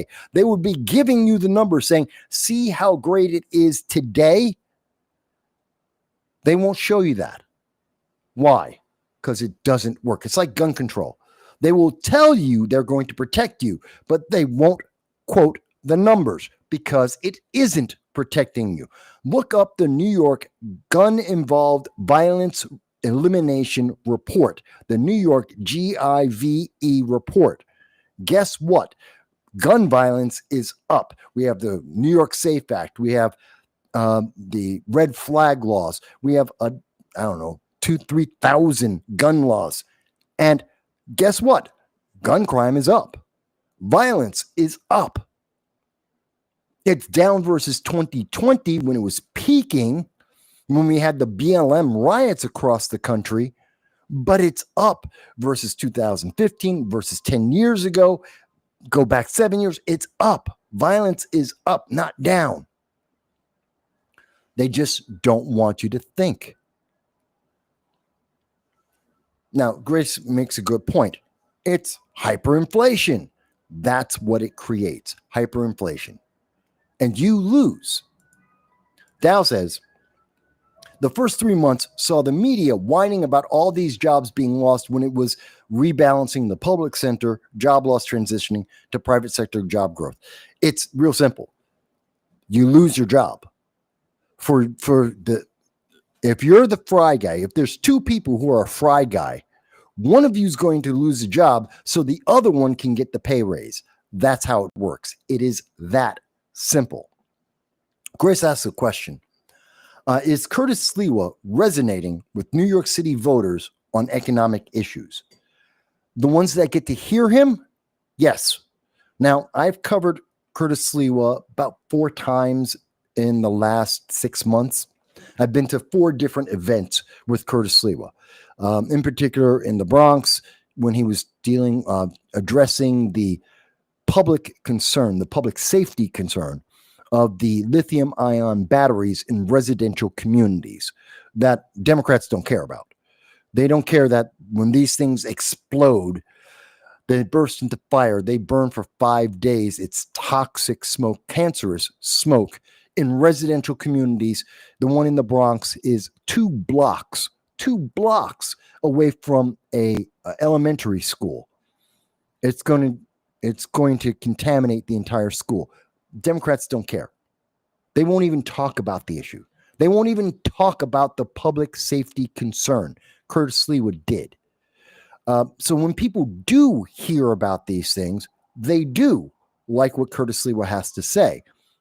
The thing is, no one in the news media will talk to him. MSNBC, CNN, the New York Times, any of the left-leaning, the majority, 80% of the news media will not cover him. If you were looking at just the mainstream news media, you would think the only people that are running in the New York City mayor's race is Zoran Mandami, a socialist, Andrew Cuomo, a disgraced, very disgraced former Democrat, moderate, well, not even moderate. He was a Democrat in name only. He was after he was out for himself, corrupt as hell, in my opinion, Andrew Cuomo, and Mayor Eric Adams, who is disliked 80%. Yeah, Eric Adams has an approval rate of 20%. And that's it. They won't mention that there's actually 5 candidates in the race, that Curtis Sliwa is one of them, and that in some polls, he's doing as well as all the rest of the Democrats. They won't mention why, because you're only supposed to vote Democrat in New York City. In New York State, you're only supposed to vote Democrat. No one else exists. There aren't any libertarians. There's no third party. There's no conservatives, no Republicans. It's all Democrats here. That's a lie. It's a lie. Again, they don't want you to think. So to answer your question again, Grace, when people hear what he has to say, yes, many people do agree with him, but they don't get to hear what he says because the media doesn't care. They have an agenda. And unlike me being at least honest enough to tell you that I'm a Republican and I have a Republican point of view, they will tell you, oh, we're fair and balanced. And by the way, vote Democrat. What Republicans? Republicans don't exist. It's very upsetting. It's very, very upsetting to me. By the way, and for people who don't believe that the news media isn't covering this, so this is the Google search. So I put in study California minimum wage. I'm going to now update that. So now I just update it live with you watching.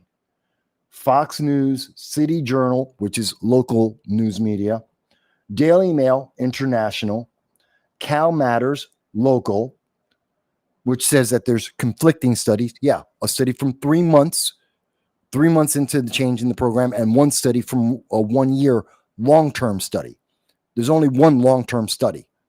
So they're saying, but they're conflicting. You can't possibly understand the difference. There's a difference between short-term and long-term results. There's direct consequences and long-term consequences. And they're saying, oh, well, because there was a short-term consequence, we don't know if the long-term is accurate. Sure it is. Or neither is accurate, one or the other. MSN, which I think is a copy of the Fox News article. The Wall Street Journal, which has an opinion piece on it. California Globe, local news. There is KARN-FM, local radio station. Axios, California study, and they're discrediting it. And then the Britannica goes into something else. And then Google doesn't want you to look at it anymore. Google says, go and find something else to talk about. So what? That's out of all the major news media that are talking about this, one major Axios, which isn't even credible internationally. They're not a credible source. And they're the only ones who are willing to talk about this. You didn't see CNN, MSNBC. You didn't see the New York Times. They don't want to talk about it. They don't want you to know that this is the truth. Again, I'm not telling you that means you have to vote Democrat. I'm not telling you that means you need to become part of the Republican Party or Conservative Party or Libertarian Party. I'm not telling you how to vote. I'm just telling you the truth. I'm just letting you see the evidence and how you are being manipulated. You don't have to agree with me.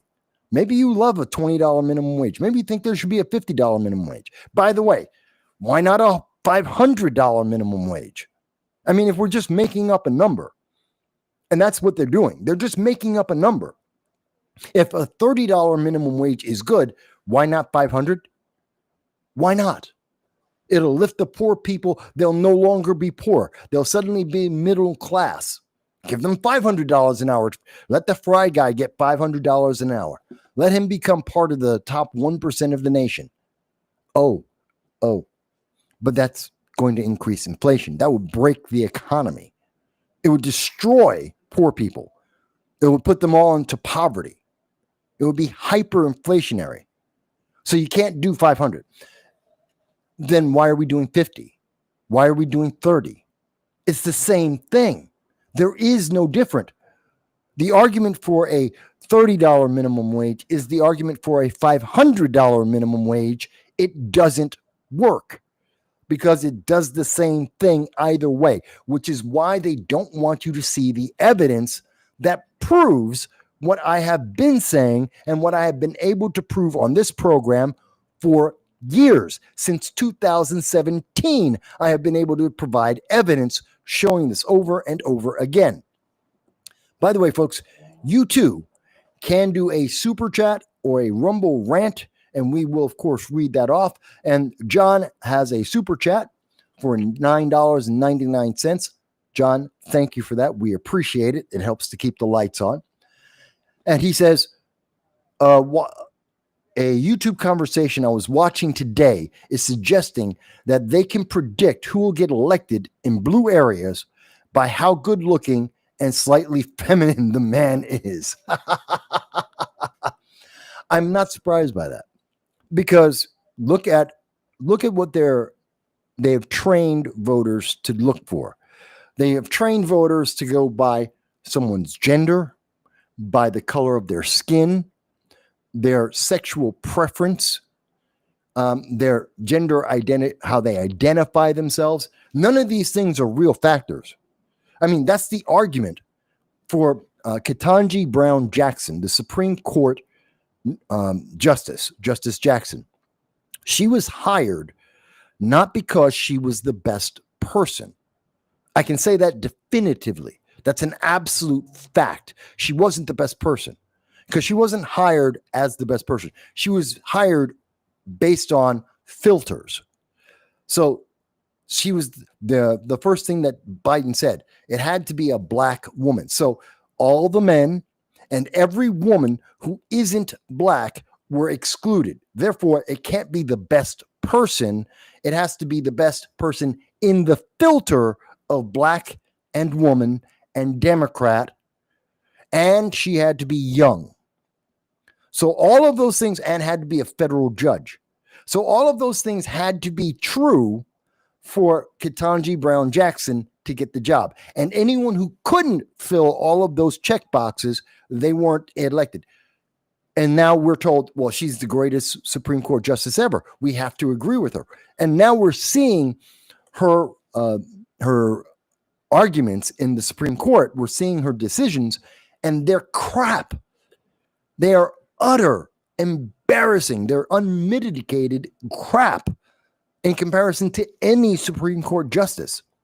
It is embarrassing to see her write a dissent because no one agrees with her.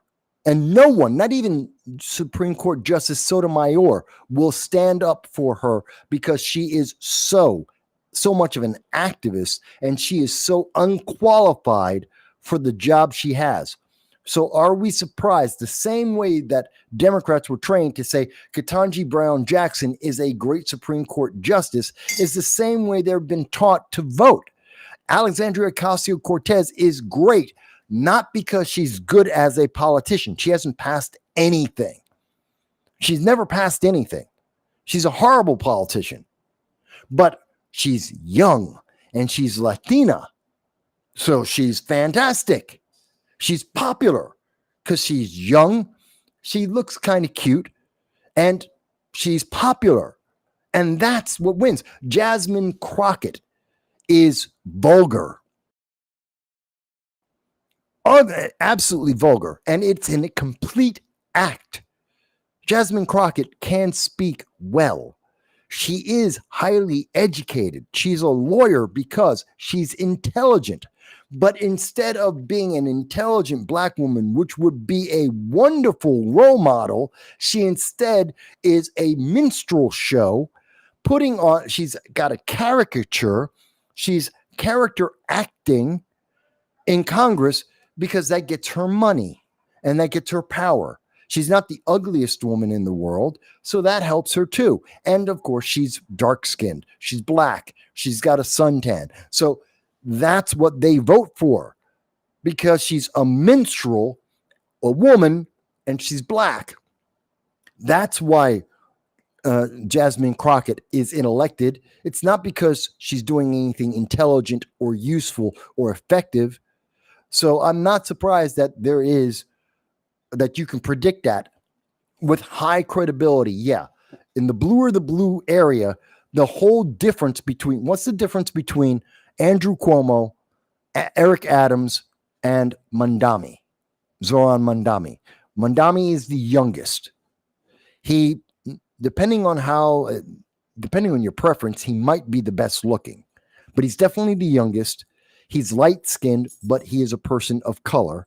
And he was born in a foreign country. He has more check boxes than Eric Adams or Andrew Cuomo. Therefore, Mandami wins. So I hope that answers part of your question or a response to your comment, John. I think that's a great one. He says that the examples they gave were Justin Trudeau and Gavin Newsom. Well, yeah, they fit that too. Slightly feminine looking, but yet good looking men who are absolute idiots, who support stupid policies like I just showed you in California with the $20 minimum wage. It doesn't surprise me. And Trudeau, former prime minister of Canada, and got kicked out of office. I'm not surprised. But thank you again for that super chat. And again, you too can put up a super chat you will be focused on. I will answer your question immediately. If I see a super chat or a Rumble rant, it does help the channel. I appreciate it deeply. Thank you guys. So let me move on. By the way, I just want to go back to this because, again, even internationally, when it comes to the stabbing at the Walmart in Michigan, at Traverse City, every single one reported. Look at this. About 4:45 p.m. Saturday, a 42-year-old man allegedly entered the store, used a folding knife to stab 11 people. Okay. The sheriff's deputy arrived within minutes and took the man into custody. People in the store helped apprehend the suspect and treat the victims. What are you talking about? We have video. I showed you the video. It was Derek Perry who had a gun that held the man at bay. There was a Marine with a grocery cart holding this guy back so he couldn't run away. That's what stopped him. It wasn't because people were just standing there saying, "Don't you run, we're going to scold you." It was because people were defending themselves and they won't talk about it. And even overseas, they have been trained, just like in the United Kingdom, where they're very progressive. Oh, the suspect is someone of color, possibly highly religious, given their region, and possibly a migrant, whether legal or illegal, unknown. We can't mention any of that. But if it were a white guy, they'd go right into it. They're manipulating you. They've been trained in the news media to manipulate you. So I wanted to cover that again. Again, that still annoys the hell out of me. By the way, yet another thing in California that we should probably talk about. California, this is good news. Hey, Peace Logic, good to see you. This is good news. The California Appeals Court, California, again, they don't want you to protect yourself. Now, imagine if this was done in Michigan. Imagine if Derek Perry, whose lives at Walmart from the crazed maniac that was trying to stab people to death. Imagine if he was in California, and first of all, he wouldn't be able to have a gun. Same thing in New York. He wouldn't be able to have a gun. But let's assume that he had a gun somehow. They wanted to take away his ability to have bullets. He'd have an empty gun. He'd have no way to defend himself or anyone else because Gavin Newsom wants to decide whether or not you get to have bullets. And how's he going to decide? Oh, you're a woman. Well, yeah, but you're white, so you don't get any bullets. Oh, you're a man. Well, you don't get any bullets. Who does he give bullets to? Why does he need to decide whether you can buy bullets, which is part of the Second Amendment? It is part of your fundamental, inalienable right to be able to bear arms, to defend yourself, your family, your property, your community. Imagine there would be no one. If if this same law, which has now been repealed, and of course, Gavin Newsom's going to fight against this. The Democrats are going to fight against this. They're going to appeal. They're going to bring it to the Supreme Court because they don't want you to have bullets. Kathy Hochul, Gavin Newsom, Gretchen Whitmer, JP Illinois. God, I'm forgetting his name now. Josh Shapiro out of Pennsylvania. The Democrats want to decide whether or not you get bullets. And by the way, no one gets bullets. If they get to decide who gets a bullet, no one gets any. You'll never be able to hit that bar. You'll never qualify. Their friends, their family will be able to defend themselves. Absolutely. But if you're not one of the donors to the DNC, you'll never get bullets. Just like they don't want you to have a gun now. Women, think about it. Think about it.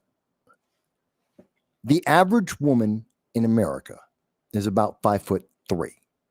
The average woman in America weighs about 125, 135 pounds.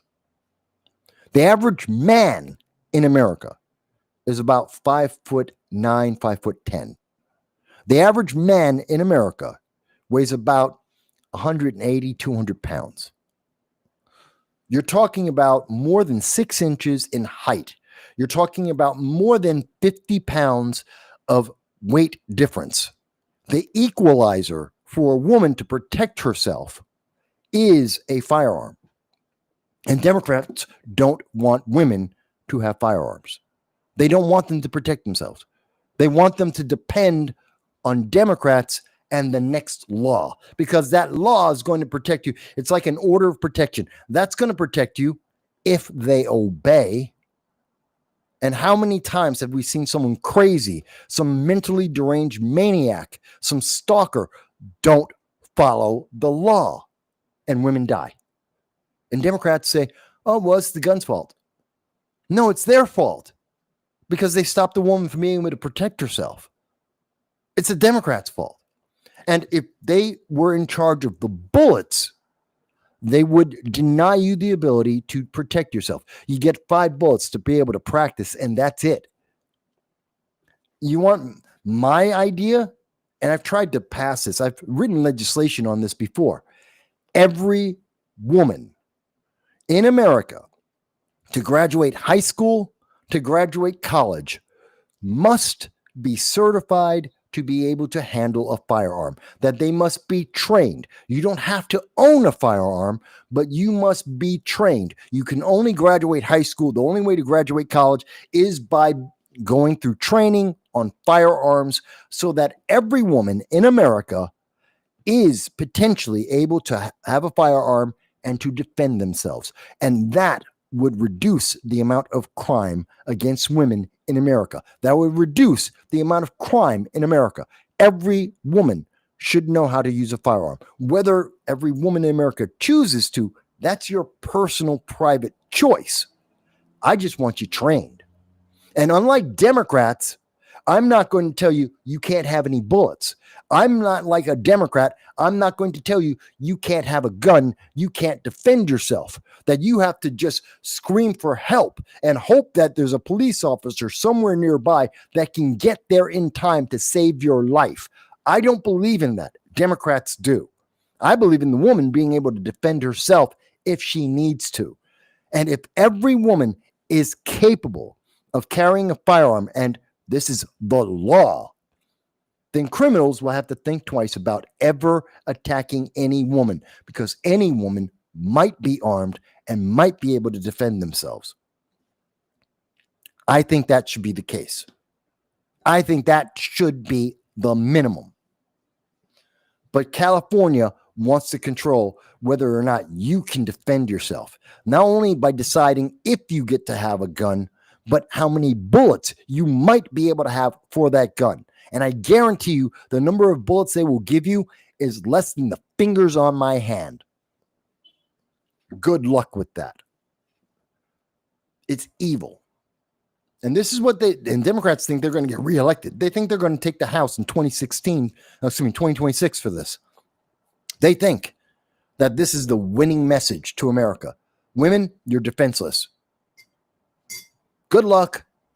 That's a winning strategy? I don't understand it. So Peace Logic joined us, and Peace Logic said, let's see, it's our mental health that's the problem, not bullets. Well, mental health, illegal aliens from violent gangs and terrorists that have entered into our country because of the open borders. These are the problems. We have too many criminals who have been rewarded or not punished for breaking the law. There's no punishment for being a criminal. And yes, there's also the mental health issue too. These are the major factors that are helping to create more crime. And as we can see in Walmart in Michigan, it doesn't matter if it's a gun, because you can get rid of all the guns. Then you got to get rid of all the knives. Then you got to get rid of all the cars. Then you got to get rid of all the chemicals that we clean our houses with, because someone can make a bomb out of that. Eventually you get nothing but a spork.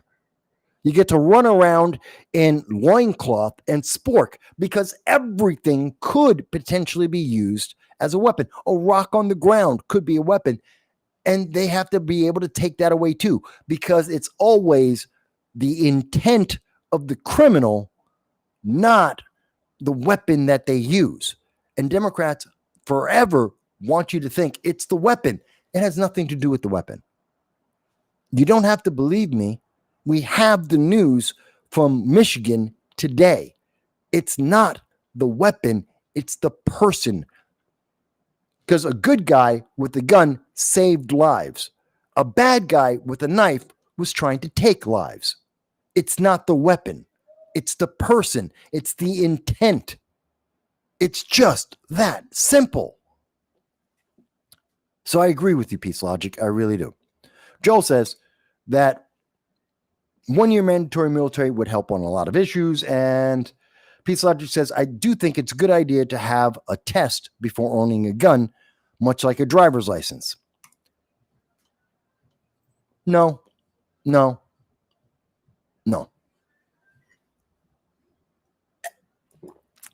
What piece? Loincloth does sound sexy. Really? You're funny. But I wanted to highlight that the left have lost their mind. They don't want you protected. They don't want you to protect yourself. They want you dependent. They want you obedient. And they don't care.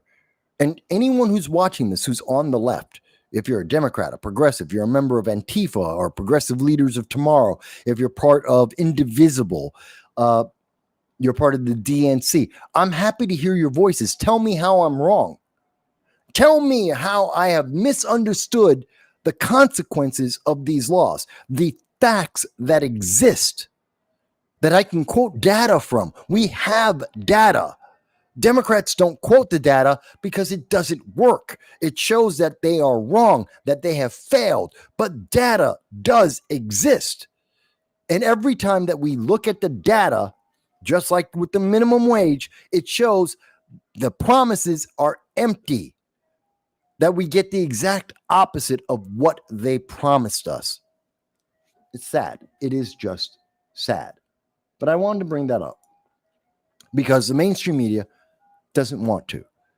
They don't want you to know that, California, it's unconstitutional, because other states were thinking about New York and Illinois, Maryland, Washington State, Colorado. We're all considering trying to limit how many bullets you can have, to make you have to apply and to get a license to get bullets.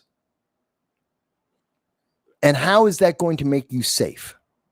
That's the ultimate answer there. There's the ultimate thing. How does that make you safe? Because the criminal doesn't care. The criminal will buy illegal bullets just like they buy illegal guns. They will steal other people's bullets like they steal other people's guns. It will not make you safe. Or they will use a knife, or they will use a car, or they will use a bomb. They don't care. So how does that make you safe? Again, 99.994% of the 180 million people in America that own 2.5 guns each, we have data, are legal, law-abiding citizens. If guns were the problem, the other half of the country wouldn't exist. That's just a fact. So it's not the guns. We have over 450 million guns in America. If guns were the problem, there'd be no people. There are over 732,000 machine guns legally owned in America right this second. That number comes from the ATF. 732,000. There are over 16,000 people in New York State alone that own a machine gun. 42,000 people in New Jersey own a machine gun right this second. That is a fact. Machine guns aren't the problem. People aren't dying because someone's got a machine gun and just killing them. The guns aren't the problem. Having guns that fire a lot of bullets isn't the problem. Again, Michigan proves this. If someone on the left thinks, Mike, you just don't understand, please explain to me how I'm wrong. Let's have the debate. Let's have the discussion. How am I misunderstanding the data, the consequences?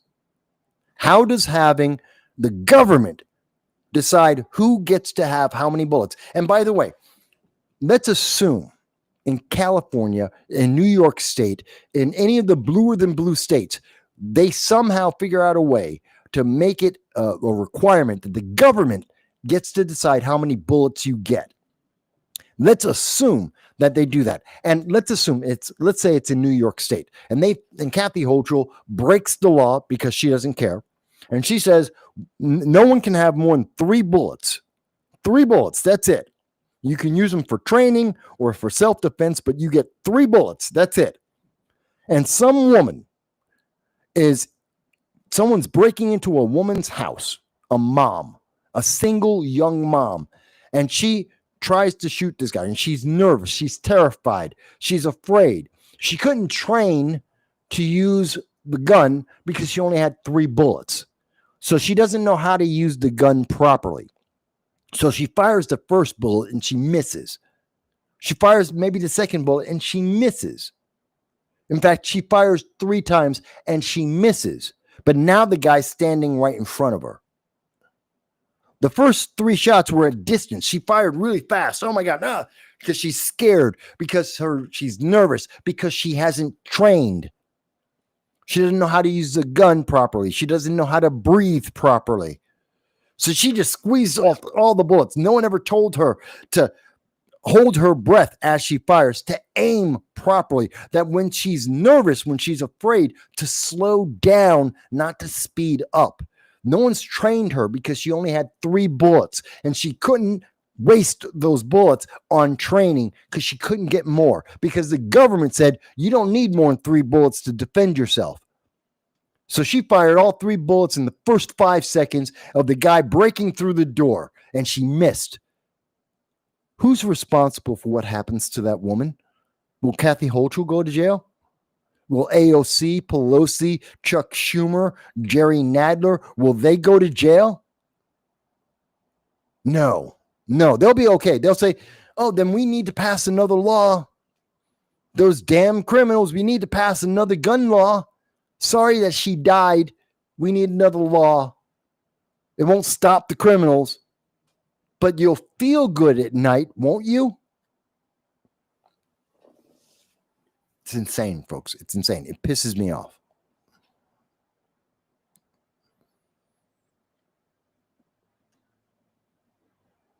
I don't know. This aggravates me. But let me move on. Again, anyone in the left, any elected official, local, state, federal, if you think I am wrong, if you think I've misunderstood, if you think my data is incorrect, I will give you the opportunity up to 12 hours without commercial break if necessary to prove me wrong. Get all the data that you need. Let's go head to head. All the data you and your staff from the government, paid for by taxpayers. You bring your whole staff, all of your staff. I will be there by myself. And we can go 12 hours debating this. And I will go through all the data that I have memorized versus all the data your staff can put in front of you. And I can prove I am right. I have been saying this for 20 years. Not one Democrat has ever come up and said, let me debate you. Not one Democrat has ever said, let me show you the evidence. You're wrong. Not one. And it's not like I don't know a lot of Democrats in elected office. I do. In the assembly, in the state senate, in Congress, in other states, across the country. Anyway. Yes, Peace Logic. It is time to stockpile bullets in Virginia, in every state. And I know people already are. And by the way, in New York State, if you stockpile bullets because you're afraid that the government is going to try and count how many bullets you have, and they're going to restrict how many bullets you can own, that's a crime, by the way. In New York State, if you have too many bullets, they will arrest you. Why? Because you might do something bad. It's not because you're afraid the government's going to take away all the bullets. It's because you might do something bad. Not that you will, not that you did, but because you could. This is insane. That's authoritarian.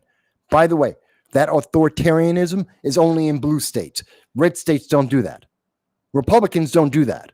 Conservatives don't do that. Libertarians don't do that. Only Democrats do that. Democrats and progressives, they do that. Anyway, let me go on. Let me move forward. Speaking about the imbalance,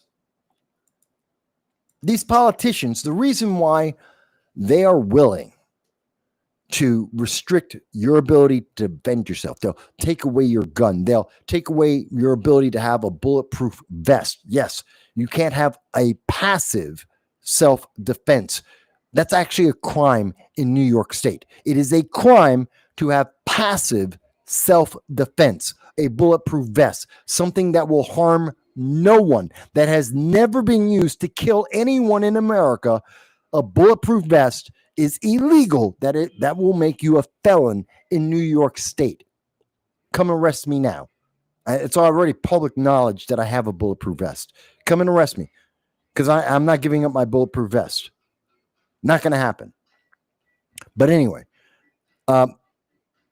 moving besides that, the reason why members of Congress, including the women in Congress, the reason why they're willing to take away your right, even women, your mom, your sister, your daughter, they're willing to take away your niece. They're willing to take away all of their rights to defend themselves. Why?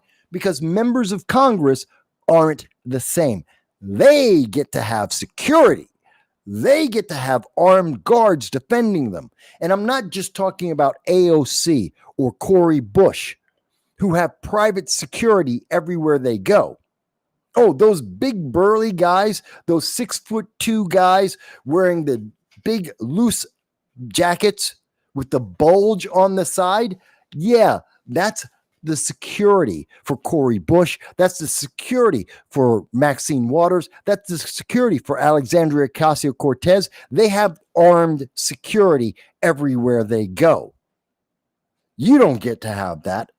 They get that. And by the way, you're paying for their security. You are paying $70,000 a year for Cori Bush to hire her brother to be her personal bodyguard, to be her security, to have an armed gun to protect you. Cory Booker, you paid Cory Booker to have members of his staff to have a gun and to bring it into Congress, something that is explicitly illegal. Oh, everyone forgot that one, did you? People forgot that. The news media wanted you to forget that. Cory Booker wants you to forget that his staff, that he took his staff illegally around the metal detector, specifically because he knew his staff was holding a gun, and that he took him around the metal detector on purpose so that he would not be identified as owning a gun and having it in Congress, which is a violation of the rules of Congress, and he let him in. Yeah, Cory Booker, he's no good guy. Breaks the law on the left and right. But he wants you to think he's a great guy. He's such a good guy. Cory Booker's looking out for you. Cory Booker will break the law if it gives him an advantage. And he does. But you're not supposed to remember that. I do. I do remember that. That happened a year and a half ago, 2023. Look it up. I'm not lying. But they're willing to do all of this because they are treated different than you. They're just American citizens. Just because you're in Congress, you're just an American citizen. You're not special. Just because you're a senator, you're just an American citizen. You're not special. A judge, whether you're a local sheriff or county executive, or you're in the state assembly, you're just an American citizen. You're not special. You're not supposed to be treated different than anyone else. But they treat themselves different. And right now, in the House, this week it came up that they are going to give, this is being reported by CBS. Again, this is the left that's telling you this. It's not me with my right-wing conspiracy. This is a fact. This is CBS News telling you that they are trying to give $20,000 worth of security. This is coming out of your pocket. That they're going to spend an extra $20,000 per member of Congress to give them security. Why? You can't have a gun. They don't want you to have bullets, but they're going to give members of Congress $20,000 for security that you can't have, so that they can have an armed guard watching them everywhere they go to go around the house and protect the house. No one's protecting your house. No one is protecting you. I live in the Bronx. My family has lived in the same building for 50 years. We have all kinds. I got there are drug dealers right downstairs right now.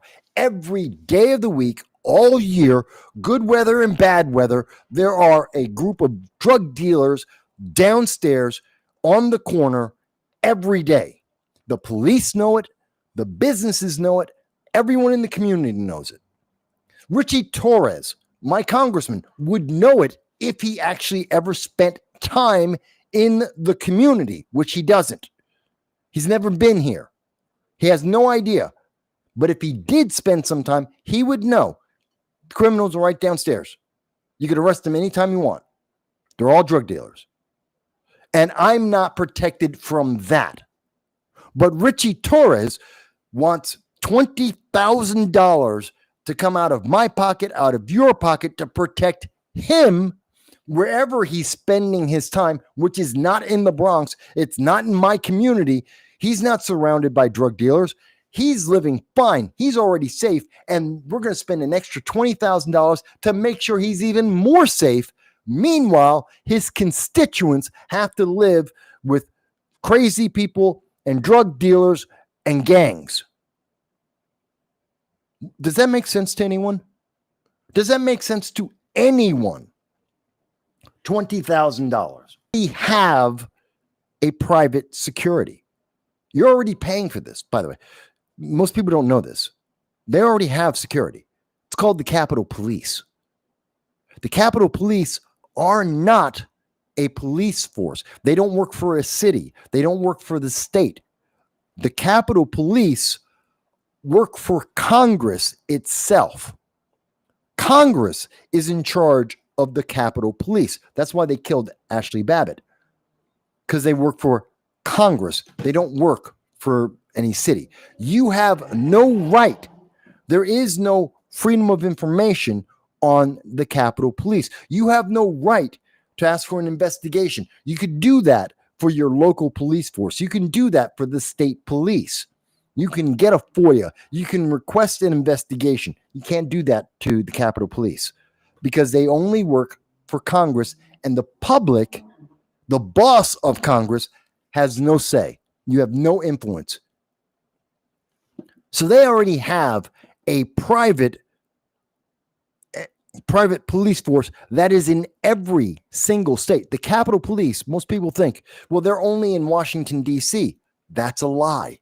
They're in every state. Everywhere that not just because they're traveling along with members of Congress, they're in every state because we have members of the Senate and members of Congress in every state. So they're there in every single congressional district. There are Capitol Police. So they already have a private security. Now we're going to add more. This is coming out of your pocket. This is going to make poor people more poor. Why are we paying for this?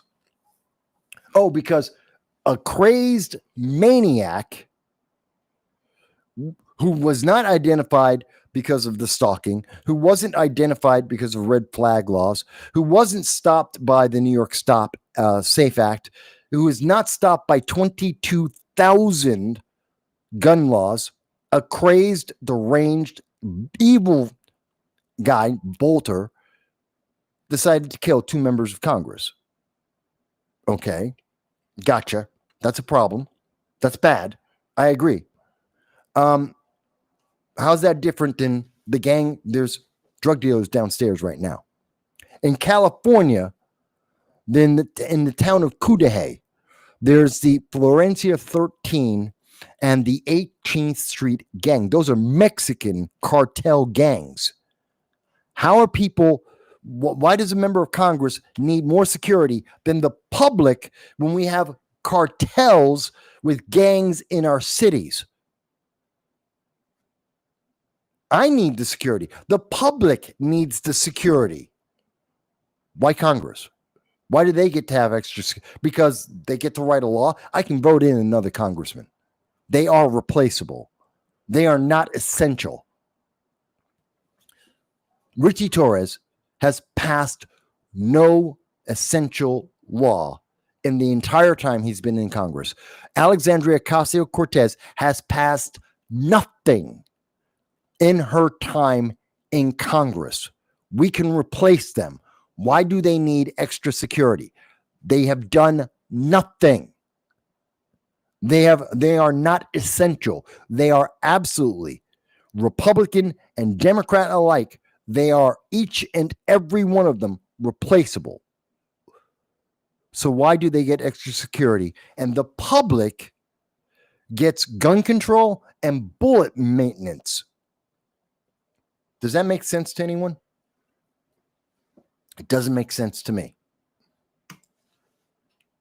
Again, if you think I'm wrong, no problem. Tell me why. I'm happy to hear it. You can send me a super chat. You can send me a Rumble rant. I'm happy to hear what you have to say. Tell me how I misunderstand. Let me see here. Peace Logic had something to say here. He says, I want a bulletproof vest. How much do they cost? About $250. Well, the bulletproof vest I have, which is a decent model. I won't get into the specifics of what it can stop. It's pretty good. It's a pretty good bulletproof vest. Not too heavy, pretty efficient. Cost about $250 to $300. Not that expensive. And I can wear it with a suit. I can wear it under some of my clothes. Sometimes I've been at protests. I cover protests very often, especially with Antifa and during the 2020, 2021, 2022. I was out and I was at a lot of events and I spoke at a lot of events because I was also running for elected office. And I would wear the bulletproof vest. Sometimes I'd wear a sweatshirt over it, sometimes not. I wore it a lot because I had to protect myself because I was getting death threats and no one really knew. very few people actually noticed. So you're talking, depending on how much you want to spend, $250.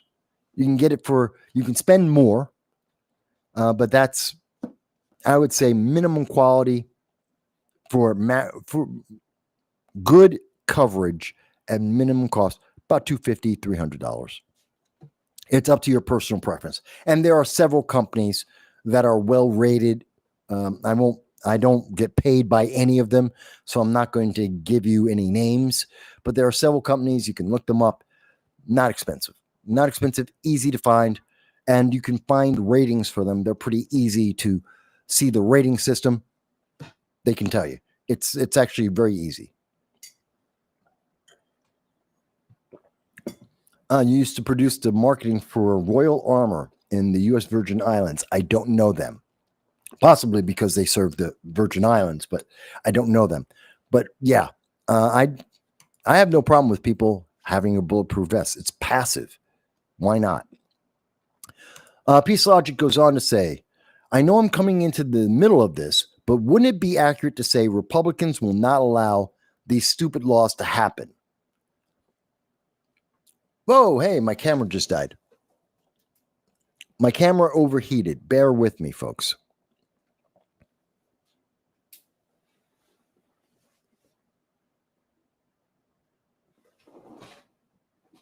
Hang on.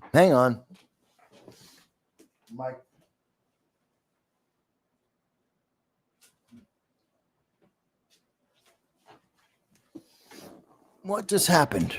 My camera. Oh, well, there we go. Bear with me, folks. My camera just went. I think it overheated. Where's my camera?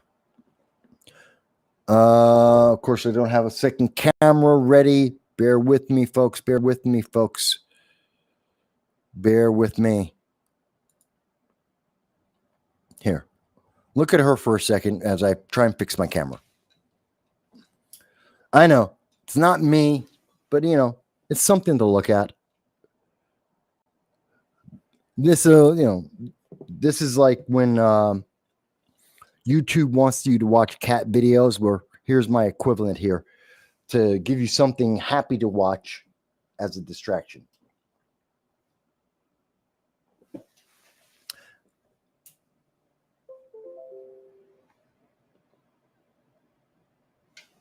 Bear with me here. Let's see. Is this going to work? Yeah. Mm-hmm.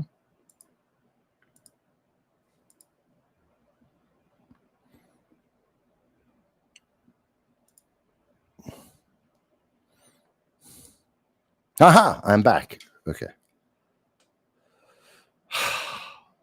Folks, I need a new computer. Absolutely need a new computer. $3,000.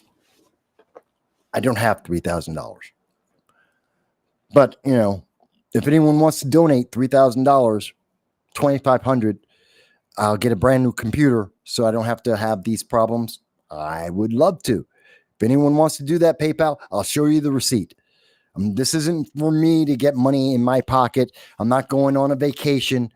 But if you want to donate $2,000, $3,000, that'll be my brand new computer. I will show you the receipt. I'll let you buy it. You can buy it and just ship it to me. It costs about $2,000, $3,000 for a new up-to-date computer. I buy one about once every decade. I don't have the money right now. I don't. Because it costs $2,000, $3,000. But if you want to donate, fantastic. Go to my PayPal or contact me. You can buy it and ship it to me. $2,000, $3,000. I'll give you the specs. But let me go on.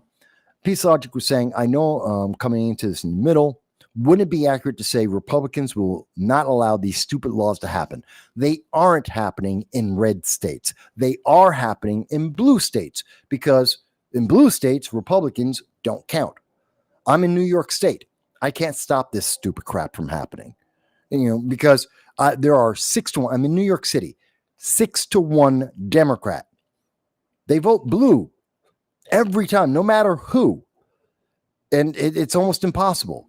And they get nothing for it. They get more promises and more promises, and they're happy to get promises, and they get handouts from the government. They get nothing else. And they vote blue. I've been here 50 years in New York City. It doesn't change. The drug dealer situation hasn't changed in the Bronx since the 1980s, back when we had the crack epidemic. They don't care. And yet they vote in the next person who says, I promise I'll do a great job. I promise. And they don't do anything. Nothing we can do about it. Let's see. Gracie says, I agree with Jan on this one. They make more than enough to pay for their own security. They do. They get 175 members of Congress as a base pay, get $175,000. That's 5 times the amount of money that the average American makes.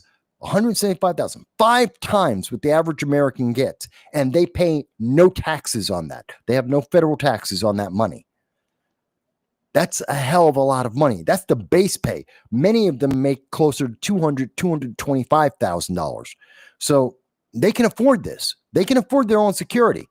They don't, but they want more. They want your money. They want your money. It's aggravating to me. Let me go on with some of the other comments. Let's see. Peace says, this world doesn't make sense. No, it doesn't. No, it doesn't. Let's see.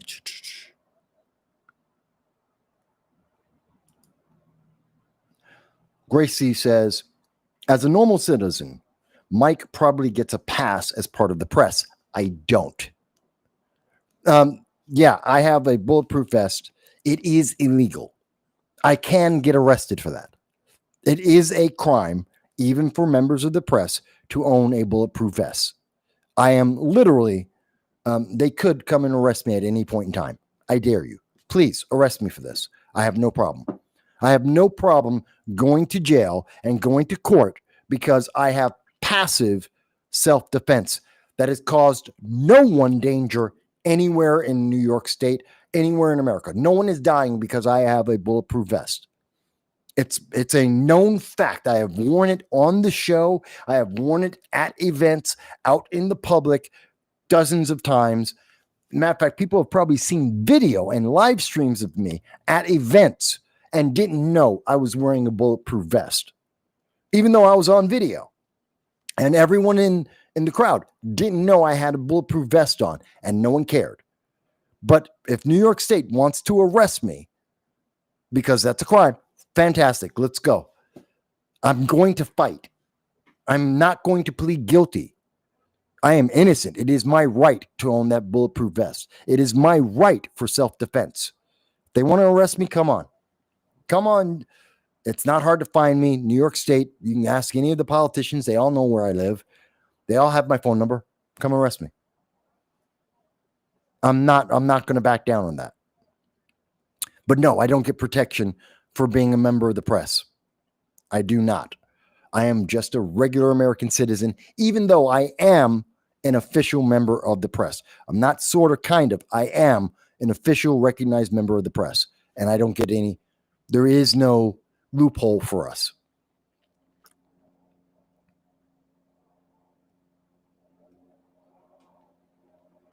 I like that. That's funny.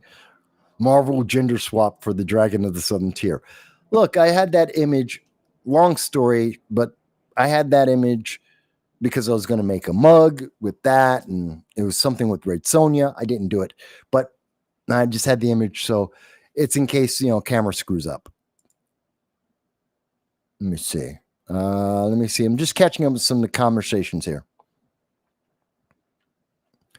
Peace Logic says, I can get you set up with a computer for crazy less.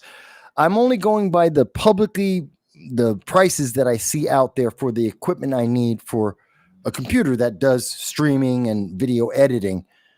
And based on what the data says, it tells me it's somewhere in the range. And of course, someone is making it for me.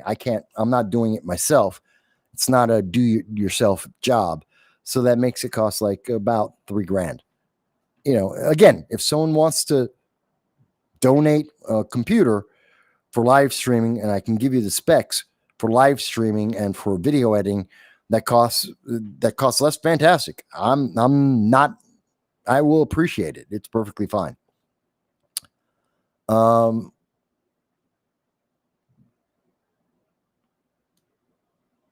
Let's see. Peace Logic says, I believe you mean the bulletproof vest. Is it one of those laws that they only selectively enforce? Yes. They made it as a law to try and scare people into not owning bulletproof vests. But it is one of those laws that they don't enforce it. They should.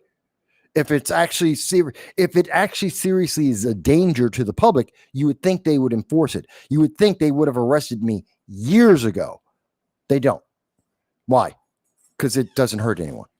It's stupid.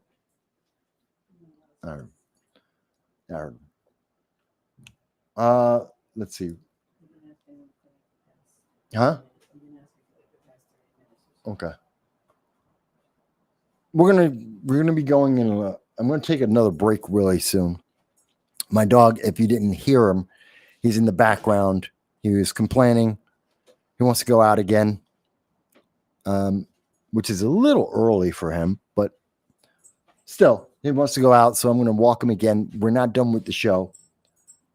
I did want you to know, by the way, what is the government doing outside of the bulletproof vests, outside of the fact that they don't want women to have guns, they don't want them to defend themselves, they don't want you to have any bullets to defend yourself. They'd rather have maniacs running around Walmarts in Michigan stabbing people to death rather than you having the right to defend yourself. Not only that, but what is the government, what is departments like the Department of Education? What are our colleges doing? They're teaching students to be racist. This is illegal. You may not have noticed this. The mainstream news media did not want to tell you that colleges like the University of Miami, the University of Louisville, the University of Nebraska, the University of Michigan, and Western Michigan University are each taking your money and breaking the law. They are illegally they're using public money to fund a private scholarship for illegal aliens. That is a crime. That is a crime. And they are using your taxpayer money to do that.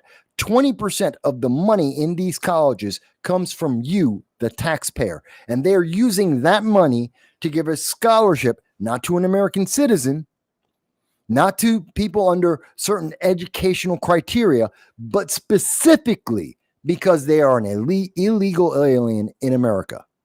That is racist. That is racist. It could be potentially sexist. It is a crime.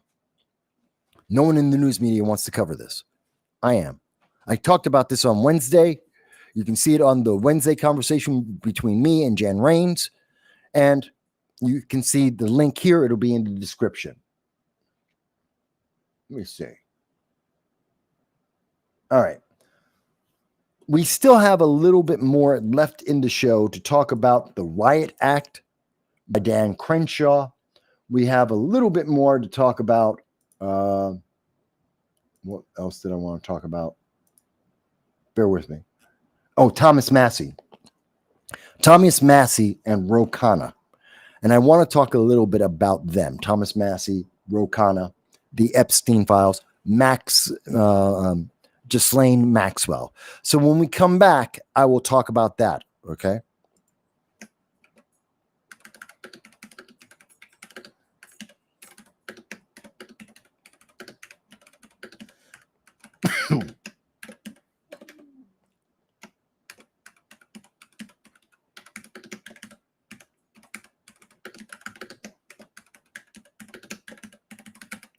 So I'm just leaving it in the comments here that when we get back, we will talk about Ghislaine Maxwell and Thomas Massie, the Epstein files. We'll have a conversation about that.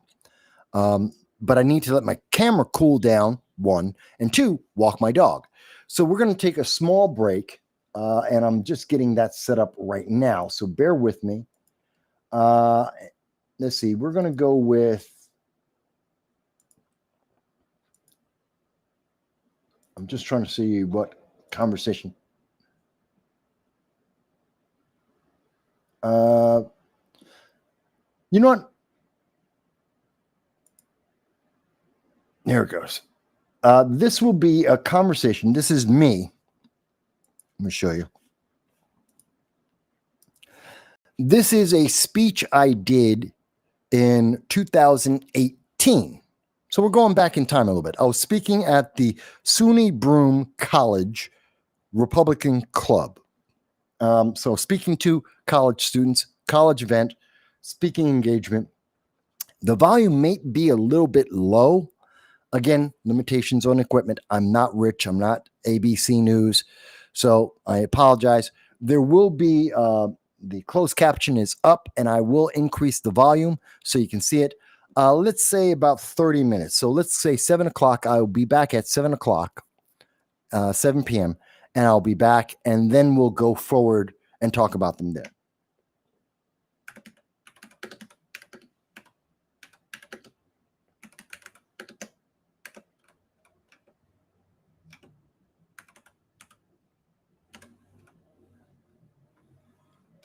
Hang on a second.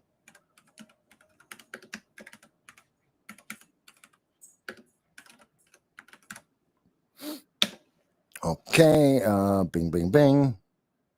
There we go. So here we go. Got to the age where I need to use the glasses. So before I get started, how is everybody? Very good. What?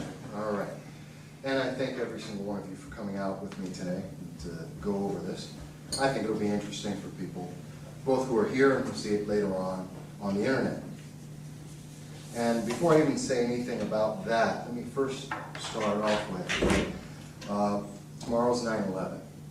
And so while this doesn't directly touch on 9/11 and the loss that we had, that I think all of us in the nation felt, and I know I was down in New York City at the time and lost a couple of friends as well. I think it's very important to mention that this is part of why we're free. When we think about 9/11, we got to remember the reason why we were attacked is because we're a free nation that gives us great power. And there are some in the world that are fearful of that. They fear having free speech, to be able to talk openly like we do, like I'm about to do here today.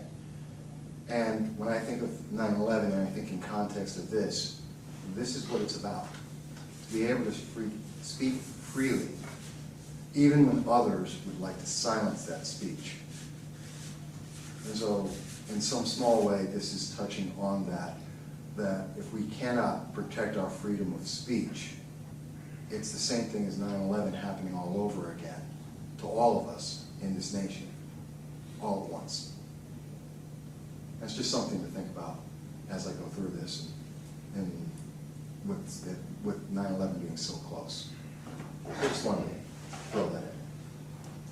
But first and foremost, I want to thank everyone here for joining me today, because, well, as I'm sure everyone here may know, my name is Michael Vasquez, the Voss, because if you look me up, I'd come up under that as well. And I especially want to note and express my gratitude to the SUNY Broome Republican Club and SUNY Broome itself for inviting me here today. Though I do need to mention that the thoughts I'm going to be expressing are my own and do not necessarily represent any of the other organizations or this institution. I should share with you that in my 5,000 hours of articles, videos, podcasts, and speeches that I've done over the last 12 years, there is no subject that is more difficult to address than the First Amendment. And I've written or rewritten this speech, by the way, about 7 times so far, as news and events add to the topicality of this subject and how much it's in the public mind. And that's the problem. The problem is that this issue is one of the most debated in our nation. It's very personal to many people, and in many ways it's subjective. Now, because of that, for tens of millions, it's very emotional. And when you add emotion to any discussion or any debate, logic and true discourse is normally lost. Now, while I can't avoid this being personal to some extent, I will strive to not be emotional in my discussion. And I hope that you'll be able to join me in that endeavor. In addition, this is not meant to be political, but by the nature of the topic and its influence on the internet, social media, and American lives, it will contain politics. The difference is not subtle.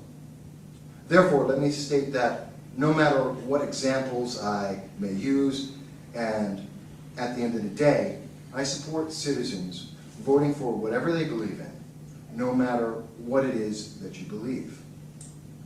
Now, I was going to have a PowerPoint, and I apologize, the system is not compatible, we weren't able to do that. But I think you'll be able to follow me fine. Finally, before I go deeper into this discussion, this speech and the Q&A that will happen afterwards will contain material and terms that some are going to find objectionable. Some will find parts of this non-politically correct. And if we're to have an honest and open conversation, then we must understand that compelled speech is unwelcome. And the potential to be offended is part of the double-edged sword that is freedom. And this may be the perfect time, by the way, to introduce one of the key parts of the discussion. What is free speech? It's not a simple question. And it's been long debated in our nation. By no means do we have, or I will present, the final answer.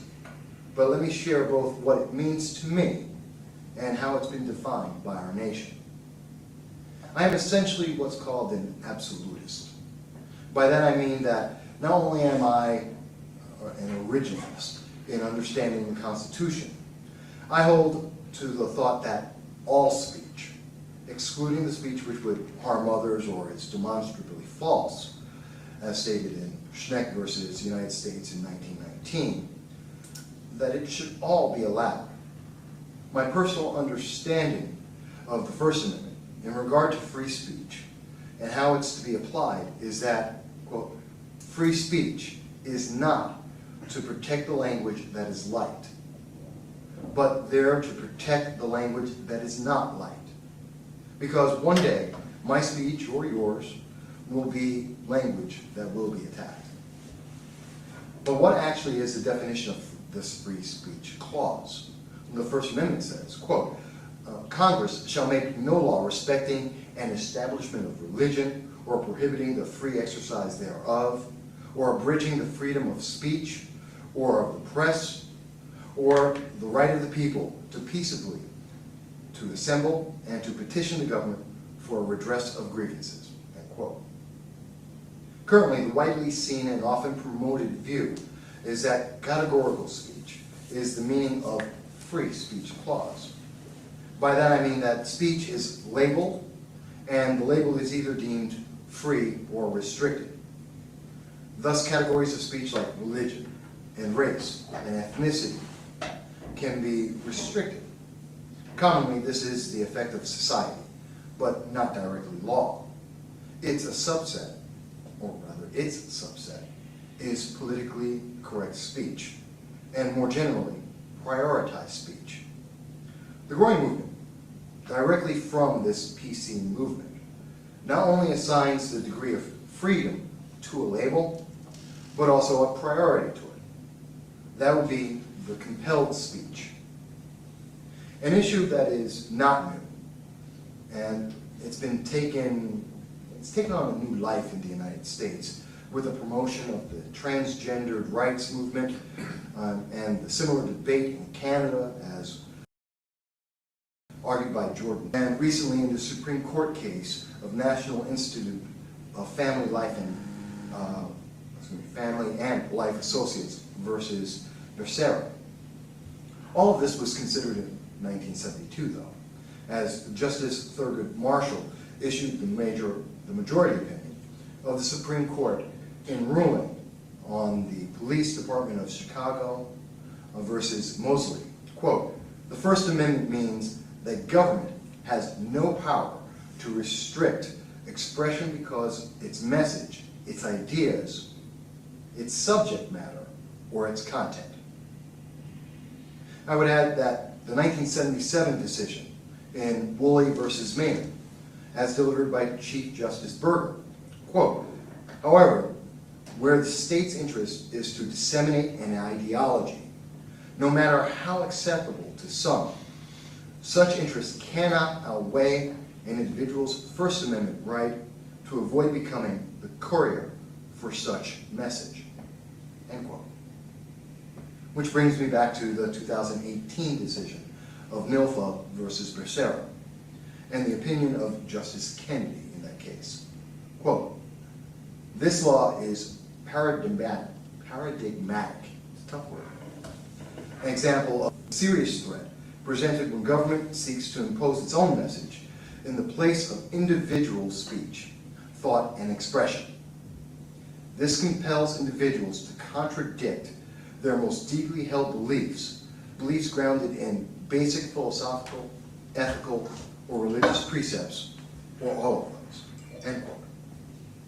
It's a little deep. Now I'm going to address the compelled speech more deeply, shortly, more fully.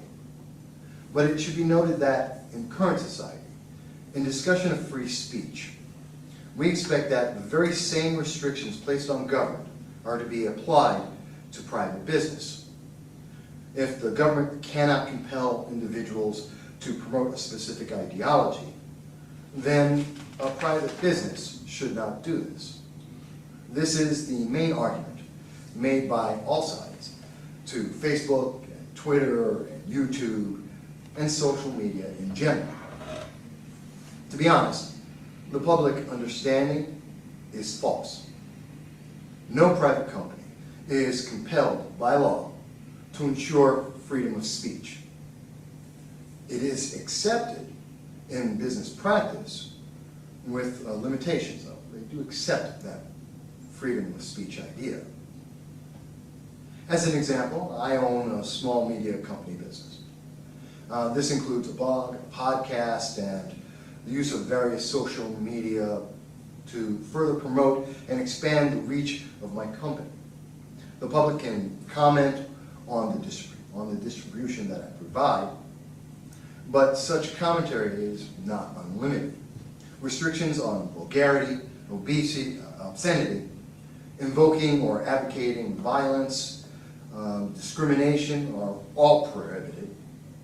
In addition, excessive attacks of a personal nature are restricted, if not outright banned. Now you may say, but Mike, you're an absolutist. And that would be a fair objection to me. Except that my personal rights are not my corporation's obligation. By the necessary function of business, restriction is of course required. Where in a personal interaction between us, it's not. Not just to adhere to an actual law, but also to adhere to cultural norms and expectations. So would this be considered censorship? In an absolute understanding, yes.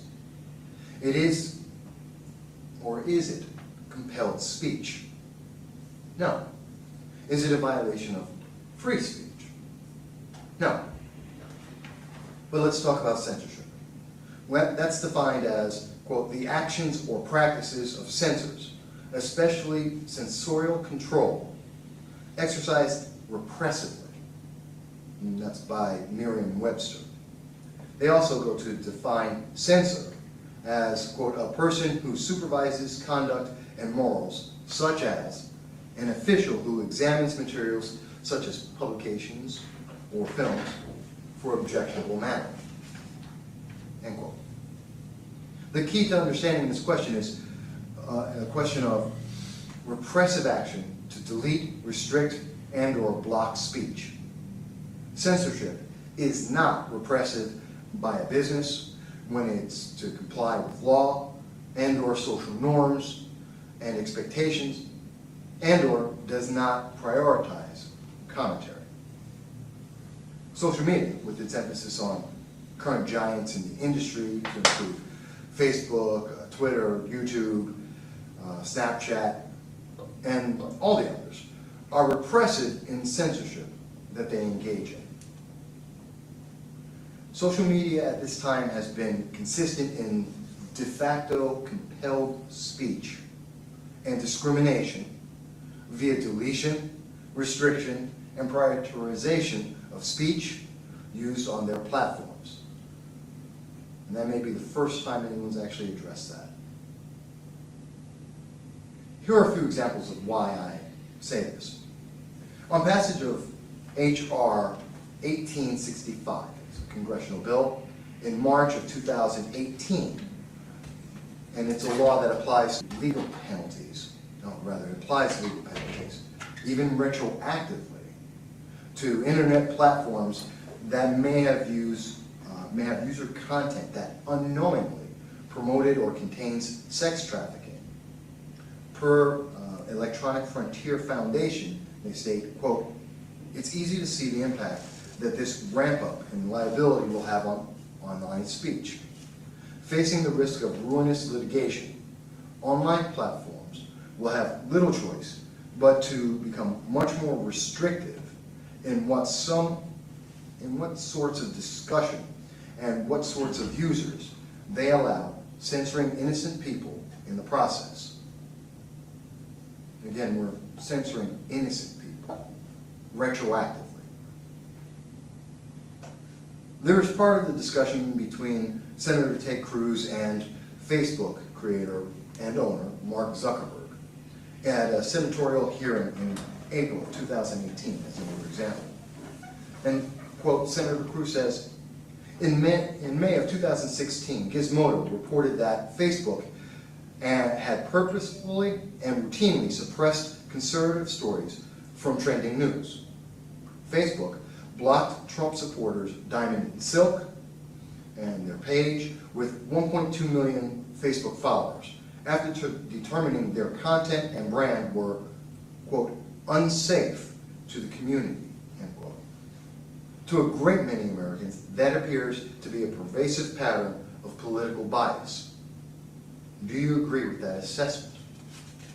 Mark Zuckerberg responds, quote, "First, I understand that the concern is coming from because Facebook and the technology industry are located in Silicon Valley, which is an extremely left-leaning place.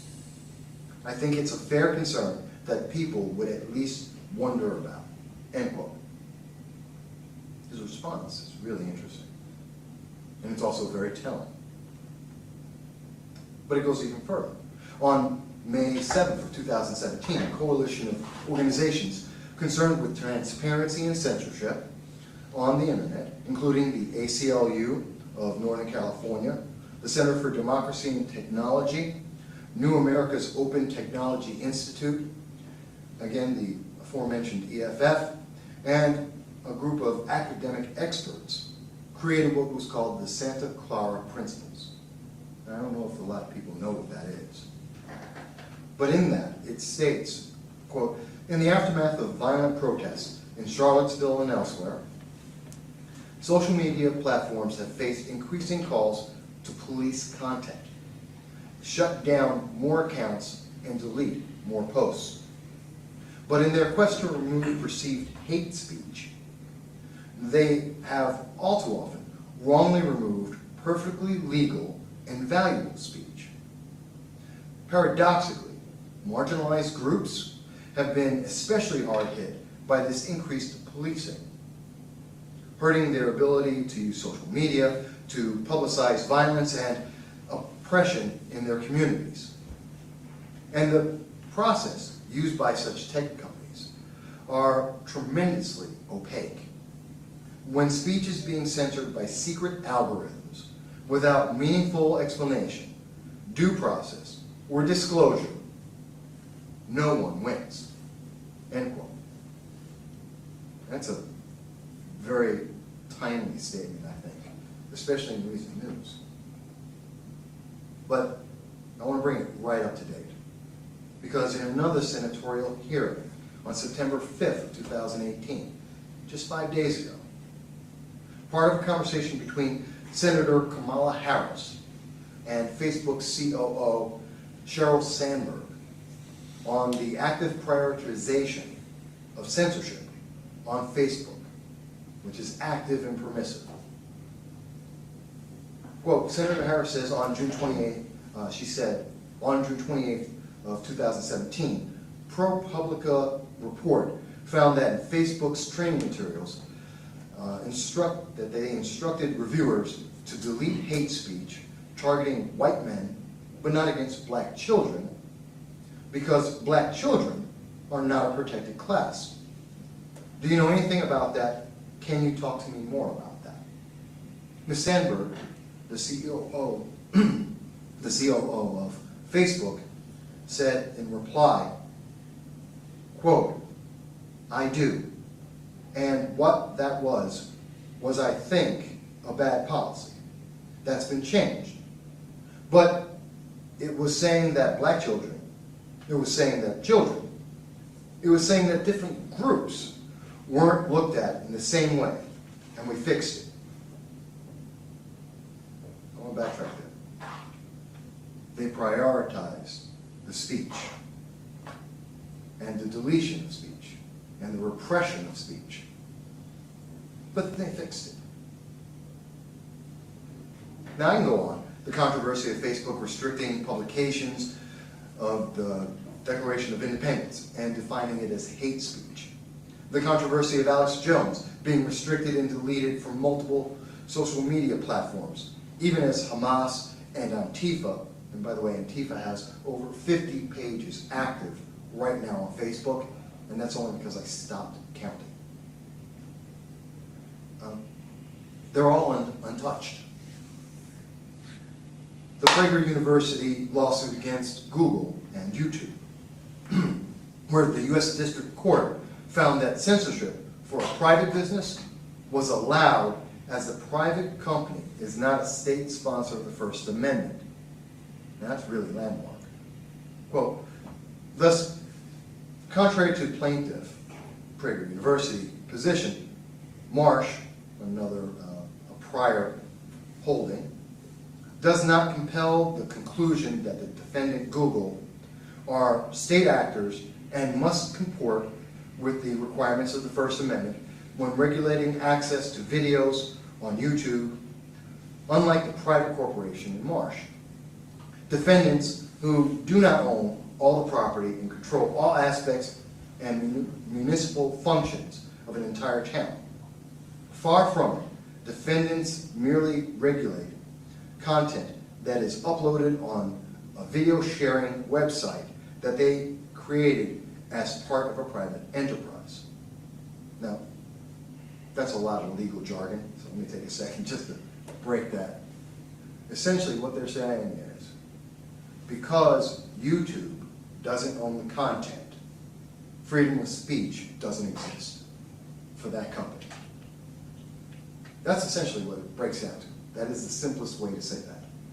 If you're a private company and you can say, hey, put your content here. You don't have to follow the free speech. You can censor anything you want.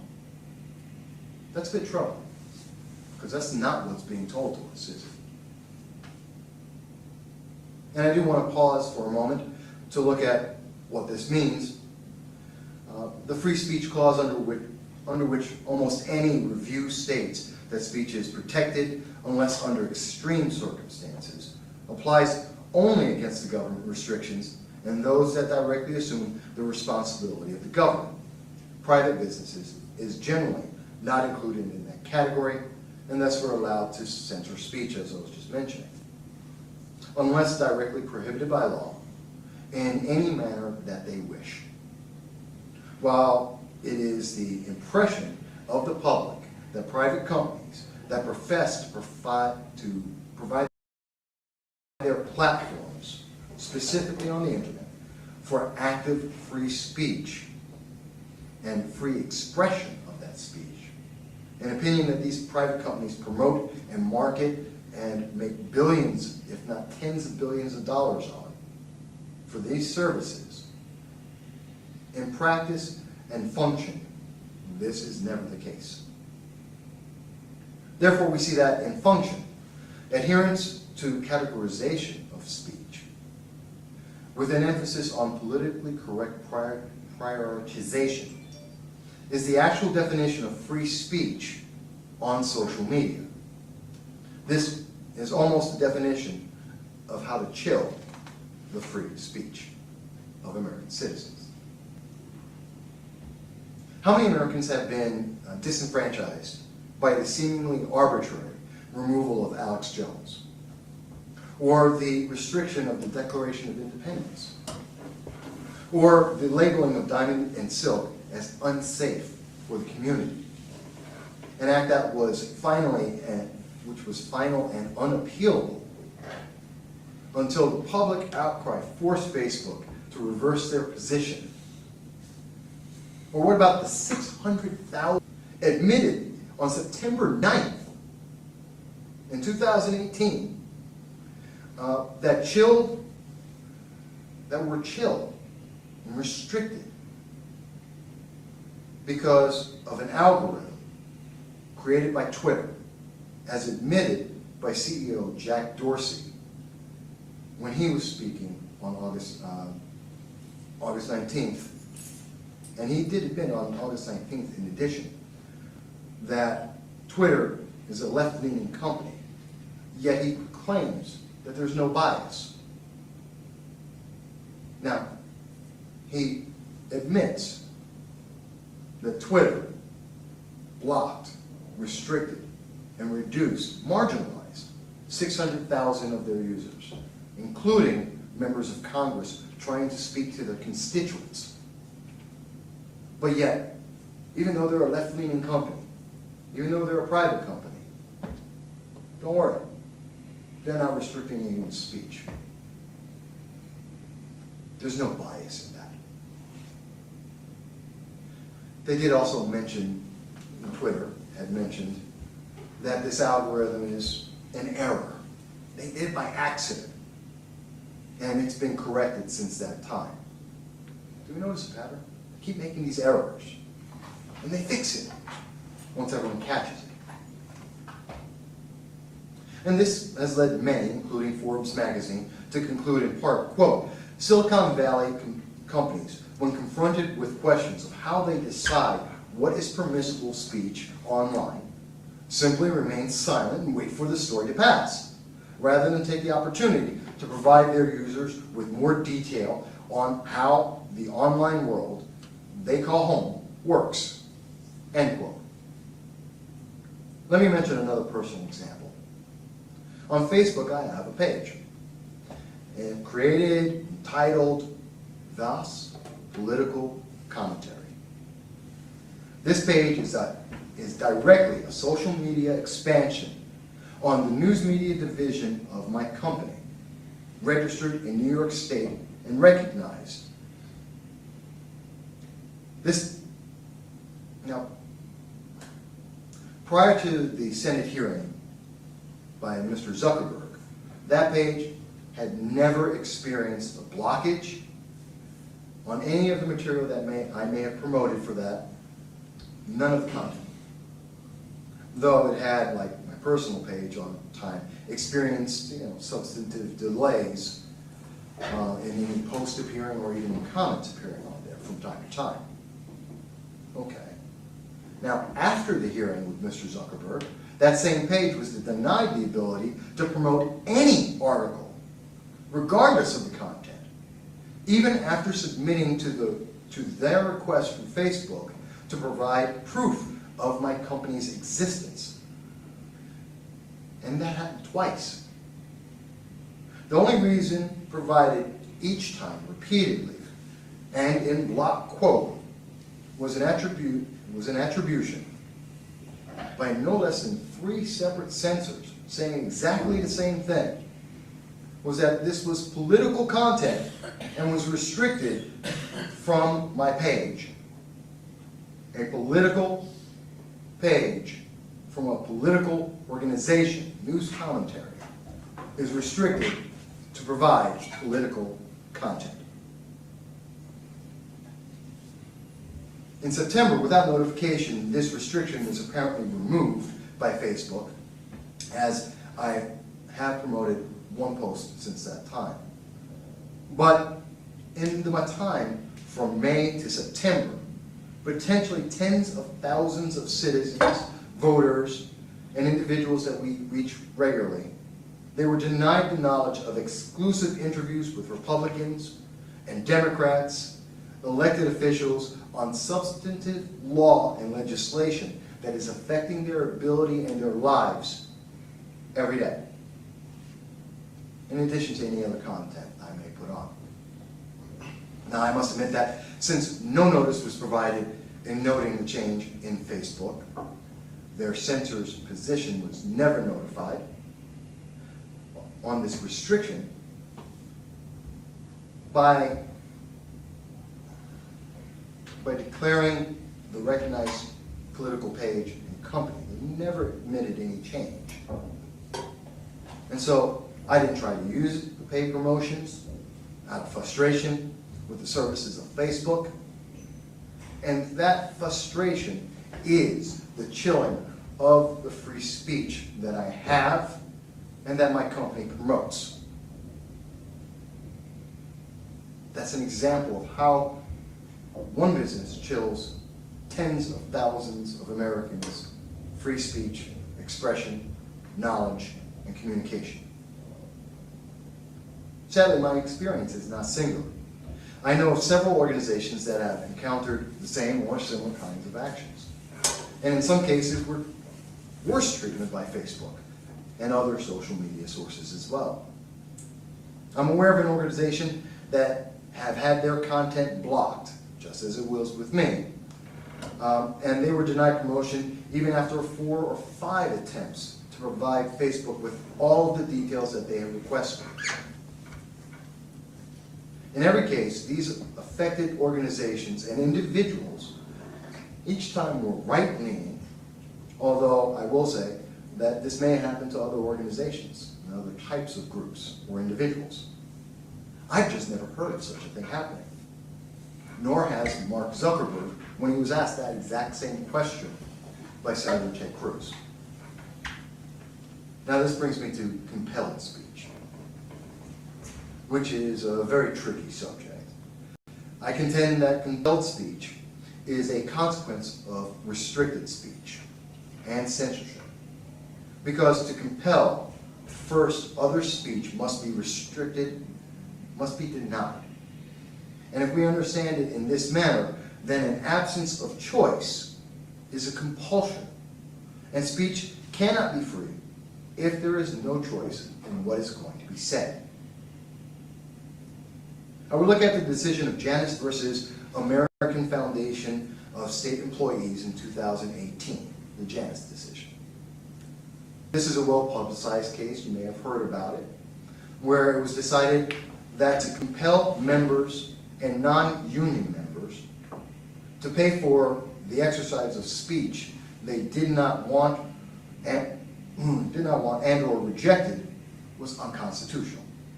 Quote, forcing free and independent individuals to endorse ideas they find objectionable is always demeaning.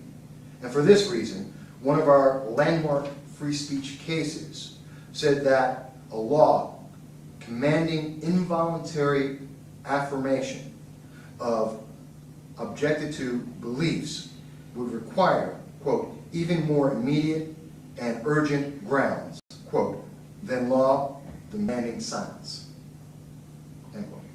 That was Justice Samuel Alito who made that statement.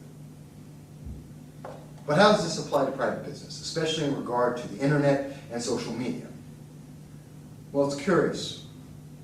Perhaps there's no comment or regulation in the guidelines or terms of use for social media companies that addresses compelled speech. It would be assumed that such language would be difficult, if not legally a quagmire to address if they did attempt it. Yet at the same time, the active and repressive, restrictive speech and prioritization of speech employed by social media companies creates an environment of compelled speech. Let me sidetrack for a second here. Maybe I should have said this a little bit earlier, but speech is thought expressed through some form of medium. Thus, you have art, film, written or spoken word. This is all speech. When we restrict or compel speech, we are invariably and without exception altering thought. That's why it's such a critical and gravely serious issue for our nation. So when social media companies restrict speech, they are altering the underlying thoughts that create the speech. In the most extreme case and expression of this restriction, and therefore compulsion, we are left with little more than mass brainwashing of the public. That is amplified, in my opinion, by the fact that this is done subtly, via algorithms and vague guidelines enacted by self-described politically motivated and active preferences. But coming back to the point, social media companies have admitted actively repressing speech, both by errors that were engineered and created and designed with detailed purpose, and by categorizing and prioritizing enforcement of guidelines that were until recently, and still very largely to a degree, unknown to the public, and only recently ceased, according to what the public is being told currently. The effect is that the public at large is left with persistent and directed thought processes intended to create a specific mindset, because opposition to the only viable option presented has been minimalized and marginalized via censorship. Now, if I have not been clear, let me state that this is purposive. When a company creates specific guidelines internally that repressively censor speech, that is not an error or an unintended outcome. When a company designs and implements algorithms that actively marginalize speech and keeps the programs active until the public attention is focused on that action, that is not an error. The shield of political correctness does not absolve the bad behavior, and in fact is the sword of the attack on freedom. Social media, as it exists today, is not just repressive, but an active force to compel users to adhere to a specific mindset for a defined and partisan purpose. What that purpose or that partisan cause may be is immaterial to the action itself. Whatever we may individually think the goal is of this process, especially those goals we may like, imagine that the goal is inverted to an outcome we don't like. Will we still find that to be positive? The mechanism doesn't change, but suddenly we're faced with becoming the marginalized rather than the supported. And as I stated at the beginning, this violates what I understand and have shown to be free speech, defined by the free speech clause. This brings me to the solution of the problem. As the public has cried out against the censorship and denial of free speech via the internet and social media, elected officials have been listening and waiting. It's not that government has not wanted control over one of the most powerful and universal forms of speech, information and thought. It tried to take over the format several times. One of the most recent times being the SOPA bill, Stop Online Piracy Act. But the public is both unwilling and uninterested to allow such a transition of power. It was a huge outcry. But with the introduction of net neutrality and the errors of Facebook and Twitter, among others, being revealed, public opinion shifted.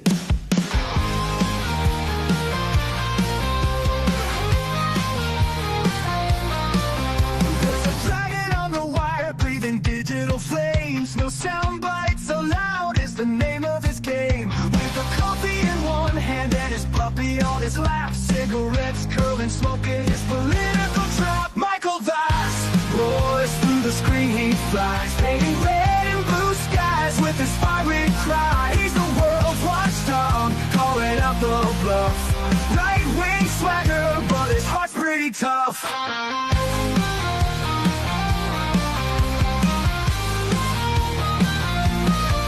He's a Republican dragon with his truthful slight. Fights the battles unseen in the shadows of the night. From policy to passion, he breaks it all down, giving a voice to the voiceless, wearing his crown. Caffeine-fueled mornings, the smoke curls dance. Puppy at his feet, giving life one more chance. Through algorithms and bias, he cuts straight and clear. Michael's roar echoes in the hemisphere. Michael Vass roars through the screen, he flies, painting red and blue skies with his fiery cry. He's the world's watchdog, calling out the bluff. Right-wing swagger, but his heart's pretty tough.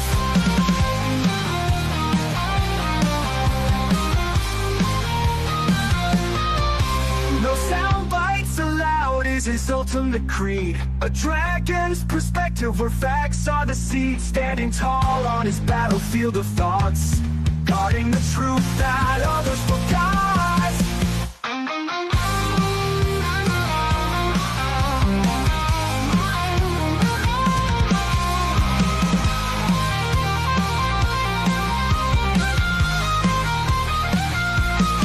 Michael Vass roars through the screen, he flies, painting red and blue skies with his fiery cry. He's the world's watchdog, calling out the bluff. Right-wing swagger, but his heart's pretty tough.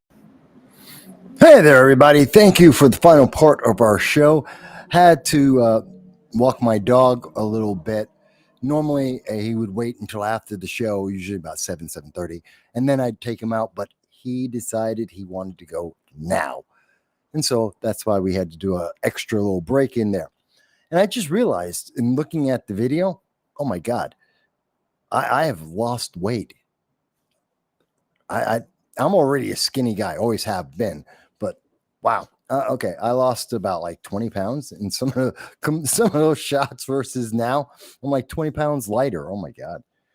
It's not like I have 20 pounds to lose, but okay.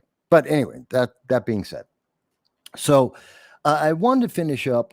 We've been talking about a lot of issues today, and we've been having conversation with you guys, and I always appreciate that. And of course, you can always leave a comment with a super chat or a Rumble rant. We're always happy to have that, and we'll always respond as immediately to those questions and issues. We love hearing your questions, like the questions that we got from Peace Logic about bulletproof vests and whether or not that's legal in New York State, and it isn't. Whether or not I'm exempted as an official member of the press, I'm not. Whether it's a crime, it is, and I could be arrested for it, but yes, that's right. My mic isn't muted. And yes, I don't care. If they want to come arrest me, come after me. Please do. I'll be happy to go to court and fight the passive self-defense of a bulletproof vest. Yes, I own one, and I am not embarrassed about it. And I do wear it publicly from time to time. So I enjoy having these conversations about all the different issues that affect each and every one of us, because it is important. And I do dare anyone, hey, for all the leftists out there, for all the government officials, the elected officials in New York State, Democrats that hate that I am a black conservative Republican for 20 years, holding their feet to the fire, along with the GOP as well. You guys got a chance. If you want to arrest me, come on. I got a bulletproof vest. Arrest me. I dare you. Let's go to court. Let's go to court over that. I dare you. Anyway, that being said, I wanted to take the last part of the show today everyone's been talking about Ghislaine Maxwell. I also want to point out that before I get to that, actually, there's something that's called the Riot Act, or HR 3859. Most people have not heard about that.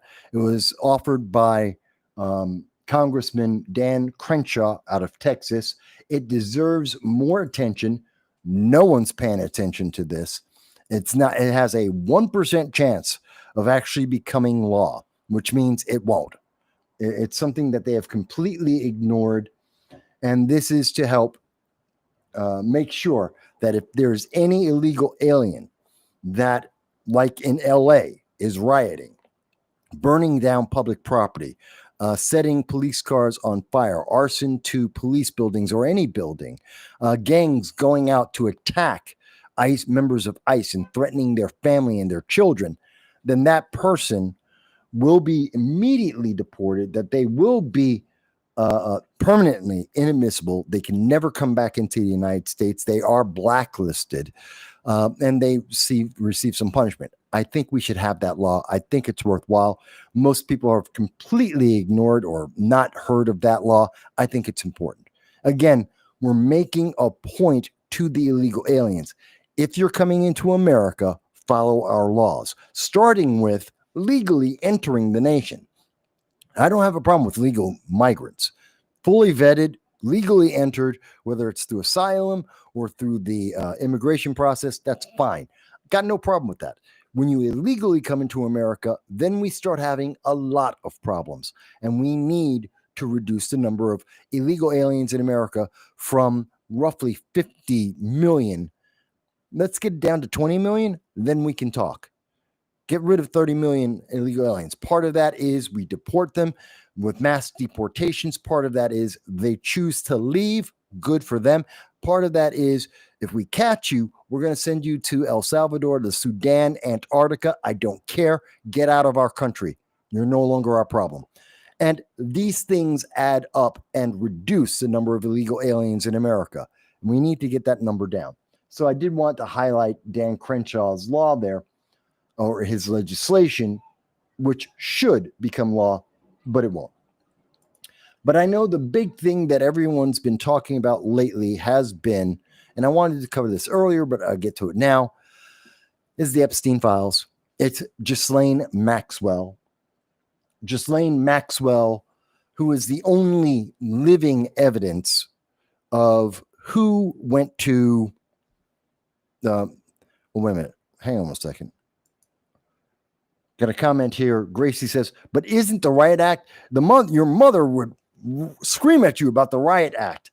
No, that's a different law. Yeah, I know. Dan Crenshaw, part of his problem is he called this law something that already exists. There is already a Riot Act about rioting, but he named this HR 3859. He named it as the Riot Act. It's a dumb idea. I get it was against the riots in LA, the riots we've seen with the autonomous zones across the country, like the defenders of the Atlanta forest, the Chaz and the Chop, which were in Portland, Seattle. I get it. I know what he was talking about, but it was dumb because it already exists. You're right. So that does confuse people, but it is HR 3859 if you want to look it up for yourself. The link will be in the description after the show. Forest Mommy's with us. Hello, Forest Mommy. I know you had your show earlier today. Folks can check it out on, you're on Rumble, and I've been on the program before. Forest Mommy's there. And she comes in and she says, but how will I make my illegal migrant nonprofit salary if I can't traffic them here? I'd like to have that challenge. You know what? I'd rather have the challenge of not having child slavery in America as it exists in California, as it is being defended by Democrats. They want more child slavery. They want more illegal immigrants, more unaccompanied minors working in commercial farms in California. I don't. But, you know, that's me as a Republican, as a conservative. I'm against that idea of child slavery. I don't want children picking marijuana like my ancestors were picking cotton. I have a problem with that. It just doesn't, It may be like poetry, it may rhyme, but I don't think we should do it again. It's still a crime. But that's me. Thank you for that. So, Ghislaine Maxwell is the only living evidence we have at this moment of who went to Epstein Island for what reason. And I know the media right now has been absolutely focused on the idea that, oh, Donald Trump, he's in the file. Donald Trump's in the file. Did we tell you that Donald Trump is in the file? No kidding. I mean, everyone knows that. So is Bill Clinton. So is Elon Musk. So is everybody who was famous and or important from the 1980s. Oh, God, there goes my camera again. The 1980s until, God, the 2000s. Let's see if that reset it. No, that did not. Hang on one second. It's my camera again. Yes, I know. New York weather is tearing it apart. Bear with me. Let's try this again. Oh, my God. I'm telling you, my equipment's... There we go. My equipment is so old right now that it overheats, and it's not like I have air conditioning or anything. I don't have an air conditioner. It's like super humid right now and hot. I don't have an air conditioner. Nothing I can do. I need to get new equipment. That's it. And I don't have $3,000. But you can donate. You can join the Patreon. It's $1.50 a month. That'll take a while, but it'll get me there. Or you can go to PayPal. You can make a donation. Or you can go and buy a mug over on Zazzle or a T-shirt. Some of that stuff. Whatever you want to do, folks. But all I ask for is a like, a share, and subscribe. Anyway, moving forward. So, Ghislaine is the only one. We know that Trump's in the file. Everybody's in the file. Everybody. If you were important in politics from the 1990s, hell, the 1980s until roughly the mid 2000s, you've been photographed with Epstein. You've been invited to various parties with Epstein. You're in the Epstein file. Everyone is. All the politicians are. All of them. And he's donated to Democrats like crazy, to donate to Republicans as well. So they all are connected to him. And there's someone in all of those files. So that's fine. By the way, thank you, Peace Logic, for the super chat, the $4.99, saying thank you for the hard work. I appreciate it. Thank you. Thank you for being part of the audience. You make a difference. You really do. And I thank you for the questions you ask as well. So the question isn't, is Donald Trump in the file? The question isn't, is Bill Clinton in the file? We know he is. We know the photographs. We know he's been to the island. He's got photographs with him and Ghislaine Maxwell on the plane on the island. We know that. The question is, what did you do? What did these people do on the island? Were they there for a business trip? Were they there for pleasure? Did they know what was happening on the island? Did they go there once or 15 times? Because if you went there 15 times, I think it's incredulous to say that you didn't know what was happening on that island. If you went there once and they were there for a business trip, yeah, maybe I could believe that. You were there 5 times? I don't know that I believe that anymore. 15 times? No, you were part of the activities, and therefore that's a problem.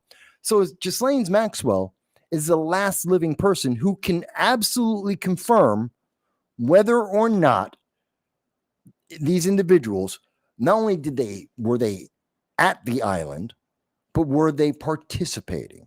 Was she part of the staff that were facilitating and making it possible for some of the child slavery, some of the abuses that occurred on that island? She's the only living person who can absolutely tell us, other than the abusers themselves. And they're not coming forward. You're not hearing any of them volunteer their names. They're hiding. And yes, we have Republicans and Democrats in the establishment that have been hiding them all, which is a problem. Now, two people who apparently are not part of the establishment and who are not trying to hide this or hold this back, because we've seen Democrat judges that have denied releasing any information. We've seen Republicans not vote in Congress to release any of the information. Democrats don't want to release it any more than Republicans do. But Democrats will use this to get money and say, see, those Republicans, they're evil. Donald Trump did something wrong. They have no evidence. And they don't want any evidence because they know some of their people are on that list. Some of the high-profile politicians, we are very sure, cannot guarantee that, but very sure they're in there too. So they will use this to their advantage. They will pretend like they really care, but they're not advancing this either. But there are two people who are. Thomas Massie, Ro Khanna. And Ro Khanna is not one of my favorites in Congress. Thomas Massie, who I do like sometimes, some of his issues I agree with, some not. He's basically a Republican he's basically a libertarian wearing a Republican suit, which is, I can live with that. But they have a disagreement. They were just on NBC News, and they were speaking about the question that a lot of people are asking. Donald Trump has suggested that he may pardon Ghislaine Maxwell if she will testify and point out the names and say, yes, this person's on the list, but they were there for a business trip. This person was on the list because they came to diddle with the children. Big difference. And so she can give us that evidence and show us in the reams and reams, literally trucks of data, and say, here's the evidence. This person was here to do X, Y, and Z, that they were going to commit a crime with children. So the argument from Democrats and Ro Khanna is no, she should be in jail for life and no escape, and we're not going to give her anything. She'll either tell us or she won't tell us, and she gets nothing. And she should be in prison for the rest of her life. Thomas Massie is saying, oh, no. If she will give us the information and it's verifiable and it's true, yeah, we can give her some time off. And Donald Trump has suggested, let's give her a full pardon. Let me address the pardon part before I go into the conversation about Ro Khanna and Thomas Massie. Donald Trump isn't wrong in his thinking. And I know a lot of people go, but wait. We shouldn't give her a pardon. Why would we give her a pardon? Well, we give her the pardon because anytime, if she has a pardon, she must always tell the truth. She must give up the information. She cannot protect herself. She has a Fifth Amendment right not to incriminate herself. Every American does. Even if you're a criminal, you have a right to not incriminate yourself. That's the Fifth Amendment. Taking the fifth means I will not say something that will cause me to go to jail. Even criminals have that right. It's a basic tenet of the United States. But if you have a pardon, then you do not have a Fifth Amendment right. See, if you are pardoned, you cannot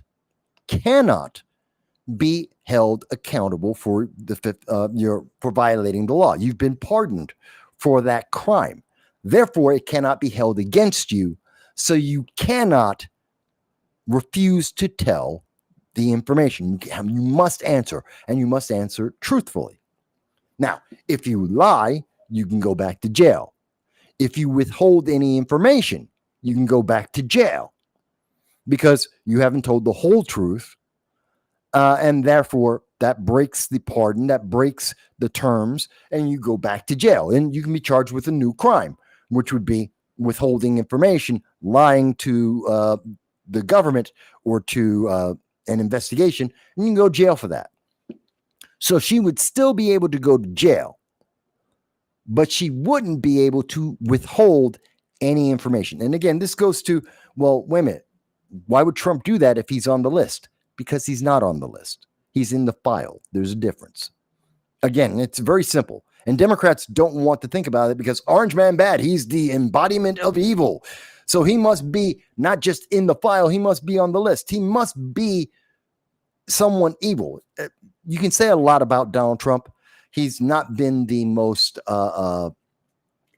monogamous person in the universe, which is neither here nor there. There's very few politicians that are monogamous, to be honest. But let's be honest about this. Donald Trump doesn't target children. He targets strippers, sure.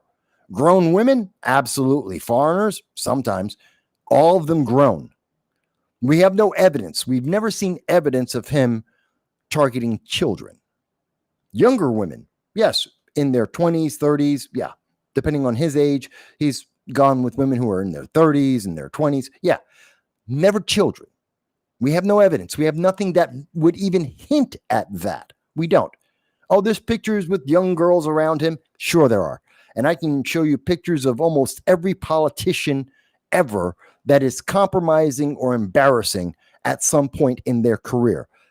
And the more that we've gotten into the social media generation, the more photos that are embarrassing and or compromising of various officials. Have you looked through all the photos of AOC when she was in college and when she was bartending? There are dozens upon dozens of embarrassing photos. So just because there's a photo that looks bad doesn't mean that it's not evidence of anything. That's just a photo. It's out of context. That's what we need Ghislaine Maxwell for. She puts these things in context. Now, do I want her to get a pardon? No. I think she should. I think personally she should serve the full term. But if that's the case, well, here's the question: what's her motivation? If she's going to spend 20 years, which she's been charged with, and she's not going to get any time off, what's her reason to do anything to help put other people in jail? She's just going to make a bunch of political enemies who may be able to use their influence to try and target her during the 20 years she's going to be in jail. And, it does a couple of cartons of cigarettes and someone will shiv you in the middle of a shower. That's just a fact. That's a reality in our prison system. No matter high end or low end prison, you pay someone enough money, you can have a prisoner who's not going anywhere for a long time. They'll shiv someone. This happens in our prison system on a regular basis. So that's a problem. Hang on one second. We've got a bunch of bots that are trying to jump into the system. I'm removing them. So it's basically, you have to give her something to get something. We have to give her something so that she will positively respond, that she will, of course, give us the information and be truthful. That's the hard part. How do we know she's telling the truth? Because Dow says perjury. She would be charged with perjury if she gave false testimony in the face of the pardon. Right. So we still have a way to punish her. But again, we have to motivate her to do it because she can just say no. Now, does that mean limited immunity? Does that mean full immunity? We can debate that. That's a conversation at least to be had. So I don't think Trump is absolutely wrong, although I don't think a full pardon would be correct. Maybe a commutation of part of it. The difference is if you get a full pardon, it's as if the crime never existed. A pardon eliminates the crime itself. A commutation can reduce the crime.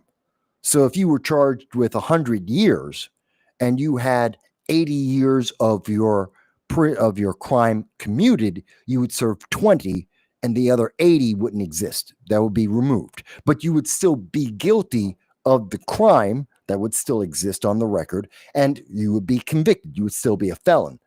A pardon wipes that out. You aren't a felon anymore. The crime doesn't exist anymore.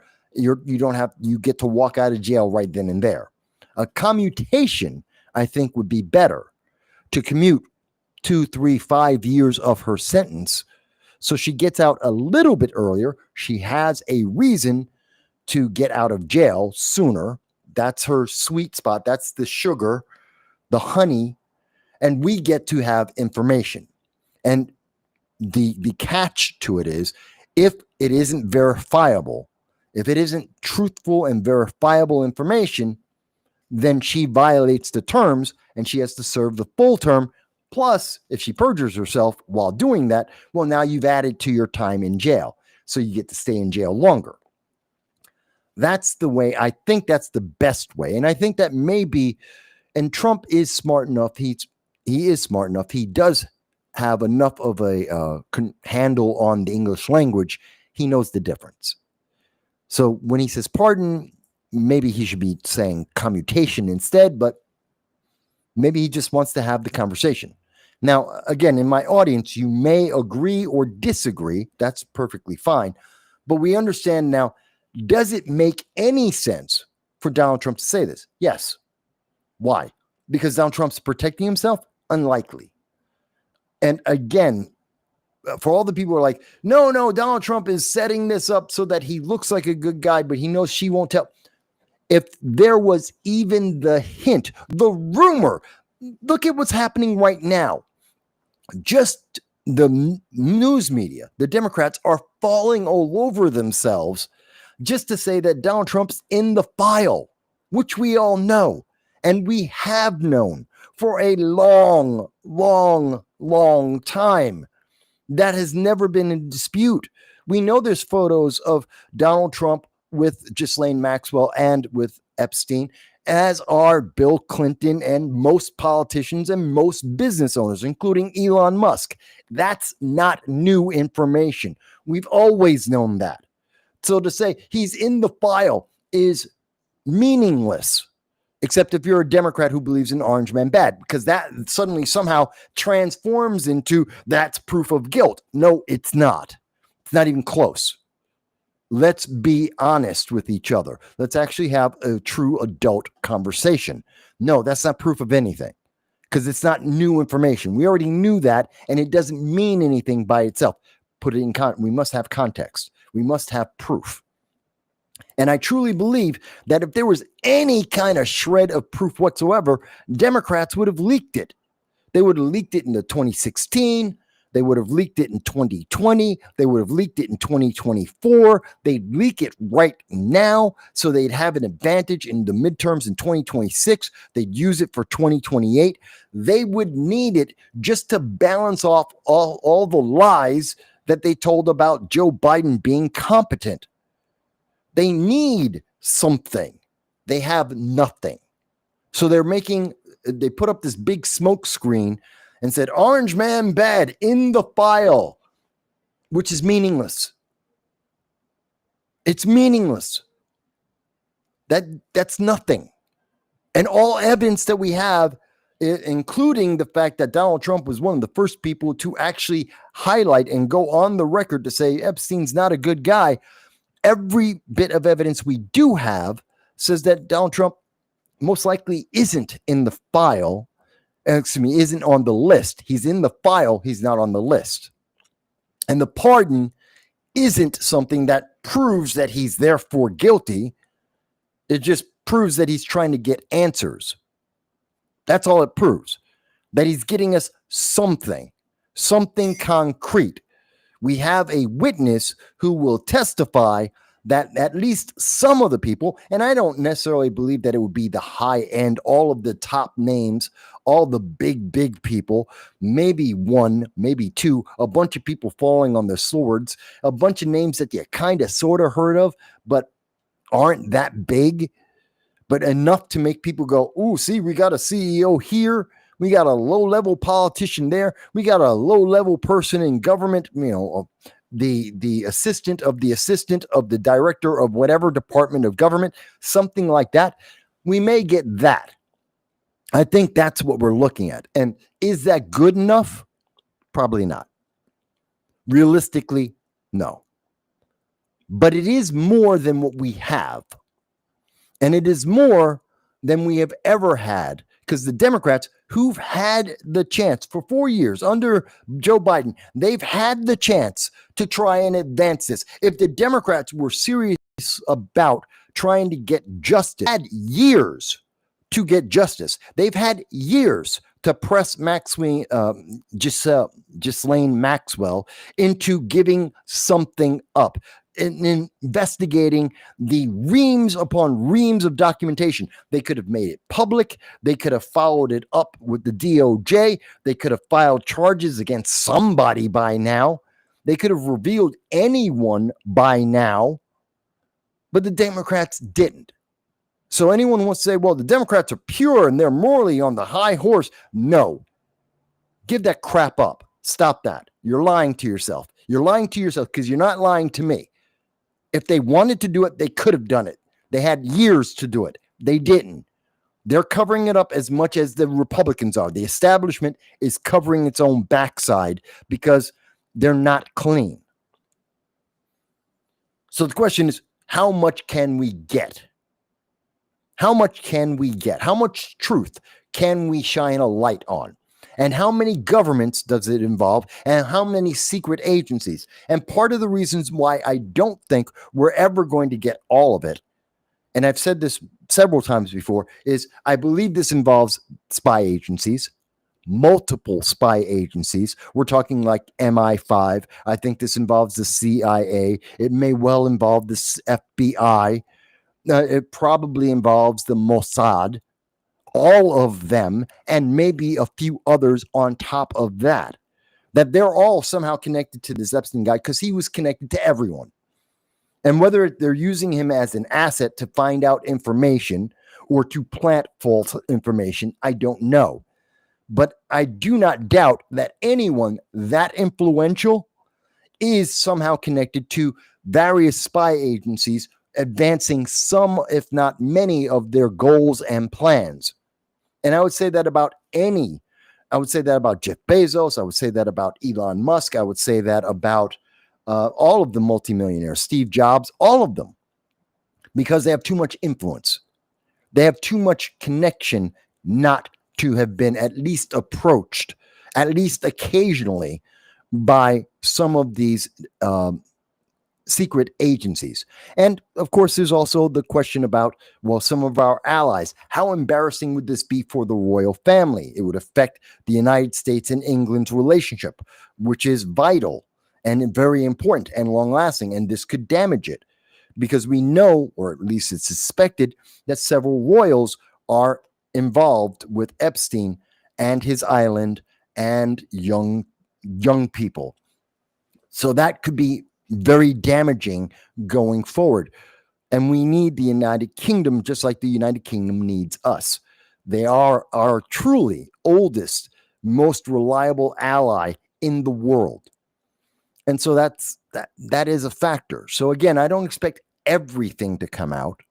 I don't think that we'll learn that the royal family, if they're involved, how deeply they're involved. I don't think that would happen. I don't think we'll find out that the FBI, the CIA, MI5, and Mossad were all using Epstein at different points in different ways as an asset. I don't think that'll come out. I don't think that, and perhaps it shouldn't. We don't know. Maybe Epstein was connected to terrorists as well. Maybe. And maybe that influence was something that we used to stop mass murder. Might have happened. Again, doesn't justify what he did, but it means that not everything should be made public. Maybe. And not everyone will agree. But I want to understand that. So should Ghislaine Maxwell get a pardon? No. Should she have part of her sentence commuted? Yes. Does that make sense to me? Yes. Can we get some of the people and have them punished for the crimes they've committed? Yes. Will we get all of them? No. Let's be realistic. This channel is about realistic, real politics, real world consequences. We're not going to get all of them. I wish we could. We're not. And I'm not lying to you for ratings, for eyeballs and clicks to suddenly go, we're going to get them all. No, we're not. No, we're not. We're going to end the swamp. It's going to be drained. No, it's not. No. Doesn't happen in one. It's not going to happen in one switch. I wish it would. I wish it could. I'd like to be proven wrong. I'm not. You know it and I know it. The people in power around the world know this. The question is, who is going to be given up? How high a level will it go? That's what's in question. That's the real question. How high will it go? How many will be found out? And maybe it's enough. Maybe that is enough. Maybe not. So when I say, and what I'm kind of in the middle of Thomas Massie and Ro Khanna on this issue, because I'm not just making it up. Because here it is. Massie told NBC News, quote, he told Meet the Press that whatever they need to do to compel Ghislaine Maxwell's testimony, as long as it's truthful, he would be in favor of it. So he's in favor of even giving a pardon if that means we get the truth, we get context, we get proof, and we get at least some of these people arrested and tried as they should be. And Ro Khanna, for his part, says, no, he's absolutely against this. He believes that he does not believe that Maxwell should be pardoned or have her sentence commuted, that he is concerned, quote unquote, that she meet with Deputy Attorney General Todd. He says, quote, look, I agree with Congressman Massie that she should testify, but she's been indicted twice on perjury. This is why we need the files. Okay, but Ro Khanna, you're not giving anything. She has no reason to do that. The question isn't she's been convicted on perjury. We know she's been on perjury. That's why we need the files and her testimony. We need her testimony to put context to the files. It's not enough to say someone went to the island 3 times. Why did they go to the island? What did they do? Did they go there once or twice or 3 times on business trips? Because Epstein did have a business. Were they there for official business? Maybe even talking with other businessmen and women and actors and politicians, and they were there talking with them? Or were they there and they used the business trip as an excuse to mess with children, to break the law? Which one?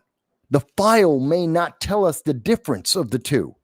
The file may say that people like Bill Gates went to the island 17 times.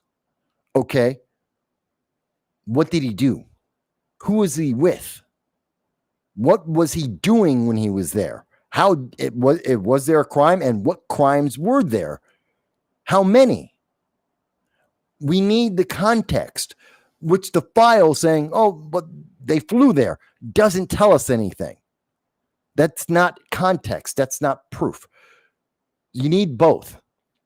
And Ro Khanna isn't giving, he's actually doing what Democrats are doing, what the Democrat judge did in saying that he's not going to give up the grand jury testimony, that he's not going to release that. The federal grand jury testimony is not being released to the public as President Trump has requested. Again, why would Trump want the grand jury testimony released if he was on the list? Not that he's in the file. Of course he's in the file, because he's on the list. He wouldn't do that. And it's the Democrat judges that are saying no. Democrats are preventing this from moving forward. So just as much as, and Republicans are too. So they're both sides are preventing this while both sides are trying to say, oh, I'm innocent as and pure as driven snow. No, none of you are. Snow isn't that pure, by the way. So don't try and say that. So Ro Khanna is playing both sides here. He wants to be this virtuous guy who's doing the right thing as he's actively preventing the truth from coming out. Because Ghislaine Maxwell has no reason to work with Ro Khanna. She gets nothing. There's no benefit. And so why is she going to tell anyone? That would just endanger her life. Her enemies list would grow even bigger than it already is. She's more likely to die in prison. Again, someone shivving her in her back or suddenly having a suicide. She may self-delete. And that's more likely to happen with Ro Khanna than it is with Thomas Massie. Getting a partial commutation. She gets 5 years knocked off, so she's got to go 15 years instead of 20 years. Is that perfect? It is not. Is it a good answer? No, it's not. Will that give us more information than we have? Yes. I know people are going to be upset by this. It's not, maybe not the fire and brimstone that everyone would want, but I'm trying to be honest with you. I'm not playing the eyeballs clickbait stupidity game. It's not going to win me fans, I know. But it's the truth. It's realistic. It's honest. This is the real world. So let me go to some of the comments here. Oops. No. There I am. All right. Let's go to some of the comments. John asks, can we stop this? Can we stop these kind of activities going forward? The honest answer, no. No, we can't. We can't guarantee that. I mean, think about it. We have child slavery happening in California right now, and no one will call it child slavery. When children, underage children, even by California law, children too young to be on a farm that are not accompanied by their parents are on a farm picking marijuana just like they could have been picking cotton. Yeah, that's child slavery. That's what it is. We use different words nowadays. Oh, well, it's human trafficking. No, it's child slavery. Call it what it is. And it's being defended by Gavin Newsom. It's being defended by Democrats who want open borders, who want to keep the illegal aliens in America, who want to absolve those illegal aliens of the crime of entering America illegal. They're trying to stop mass deportations. That's enabling slavery. The mainstream media doesn't say that because they have an agenda, because they want Democrats to win in 2026. They want Democrats in power. They agree with this agenda, but call it what it is. It's child slavery.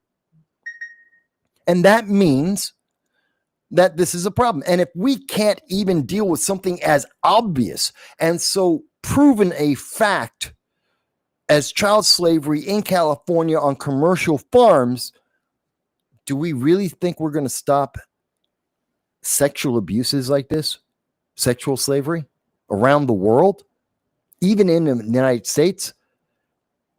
I hate to say it, but the honest answer, John, is no. We can't stop it. We can maybe limit it. We may restrict it. We may stop some of the people who are at the top, the big power brokers out there. We might stop some of them, scare them into hiding, scare them into not doing this anymore. Maybe that would be a result. But to stop it forever? No. Can we make it harder for this to happen again? Maybe. We might be able to make it harder for politicians and businessmen and elected officials in Hollywood from being able to do this in the future. Maybe. But again, that requires context. And the only person who can provide us context is Ghislaine Maxwell. And she has no reason to do that if you're listening to Ro Khanna, the Democrat. Democrats are they're trying to give her zero reasons to actually provide the context we need. That's a problem. Democrats are playing both sides. They're the good guys and the bad guys at the same time. Thomas Massie, I will say, is actually being the good guy. He's saying, give me the information. I want to get as many people as possible. He's a good guy. He's not worried about pissing people off. Ro Khanna is. Ro Khanna's playing politics. Democrats may not like that. It's the truth. He's not some knight in shining armor. He's not. Dow says, U.S. Senate has reintroduced the Kids Online Safety Act after successful passage in the UK. Shorthand, digital identity verification, registry, social credit scoring, and censorship. I do not agree with the Kids Online Safety Act. The government micromanaging who gets to have access to what isn't the answer. You can always circumvent that. You can always hack in. You can fake credentials. It's online. People have been doing it for decades. It's not new. What it does do is give more information to the government that they don't need. It does give the government more access to your private life. It does allow the government to pick and choose what you can see. It is one step closer to censorship, and it is authoritarian. I do not agree with the Kids Online Safety Act. Not because I don't want to protect kids. I don't think that's the way you protect kids. I think private business can put up restrictions better than the government can, with higher standards than the government has, that will protect kids more. And the ultimate shield for kids are their parents. Parents protect kids, not government. But that's just my way of looking at it. Not everyone will agree. Again, if you disagree, I respect that. By the way, user has been banned. Good to see you. I can understand. If you don't agree, I can respect that. We can disagree on this. Like anything else, we can disagree. But tell me why. I'm telling you why I think what I think. And I'm taking the risk. I may lose some of my viewers over this. Because I'm not like, oh, put them all on a stake and burn them right now, and that's the only answer. That's not realistic. I'm willing to be honest with you guys. To give you what I honestly, truly believe and what I think we can and cannot truly achieve. Because you deserve to have honest answers. Rather than getting blown smoke at your, wool over your eyes, lying to you.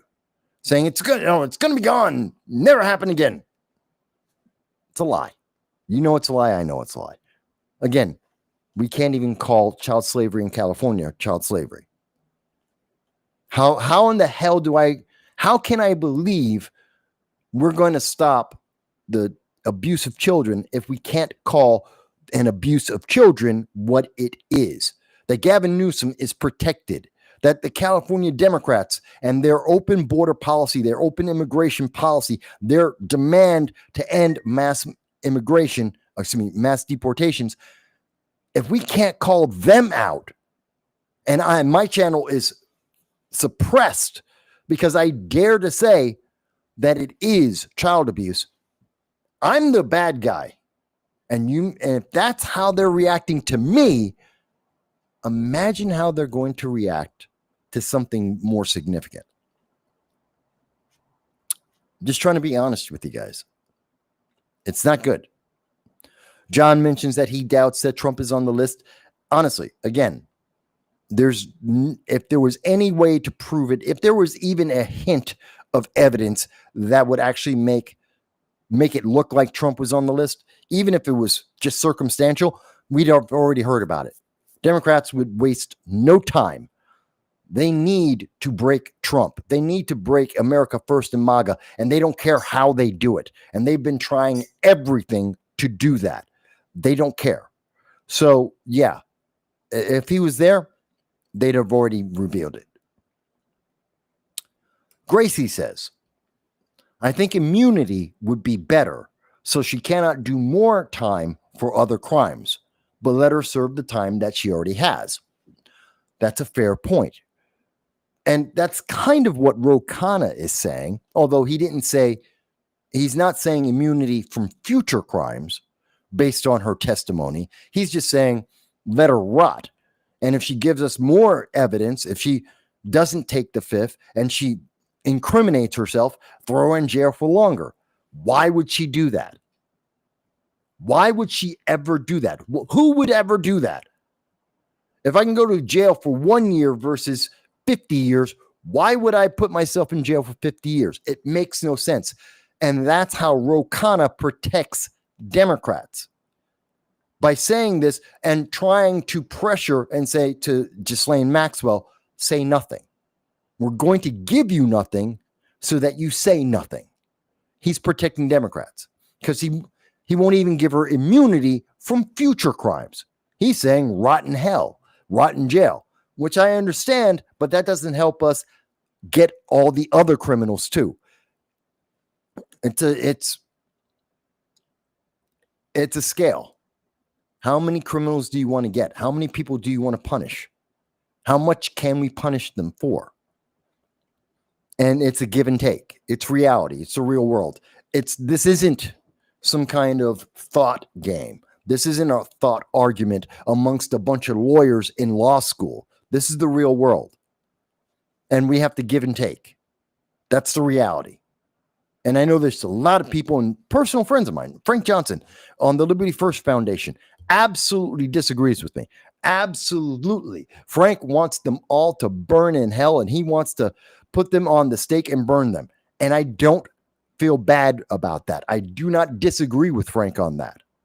But I understand we don't get anyone else without offering something. There's no incentive. We're never going to get anything more.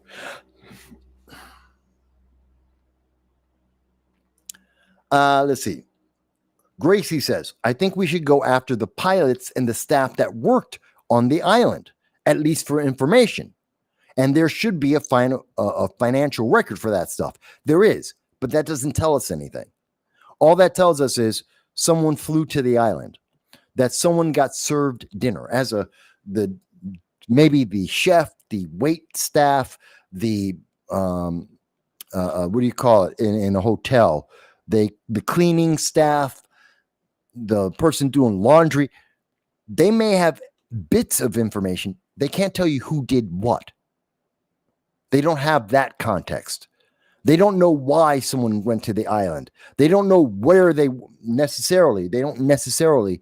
I mean, if they eyewitness something, fantastic. And that would be good. And maybe they already have. Some of these people have been spoken to. There were investigations. There had to be investigations to get Ghislaine Maxwell and Epstein in jail in the first place and to be on trial. So we do know some of them have been questioned already. But the questions, at least apparently, did not lead to names. These people don't have the information we need. They don't have their finger on the pulse. They can say, this person got on a plane. This person was in a hotel room. This person had dirty sheets. They weren't there. They don't apparently, they don't have the bloody knife. They can't give us the absolute proof. Maxwell can. So I understand what you're saying, but that's the problem.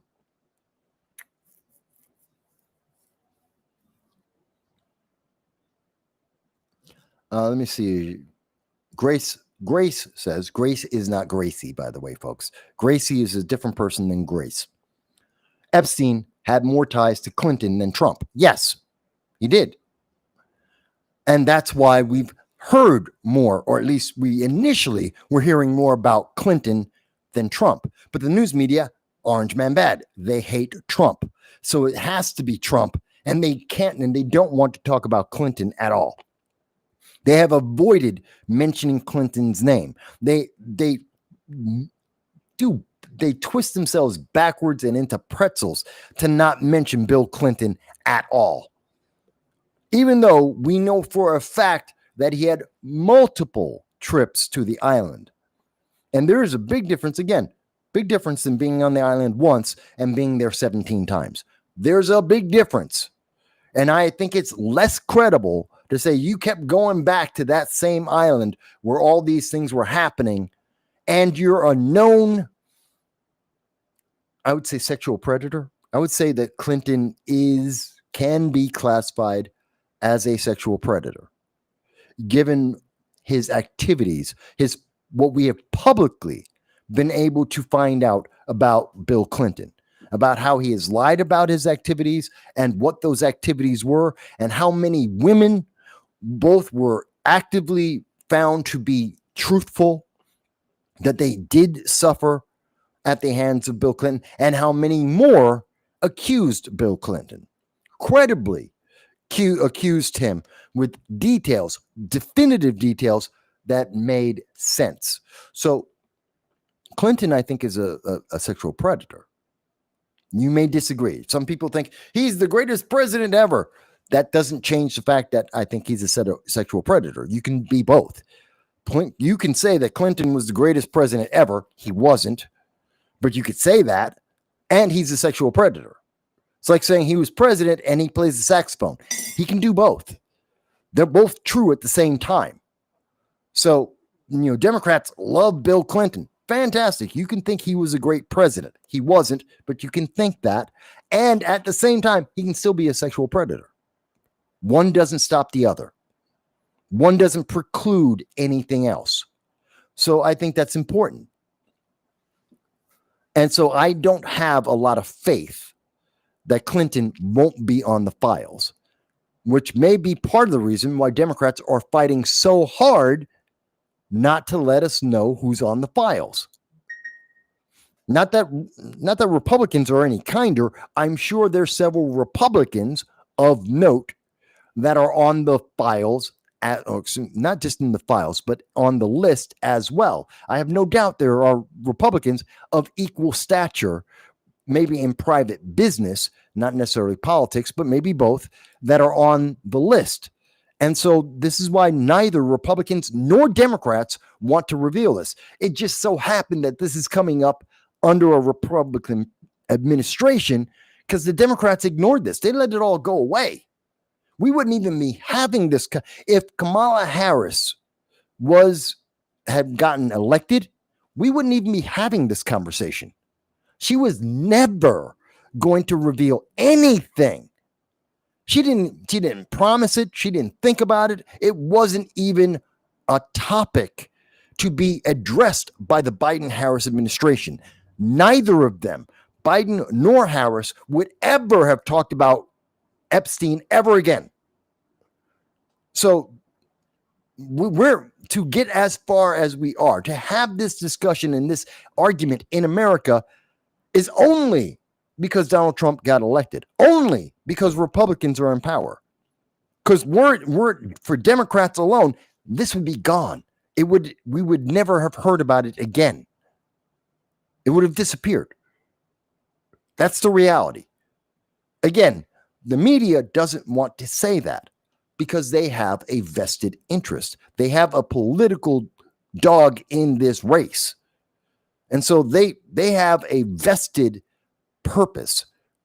They want to target Trump, but they don't want to target any of their people. They don't want to damage the establishment, both Republican and Democrat establishment in government. They don't want to touch that. They don't want to piss off the big CEOs and billionaires in the world. They don't want to touch them as much as possible. They don't want to step on the toes of various spy agencies that I believe are involved. They don't want to touch on the toes of foreign governments.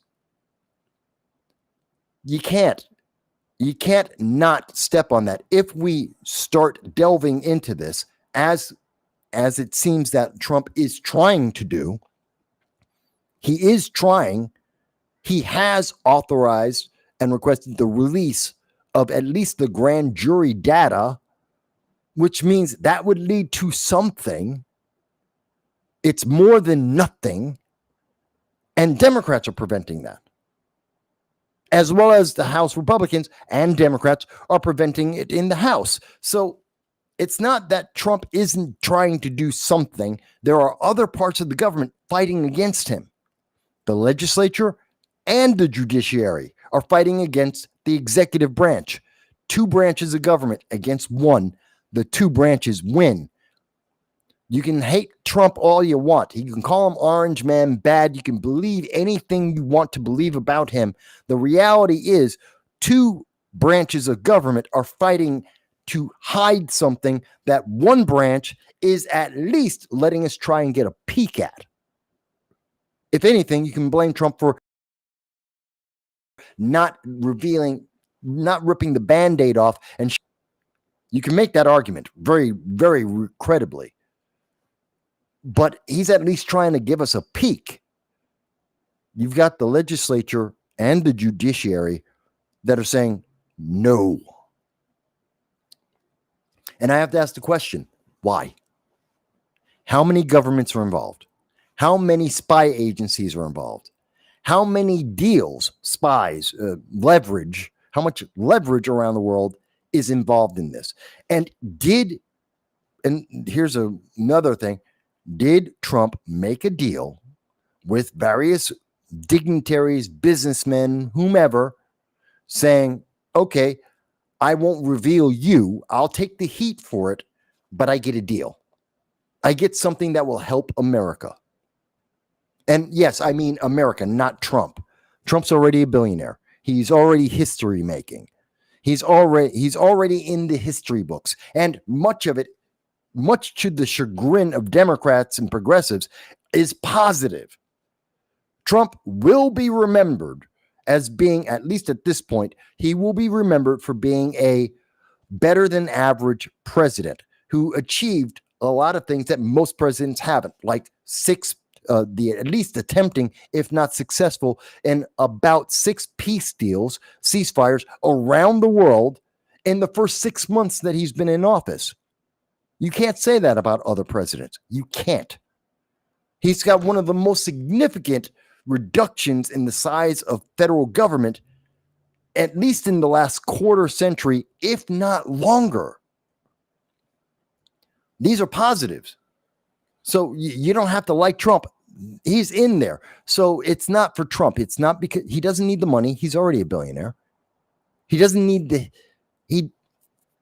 yes, he has a big ego, but he doesn't need this for his ego. His ego is being fulfilled with being president and everything else that he's doing. The fact that he might get nominated again for a Nobel Peace Prize, and he might actually win. He's already got his ego stroked. He went to Scotland. He's playing golf, and the EU president ran over to Scotland to make a deal with him. He's got his ego stroked. He doesn't need this for that. I know it makes the conspiracy theories on the left need him to be desperate. He's not. There's a lot of faults you can point at with President Trump. Desperate isn't one of them. Let me see the comments here. Joel says, Clinton, it all comes down to the definition of what is ridiculousness. Yeah, Grace says, I believe Epstein visited Clinton in the White House. Possibly. I wouldn't be surprised if Bill Clinton was as common a guest at Epstein Island as we have been led to believe, if he was partaking in the criminality at the island as we have been led to believe may have happened, then I wouldn't be surprised if Epstein had leverage, a lot of leverage, on Bill Clinton, both as president and afterwards with the Clinton Foundation. And we know, or it seems to be, that Hillary and Bill Clinton had a at least tacit agreement that they both could do whatever the hell they want as long as they don't get caught. Because it was an advantage for both of them to be able to do whatever the hell they wanted and not get caught. They're politically together, they're far more powerful than individually. People hate Hillary. They love Bill. Bill is seen as a wonderful, warm, empathetic figure, even though he has a hell of a lot of flaws, and we know he's none of those things very often. He does that as a great act, but that's not who he is. And Hillary, well, she can't even pretend like she's a pleasant human being. She's not. She's repugnant. She needs Bill. But Bill needs Hillary because people are terrified of Hillary. Most people in politics, most Democrats, they're not terrified of Bill Clinton. They're terrified of Hillary.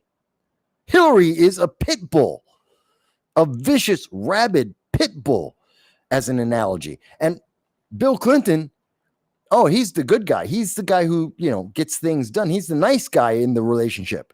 Together, they're a power couple. Separately, they don't get anything done. So they had what seemed like a tacit relationship where they both did things like Huma Abedin for Hillary. That was a special kind of relationship. And Bill Clinton, well, we know he had all kinds of special relationships. And they didn't care as long as they didn't get caught. So I don't doubt that Epstein went to the White House. I don't know for Bill Clinton. I don't doubt it. Joel is funny. He says that they're only afraid of Hillary when she's off her meds. I can't tell the difference between when she's on them and when she's off them. Was she off her meds when she said, "What does it matter?" When she was talking about the death of an ambassador and 4 Navy SEALs, the destruction of a U.S. embassy because she didn't do her job? Were we supposed to think she was off her meds when she decided to bleach her, literally, physically bleach, like literal physical bleach on her private server in her house as she beat it with a hammer and bleached it and hid 30,000 emails that were subpoenaed evidence that if you did that, we go to jail. Destruction of subpoenaed evidence, we go to jail. She got kids' gloves. No one cared.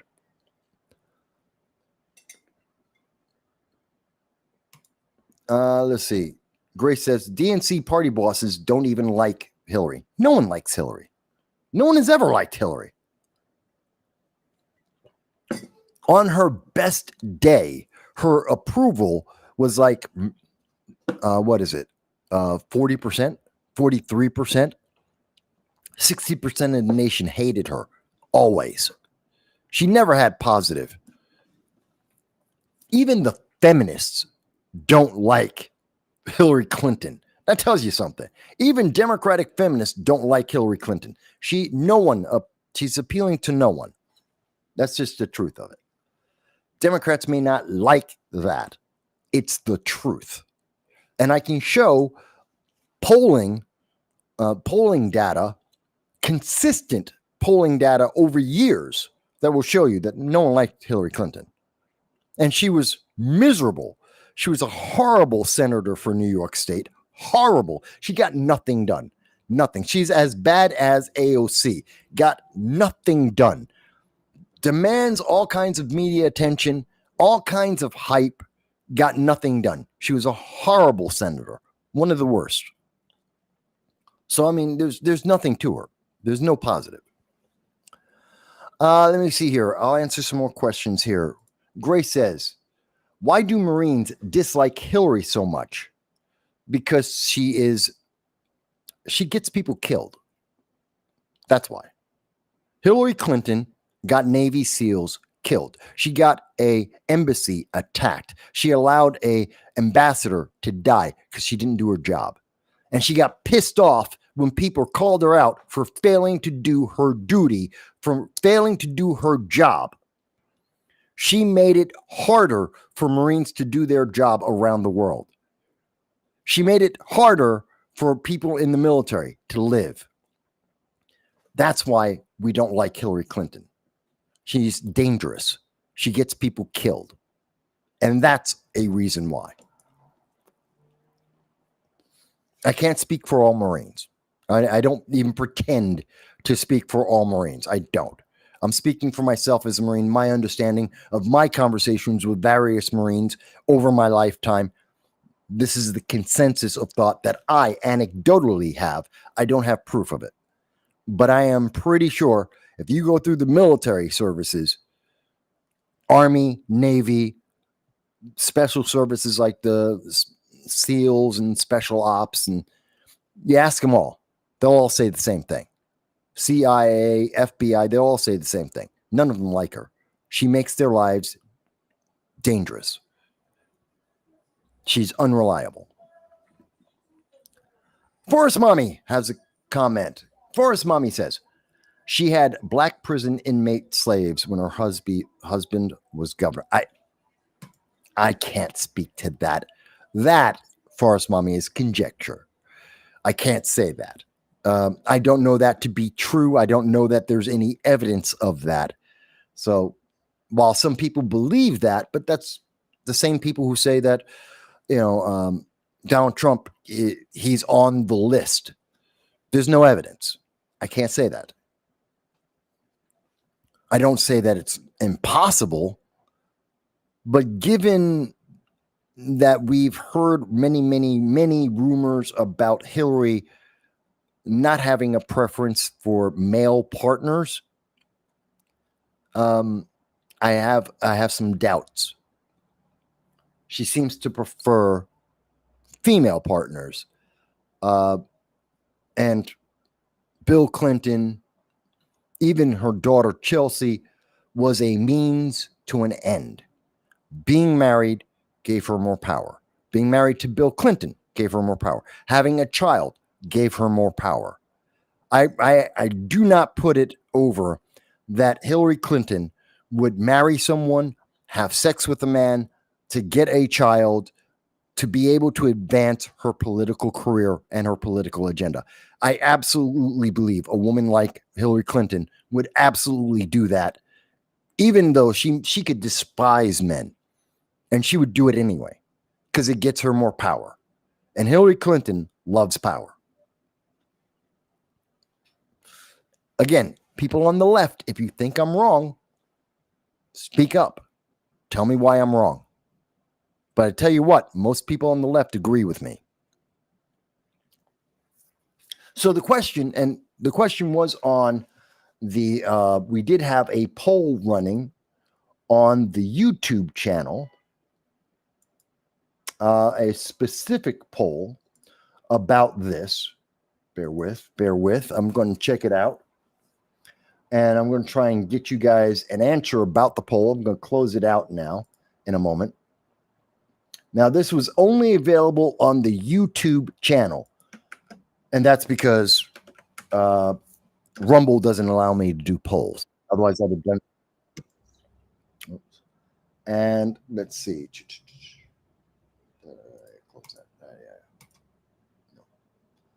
So let's see. I'm going to end the poll. And here are the final numbers. So the question was, so far, U.S. has backed the United States, Donald Trump, has backed 6 ceasefire deals. 3 of them are still being worked on. That would be the Ukraine, that would be Israel, Hamas, and it would be Thailand and Cambodia. Those are being worked on as we speak, but otherwise, 3 others have been, which would be India and Pakistan. That would be the Congo, and God, I can't think of it right now. Okay, but 6. Anyway, does Trump deserve more credit? 37% of those who took the poll said, yes, he deserves more credit and a Nobel Peace Prize. 37% said, yes, Donald Trump deserves more credit in general. 25% who took the poll said America shouldn't be the world police, which I can agree with. And no one, 0%, said that the answer is he deserves no credit whatsoever. Orange man is bad always. 0% took that option. So, and that's probably because I have 0 leftists that actually watch. Well, that's not true. I got lots of leftists that watch the channel. They just don't comment a lot unless they're telling me that I'm evil, unless they're, attacking me, unless they're a troll. The leftists that I know, there are many Democrats that watch the show. I know that there are many leftist politicians that watch the show. They just don't comment publicly because they're afraid to. Literally, they're afraid. They'll watch the show. They'll talk to me afterwards about it, but they won't publicly make comment because usually they agree with me. You'd be amazed how many politicians I talk to and have talked to over the last 20 years that privately they think I'm right. They will denounce me or they will avoid me because they can't be seen agreeing with me because I'm they consider me too much of a right-wing radical somehow. I'm too much of a MAGA person, so they can't be seen. Even some members of the GOP, they're afraid to be seen because I'm considered too outspoken. You'd be amazed. You'd be amazed the private conversations some of these politicians will have. And yes, I have private conversations. Even though I'm a member of the press, when I'm off the record, I'm off the record, which is why you never hear me talk about these private conversations I've had and have with various politicians and political figures, because off the record is off the record.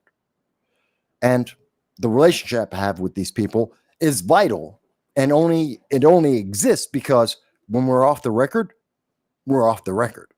And I won't reveal their sources, and I won't tell about what they're telling me privately as a person. It's, again, there's a balance. The things that are important, I try to bring out to the public. The things that are told to me privately for various reasons are private. You'd be surprised, though, how many elected officials that are on the left, the center, call themselves moderate or extreme. You'd be amazed how many of them agree with me. You'd be surprised. Let me see here.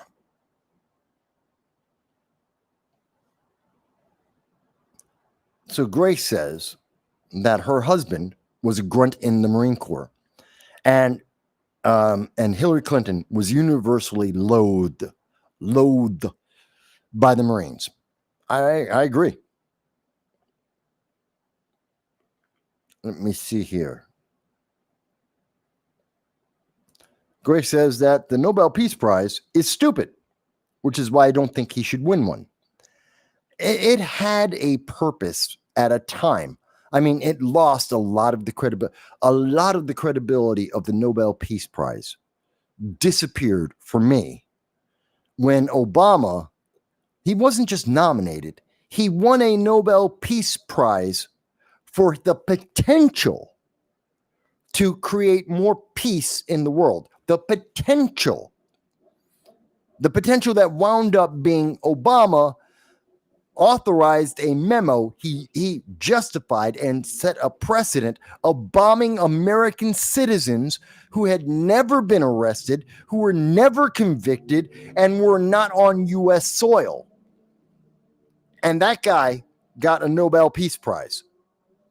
If that guy who is bombing Americans and collateral damage, collateral, as we know, means civilians at weddings. He's bombing civilians, killing American citizens without a trial, and he gets a peace prize, then it means it stopped meaning anything at that point. Then it doesn't matter. It's useless. So I agree with you there. Remember, folks, you can also do a super chat or a Rumble rant They're perfectly fine. They do help the channel. They help me. I got to raise like $3,000 to get a new computer. I would appreciate your help on that. Or you can just join the Patreon. It's $1.50 a month. That helps as well. Let's see here. Gracie, who is not Grace. Gracie and Grace, two different people. Gracie says, are you coming upstate anytime soon? I would love to buy you dinner and hang out again. I miss chatting with you. I have a pretty big, people who don't know, I spent about 25 years upstate New York. And I know for people in New York City, there's no such thing. It's just, that's the boondocks. And it is.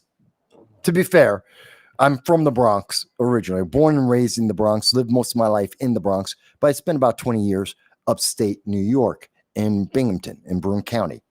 And from a New York perspective, yes, upstate New York is the boondocks. They're just the boonies all the way through.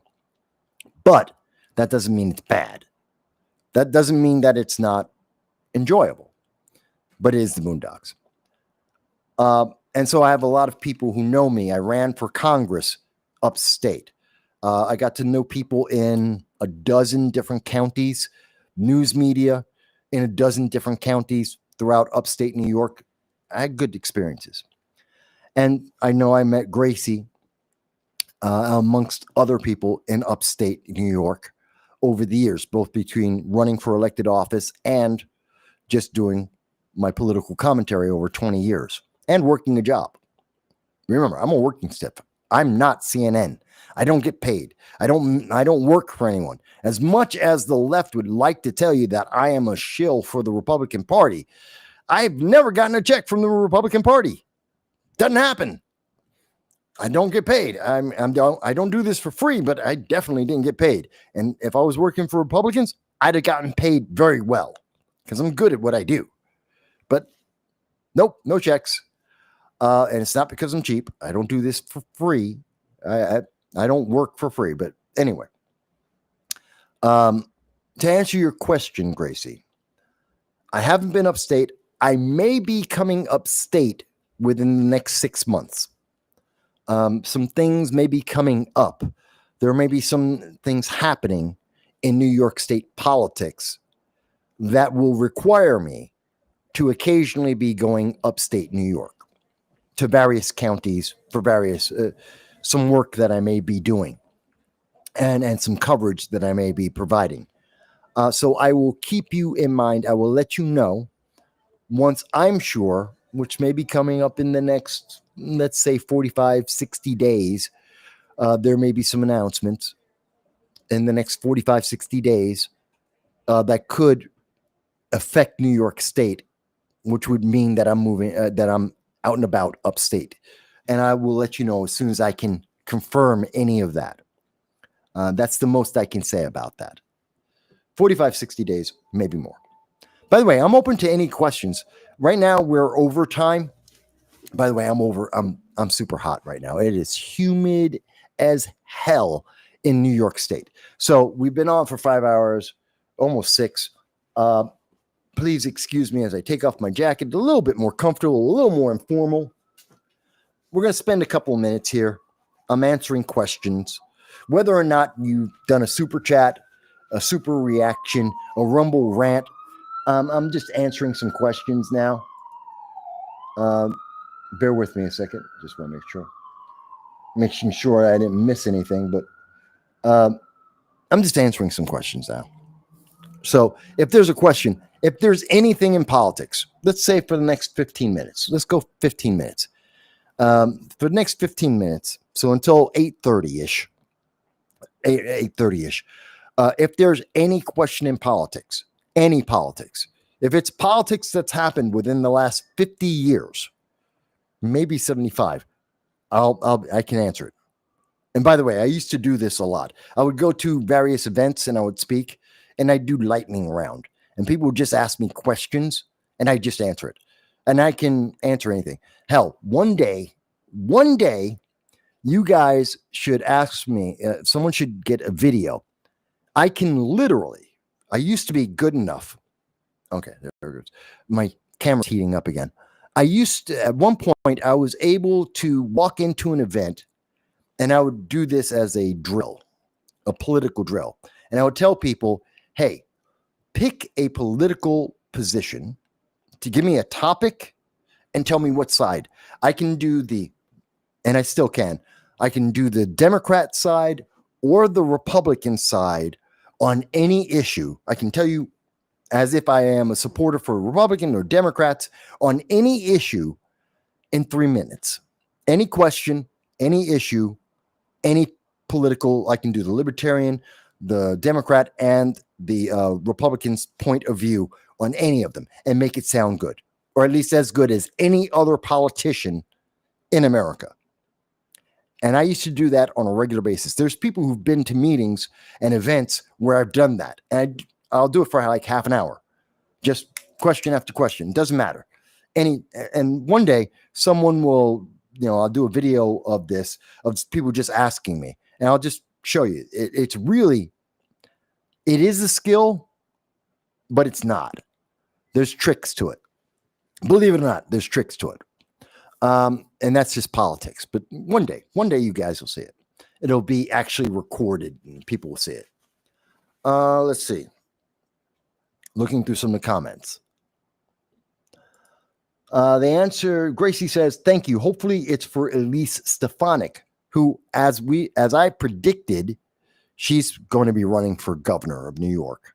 That announcement I would expect sometime in November, probably after the 2025 election, November. She'll probably come out and make that announcement. That'll give enough time for a replacement, a Republican, to run, give them about a year to get ready for the 2026 midterm election, and give her enough time to run and get everything up for the New York governor's race. We'll see. We'll see if Elise will have anything to do with me. Let's see. What else is there? Forrest Mommy says, I always appreciate how you speak and all that you know and your stories. Well, I got a lot of stories. The reason why I have a lot of stories, I've made a lot of mistakes. I've had a lot of experiences, good and bad. I took a lot of risks throughout my life. Didn't always pay off. I've had 4 businesses in my life, 4. And I lost several of them. So you take the big bet, you take the big risk. Sometimes you lose big. And I've lost big before. I've lost so much on a bet on a business, like when I was in California working on Post Station, which dealt with Hollywood and entertainment and movies. And I was working on that deal. I bet everything I had in my life at that time. Bet everything on it. When it failed, I became homeless. It's the reason people may have heard that I was homeless. And I'm upfront about that. I've been homeless twice in my life. I've never denied that. I'm an advocate for the homeless because of that experience. What not everyone hears me mention is, how did I become homeless? That's something that I don't know that always comes up.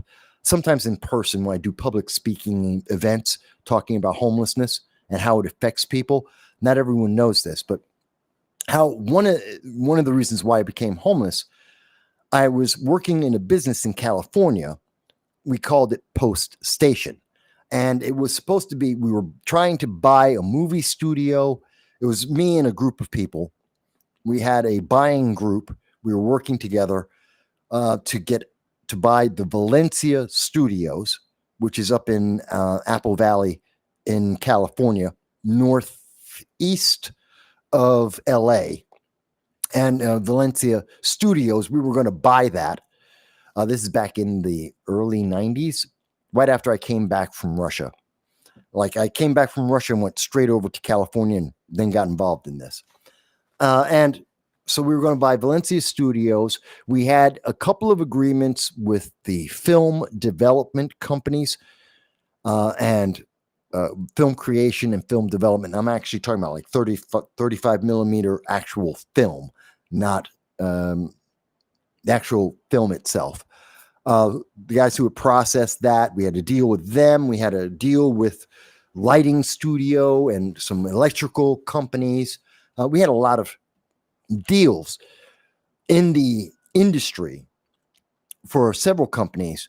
If we bought Valencia Studios, all those deals would come into place. Every single deal would follow, and we would be able to make movies at Valencia Studios, or at least parts of movies at Valencia Studios, for less than anyone else because of all the deals. So if you worked with us through our Valencia Studios, you would have so many discounts coming from all the other studios and all the other things necessary for making a movie that you would actually save more money.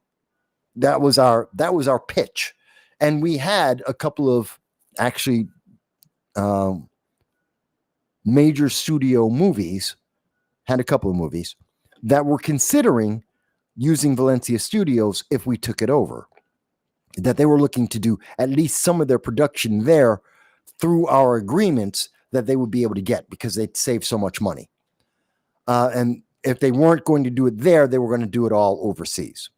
So it was either they were going to go overseas, like to Canada or to Australia, or they would use our deal because they save enough money that it would make it worthwhile to do it in California. That deal died. Literally, we got all the way down to the wire. We had funding that was coming from an overseas source. We were working with I believe it was Ken Hall, who is a former Cincinnati Reds pitcher. And he was part of the group working on the deal. I think it's enough time that I can publicly mention his name. If not, he's going to be pissed at me. If not, I just gave away some information.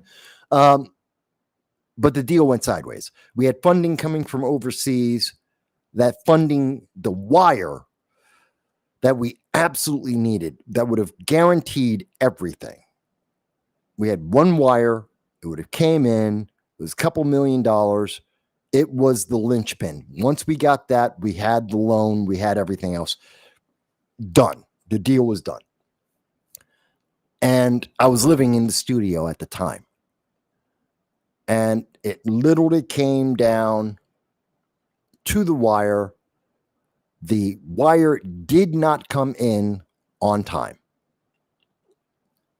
And at 2 a.m, the next day, 2 a.m., not 2 in the afternoon, 2 a.m., the sheriff was at the door of the studio, opening up the locks and saying, "You didn't buy it.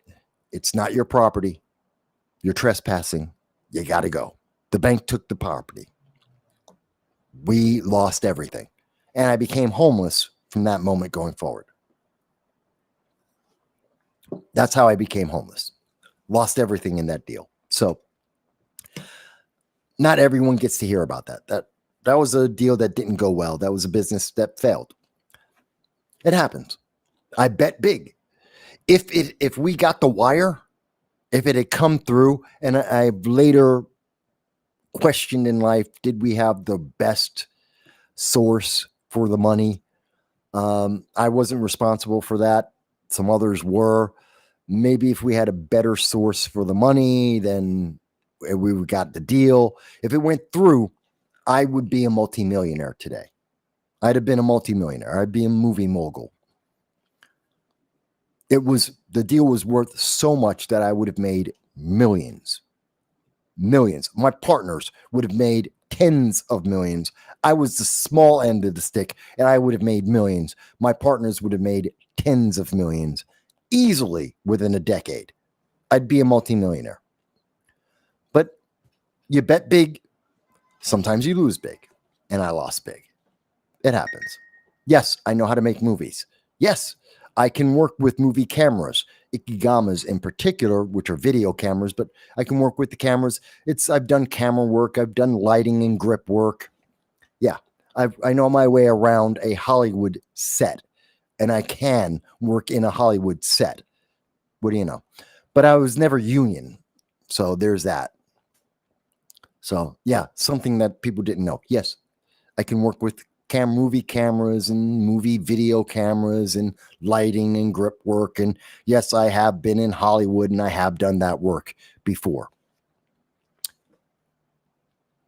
I also met a guy working in Hollywood, a producer of films.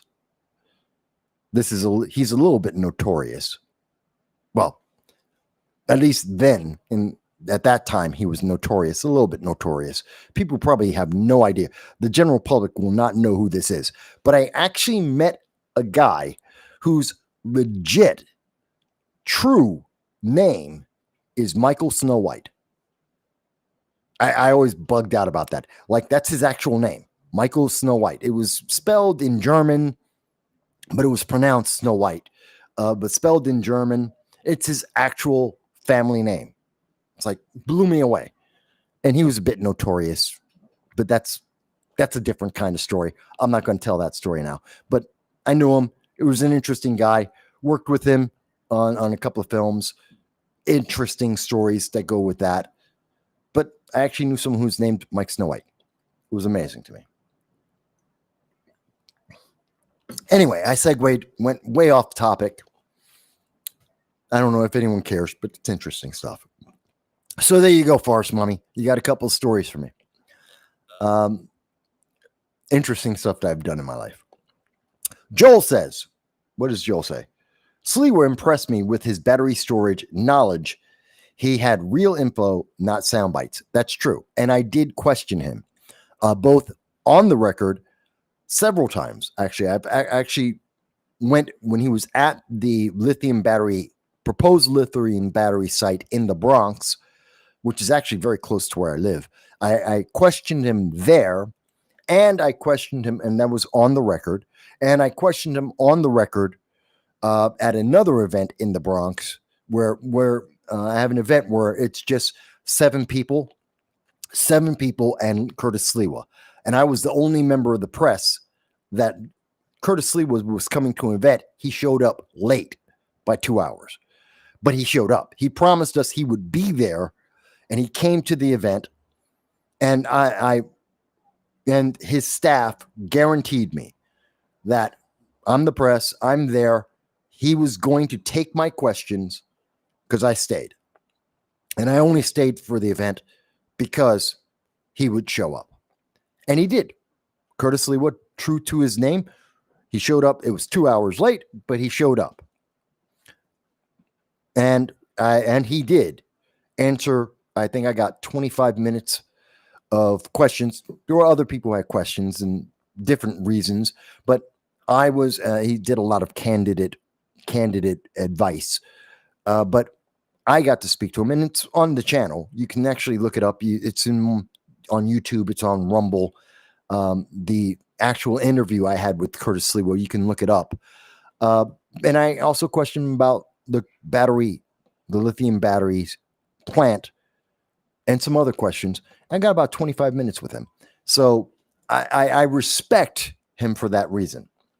Dow says, think Hochul will actually follow through with a nuclear power plant if there's enough investor money and federal earmarked appropriations to go with the microchip data centers. No. New York will not add a nuclear power plant as long as we have a Democrat as governor.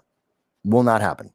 The Democrats hate nuclear power because nuclear power invalidates climate change and the renewable energy. It makes it obsolete. If you have one power plant, you don't need solar plants. You don't need the solar, and you don't need the geothermal and the wind. It makes them obsolescent. It is ridiculous. You can replace 2 or 3 solar power plants, if not more, with one nuclear power plant. The energy output is just astronomically different. And the cost, the return per watt of energy generated is insanely in favor of nuclear. It is more clean, less costly in terms of maintenance. The biggest cost in a power plant, especially nowadays, where we can make them smaller and safer than we've ever been able to do before. Like the thorium nuclear power plants are so much safer and so much smaller. There are many cities that have thorium nuclear power plants in residential neighborhoods, which I don't recommend, but they're doing it, and that's in Europe and also in Africa. But thorium power plants can work, and we could do it.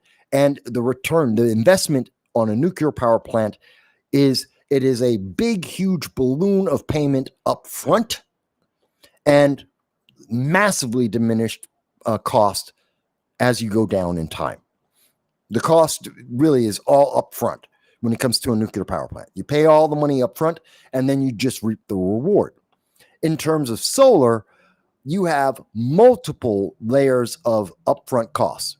So first you got to buy the land, you got to develop the land, you've got to build the infrastructure, which means you got to build all the solar collectors, you got to wire them, you've got to put in the batteries, then you get to collect the solar energy. Then, depending on where you are, somewhere between 7 to 15 years later, you've got to take all those solar collectors, throw them away because they're useless and toxic. So you got to now have a toxic landfill. You got to replace all of the solar collectors, redo all of the wiring. And by the way, somewhere in that process, you will have at least changed all of the batteries at least once, if not multiple times, because the batteries go dead pretty quickly, especially on heavy duty usage. And God forbid if any of them burn, then that takes out the entire plant, and then you have to rebuild the whole damn thing again. But now you have a second. Now, assuming that you only had to replace the batteries once in that 7 to 15 year time period, which probably actually would be 2 to 3, and they're pretty damn expensive. We're talking hundreds of thousands of dollars for the industrial batteries.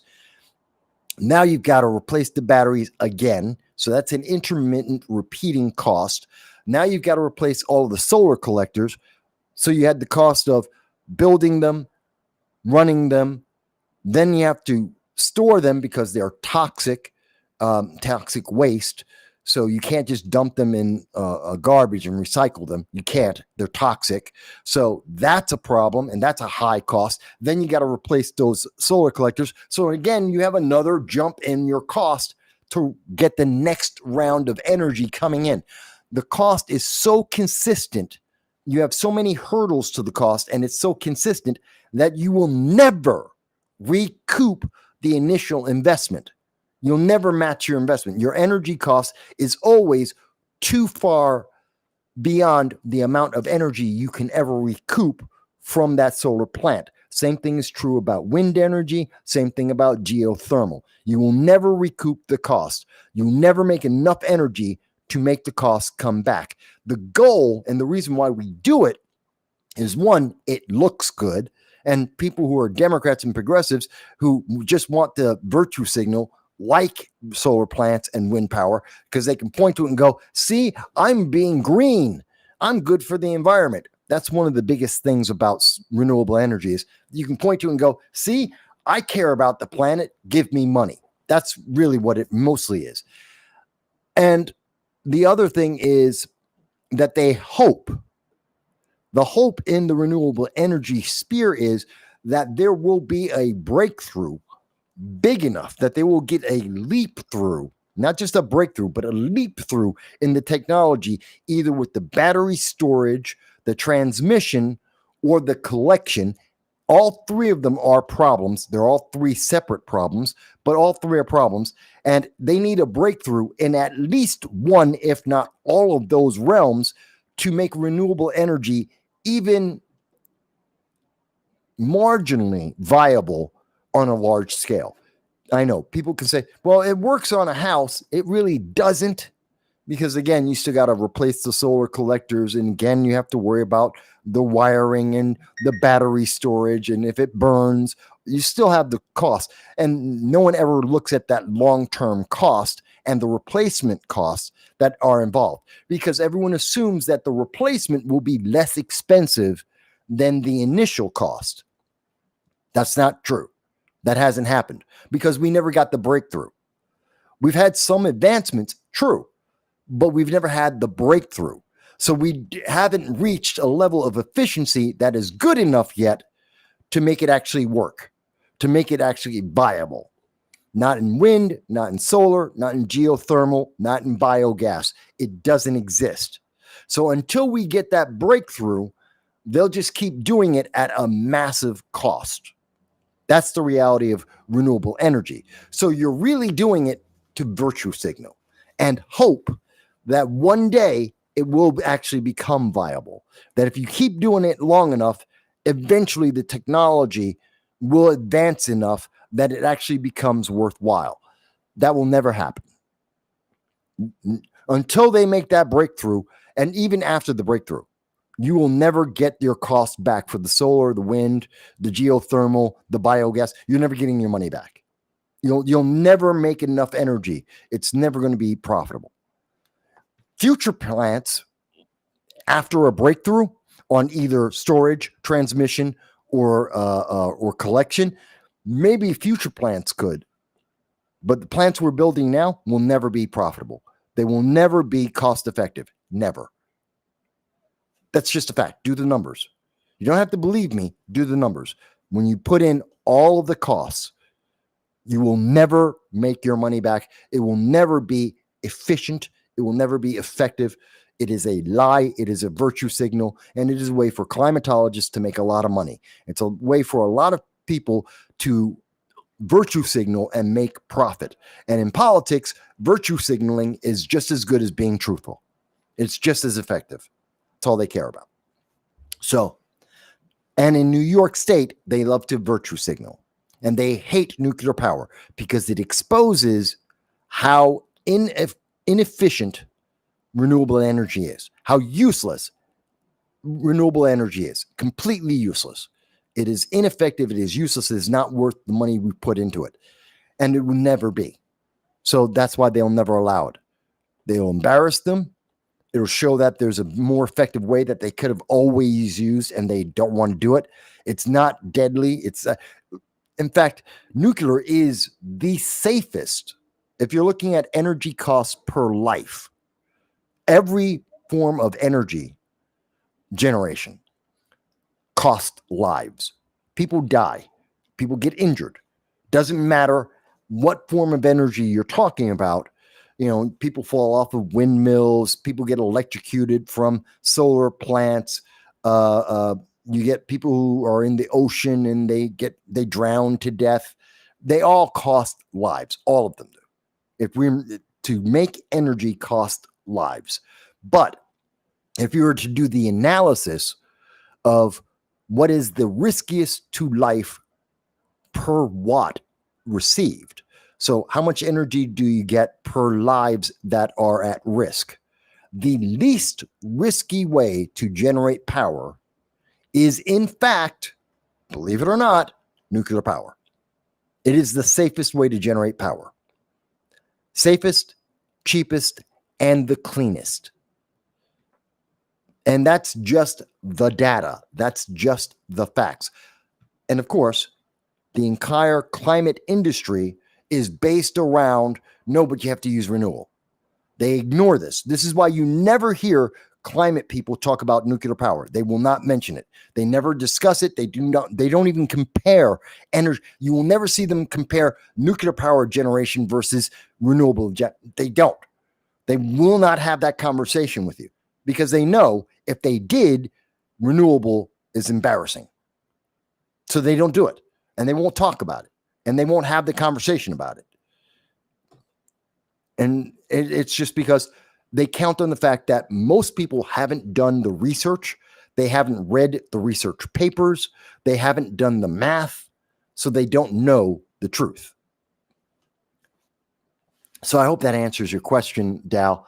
Yeah, New York will never, as long as we have Democrats in charge of this state, we will never have nuclear power. It's not going to happen. Not going to happen.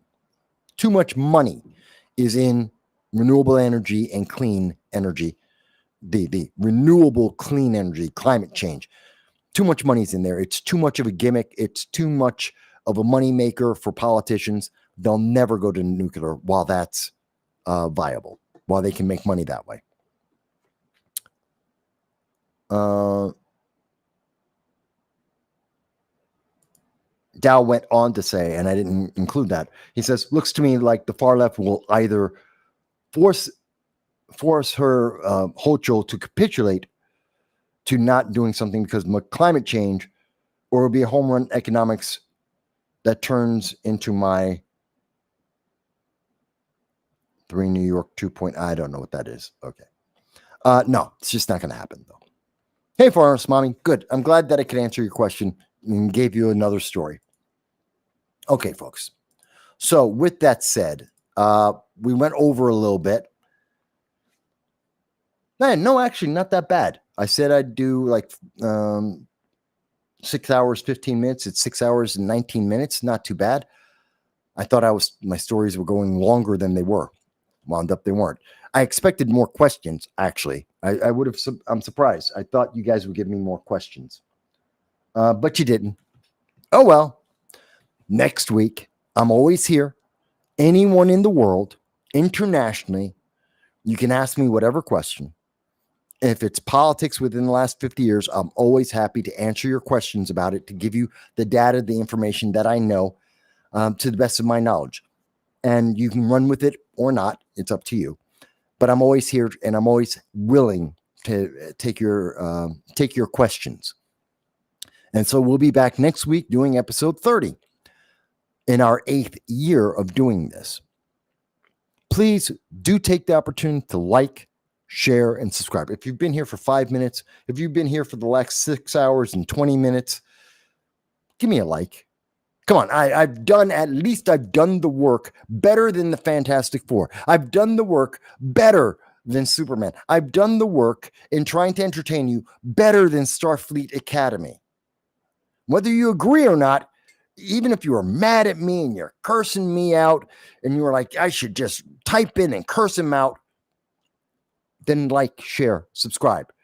Support the free speech. Support the fact that I gave you more entertainment or more information or more evaluation than other entertainment that's charging you $20, $30, $40, $50 to do that. You go to a movie theater, you're going to spend $30, $50. You were with me longer than 3 movies or 2 movies and cost you nothing. I mean, you could always join the Patreon. Now it costs you $1.50 a month. That's not much. Or you can make a donation on PayPal if you want. That's up to you. But you can just subscribe. Costs you nothing. And it means the world to me. All right. That being said, Joel, did you just curse me out? If this was a comic book, that would be you cursing me out. What is that, Joel? You mad at me? Okay. Let's see. Oh, by the way, IM3NY was the now defunct battery operation in Broome County that laundered $172 million. Okay, I didn't know them by that name. There was another name. That was during the time period, if I remember correctly, wasn't that during the same time that we had ABC? No, it was 123 Battery. 123 Battery, which was one of the investments by the Obama administration. And Solyndra was another one of them. We had a bunch of those. And I know that Schumer and Cuomo were very much into that. They sunk a lot of money into making lithium batteries in New York State. It was right before they decided to put $250 million, yes, $250 million with a B, $1 billion in creating drones, a drone testing site in Utica, which resulted in nothing. They hired 11 people, created 11 jobs. It is a waste of money. Cost us $1 billion, over $11 million per person. It was ridiculous. We hired 11 people for the drone testing site in Utica, cost $250 million, complete waste of money and time. But before that was what you're talking about, I believe, the battery operation in Broome County, if I remember it correctly in terms of the time frame. So I do remember that. Yeah, it went bankrupt. All of these stories go bankrupt. and then we're supposed to forget. Remember, New York State tried to build a movie studio under the Cuomo administration, built a movie studio, and that was supposed to be a home run. That was going to bring movies into New York State. People were going to make movies in New York State, even though we're as regulated as California and we don't have as good a weather. You can make movies all year round in California, plus minus an earthquake or two, mudslide or two, fire every so often. But otherwise, you can make a movie all year long. You can't do that in New York State unless you're making a movie in a mountain. You know, if the movie takes place in a mountain, then yeah, you can do it all year. Otherwise, you can't. And it went bankrupt.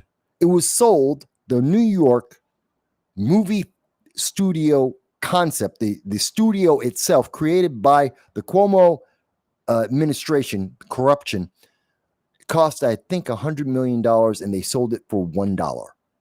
$1. Complete failure. Yeah, but you're not supposed to remember that. I do remember it. You're not supposed to remember it because vote Democrat. Let's see. John said, thank you. And I will say to everyone, thank you. Thank you for being here with me. I appreciate that you've been here throughout the day, giving me so much of your time. It is a full-time job for me, as you can tell. And once I get done here, now I got to go and put in all the links for everything that you saw and some of the things that I didn't get to. Yes, believe it or not, there were things that I didn't get to. And I got to do some editing work because I do that too. So I'm not done. My day isn't over yet. It's a 16-hour day on Sundays for me. But I want you guys to get some rest, get ready for Monday, and you at least have some positive news. The U.S. has a trade deal with the EU. That's going to be good. Good for small business, good for mid-sized business. That's going to be good for America long term. That should raise up your stocks. That should help your 401ks. It should be good news. I would imagine that your broker is going to be very happy about that. In the meantime, folks, I thank you. Share this with your friends. I look forward to seeing your comments after the show. Leave your comments. Tell me you loved it, you hate it, you think I was right, I was wrong, whatever you think. I'm happy to hear about all of that. Complain or be happy, whatever. And I will be back throughout the week. And of course, also next week, Sunday at 2:30 p.m. Eastern Standard Time. I hope everyone will be well and safe. Let's hope that Trump can make Cambodia and Thailand. Let's hope he can get a ceasefire in there. I think he might. The trade deal might make them both stop fighting. We can only hope. We'll find out by next week. Talk to you soon.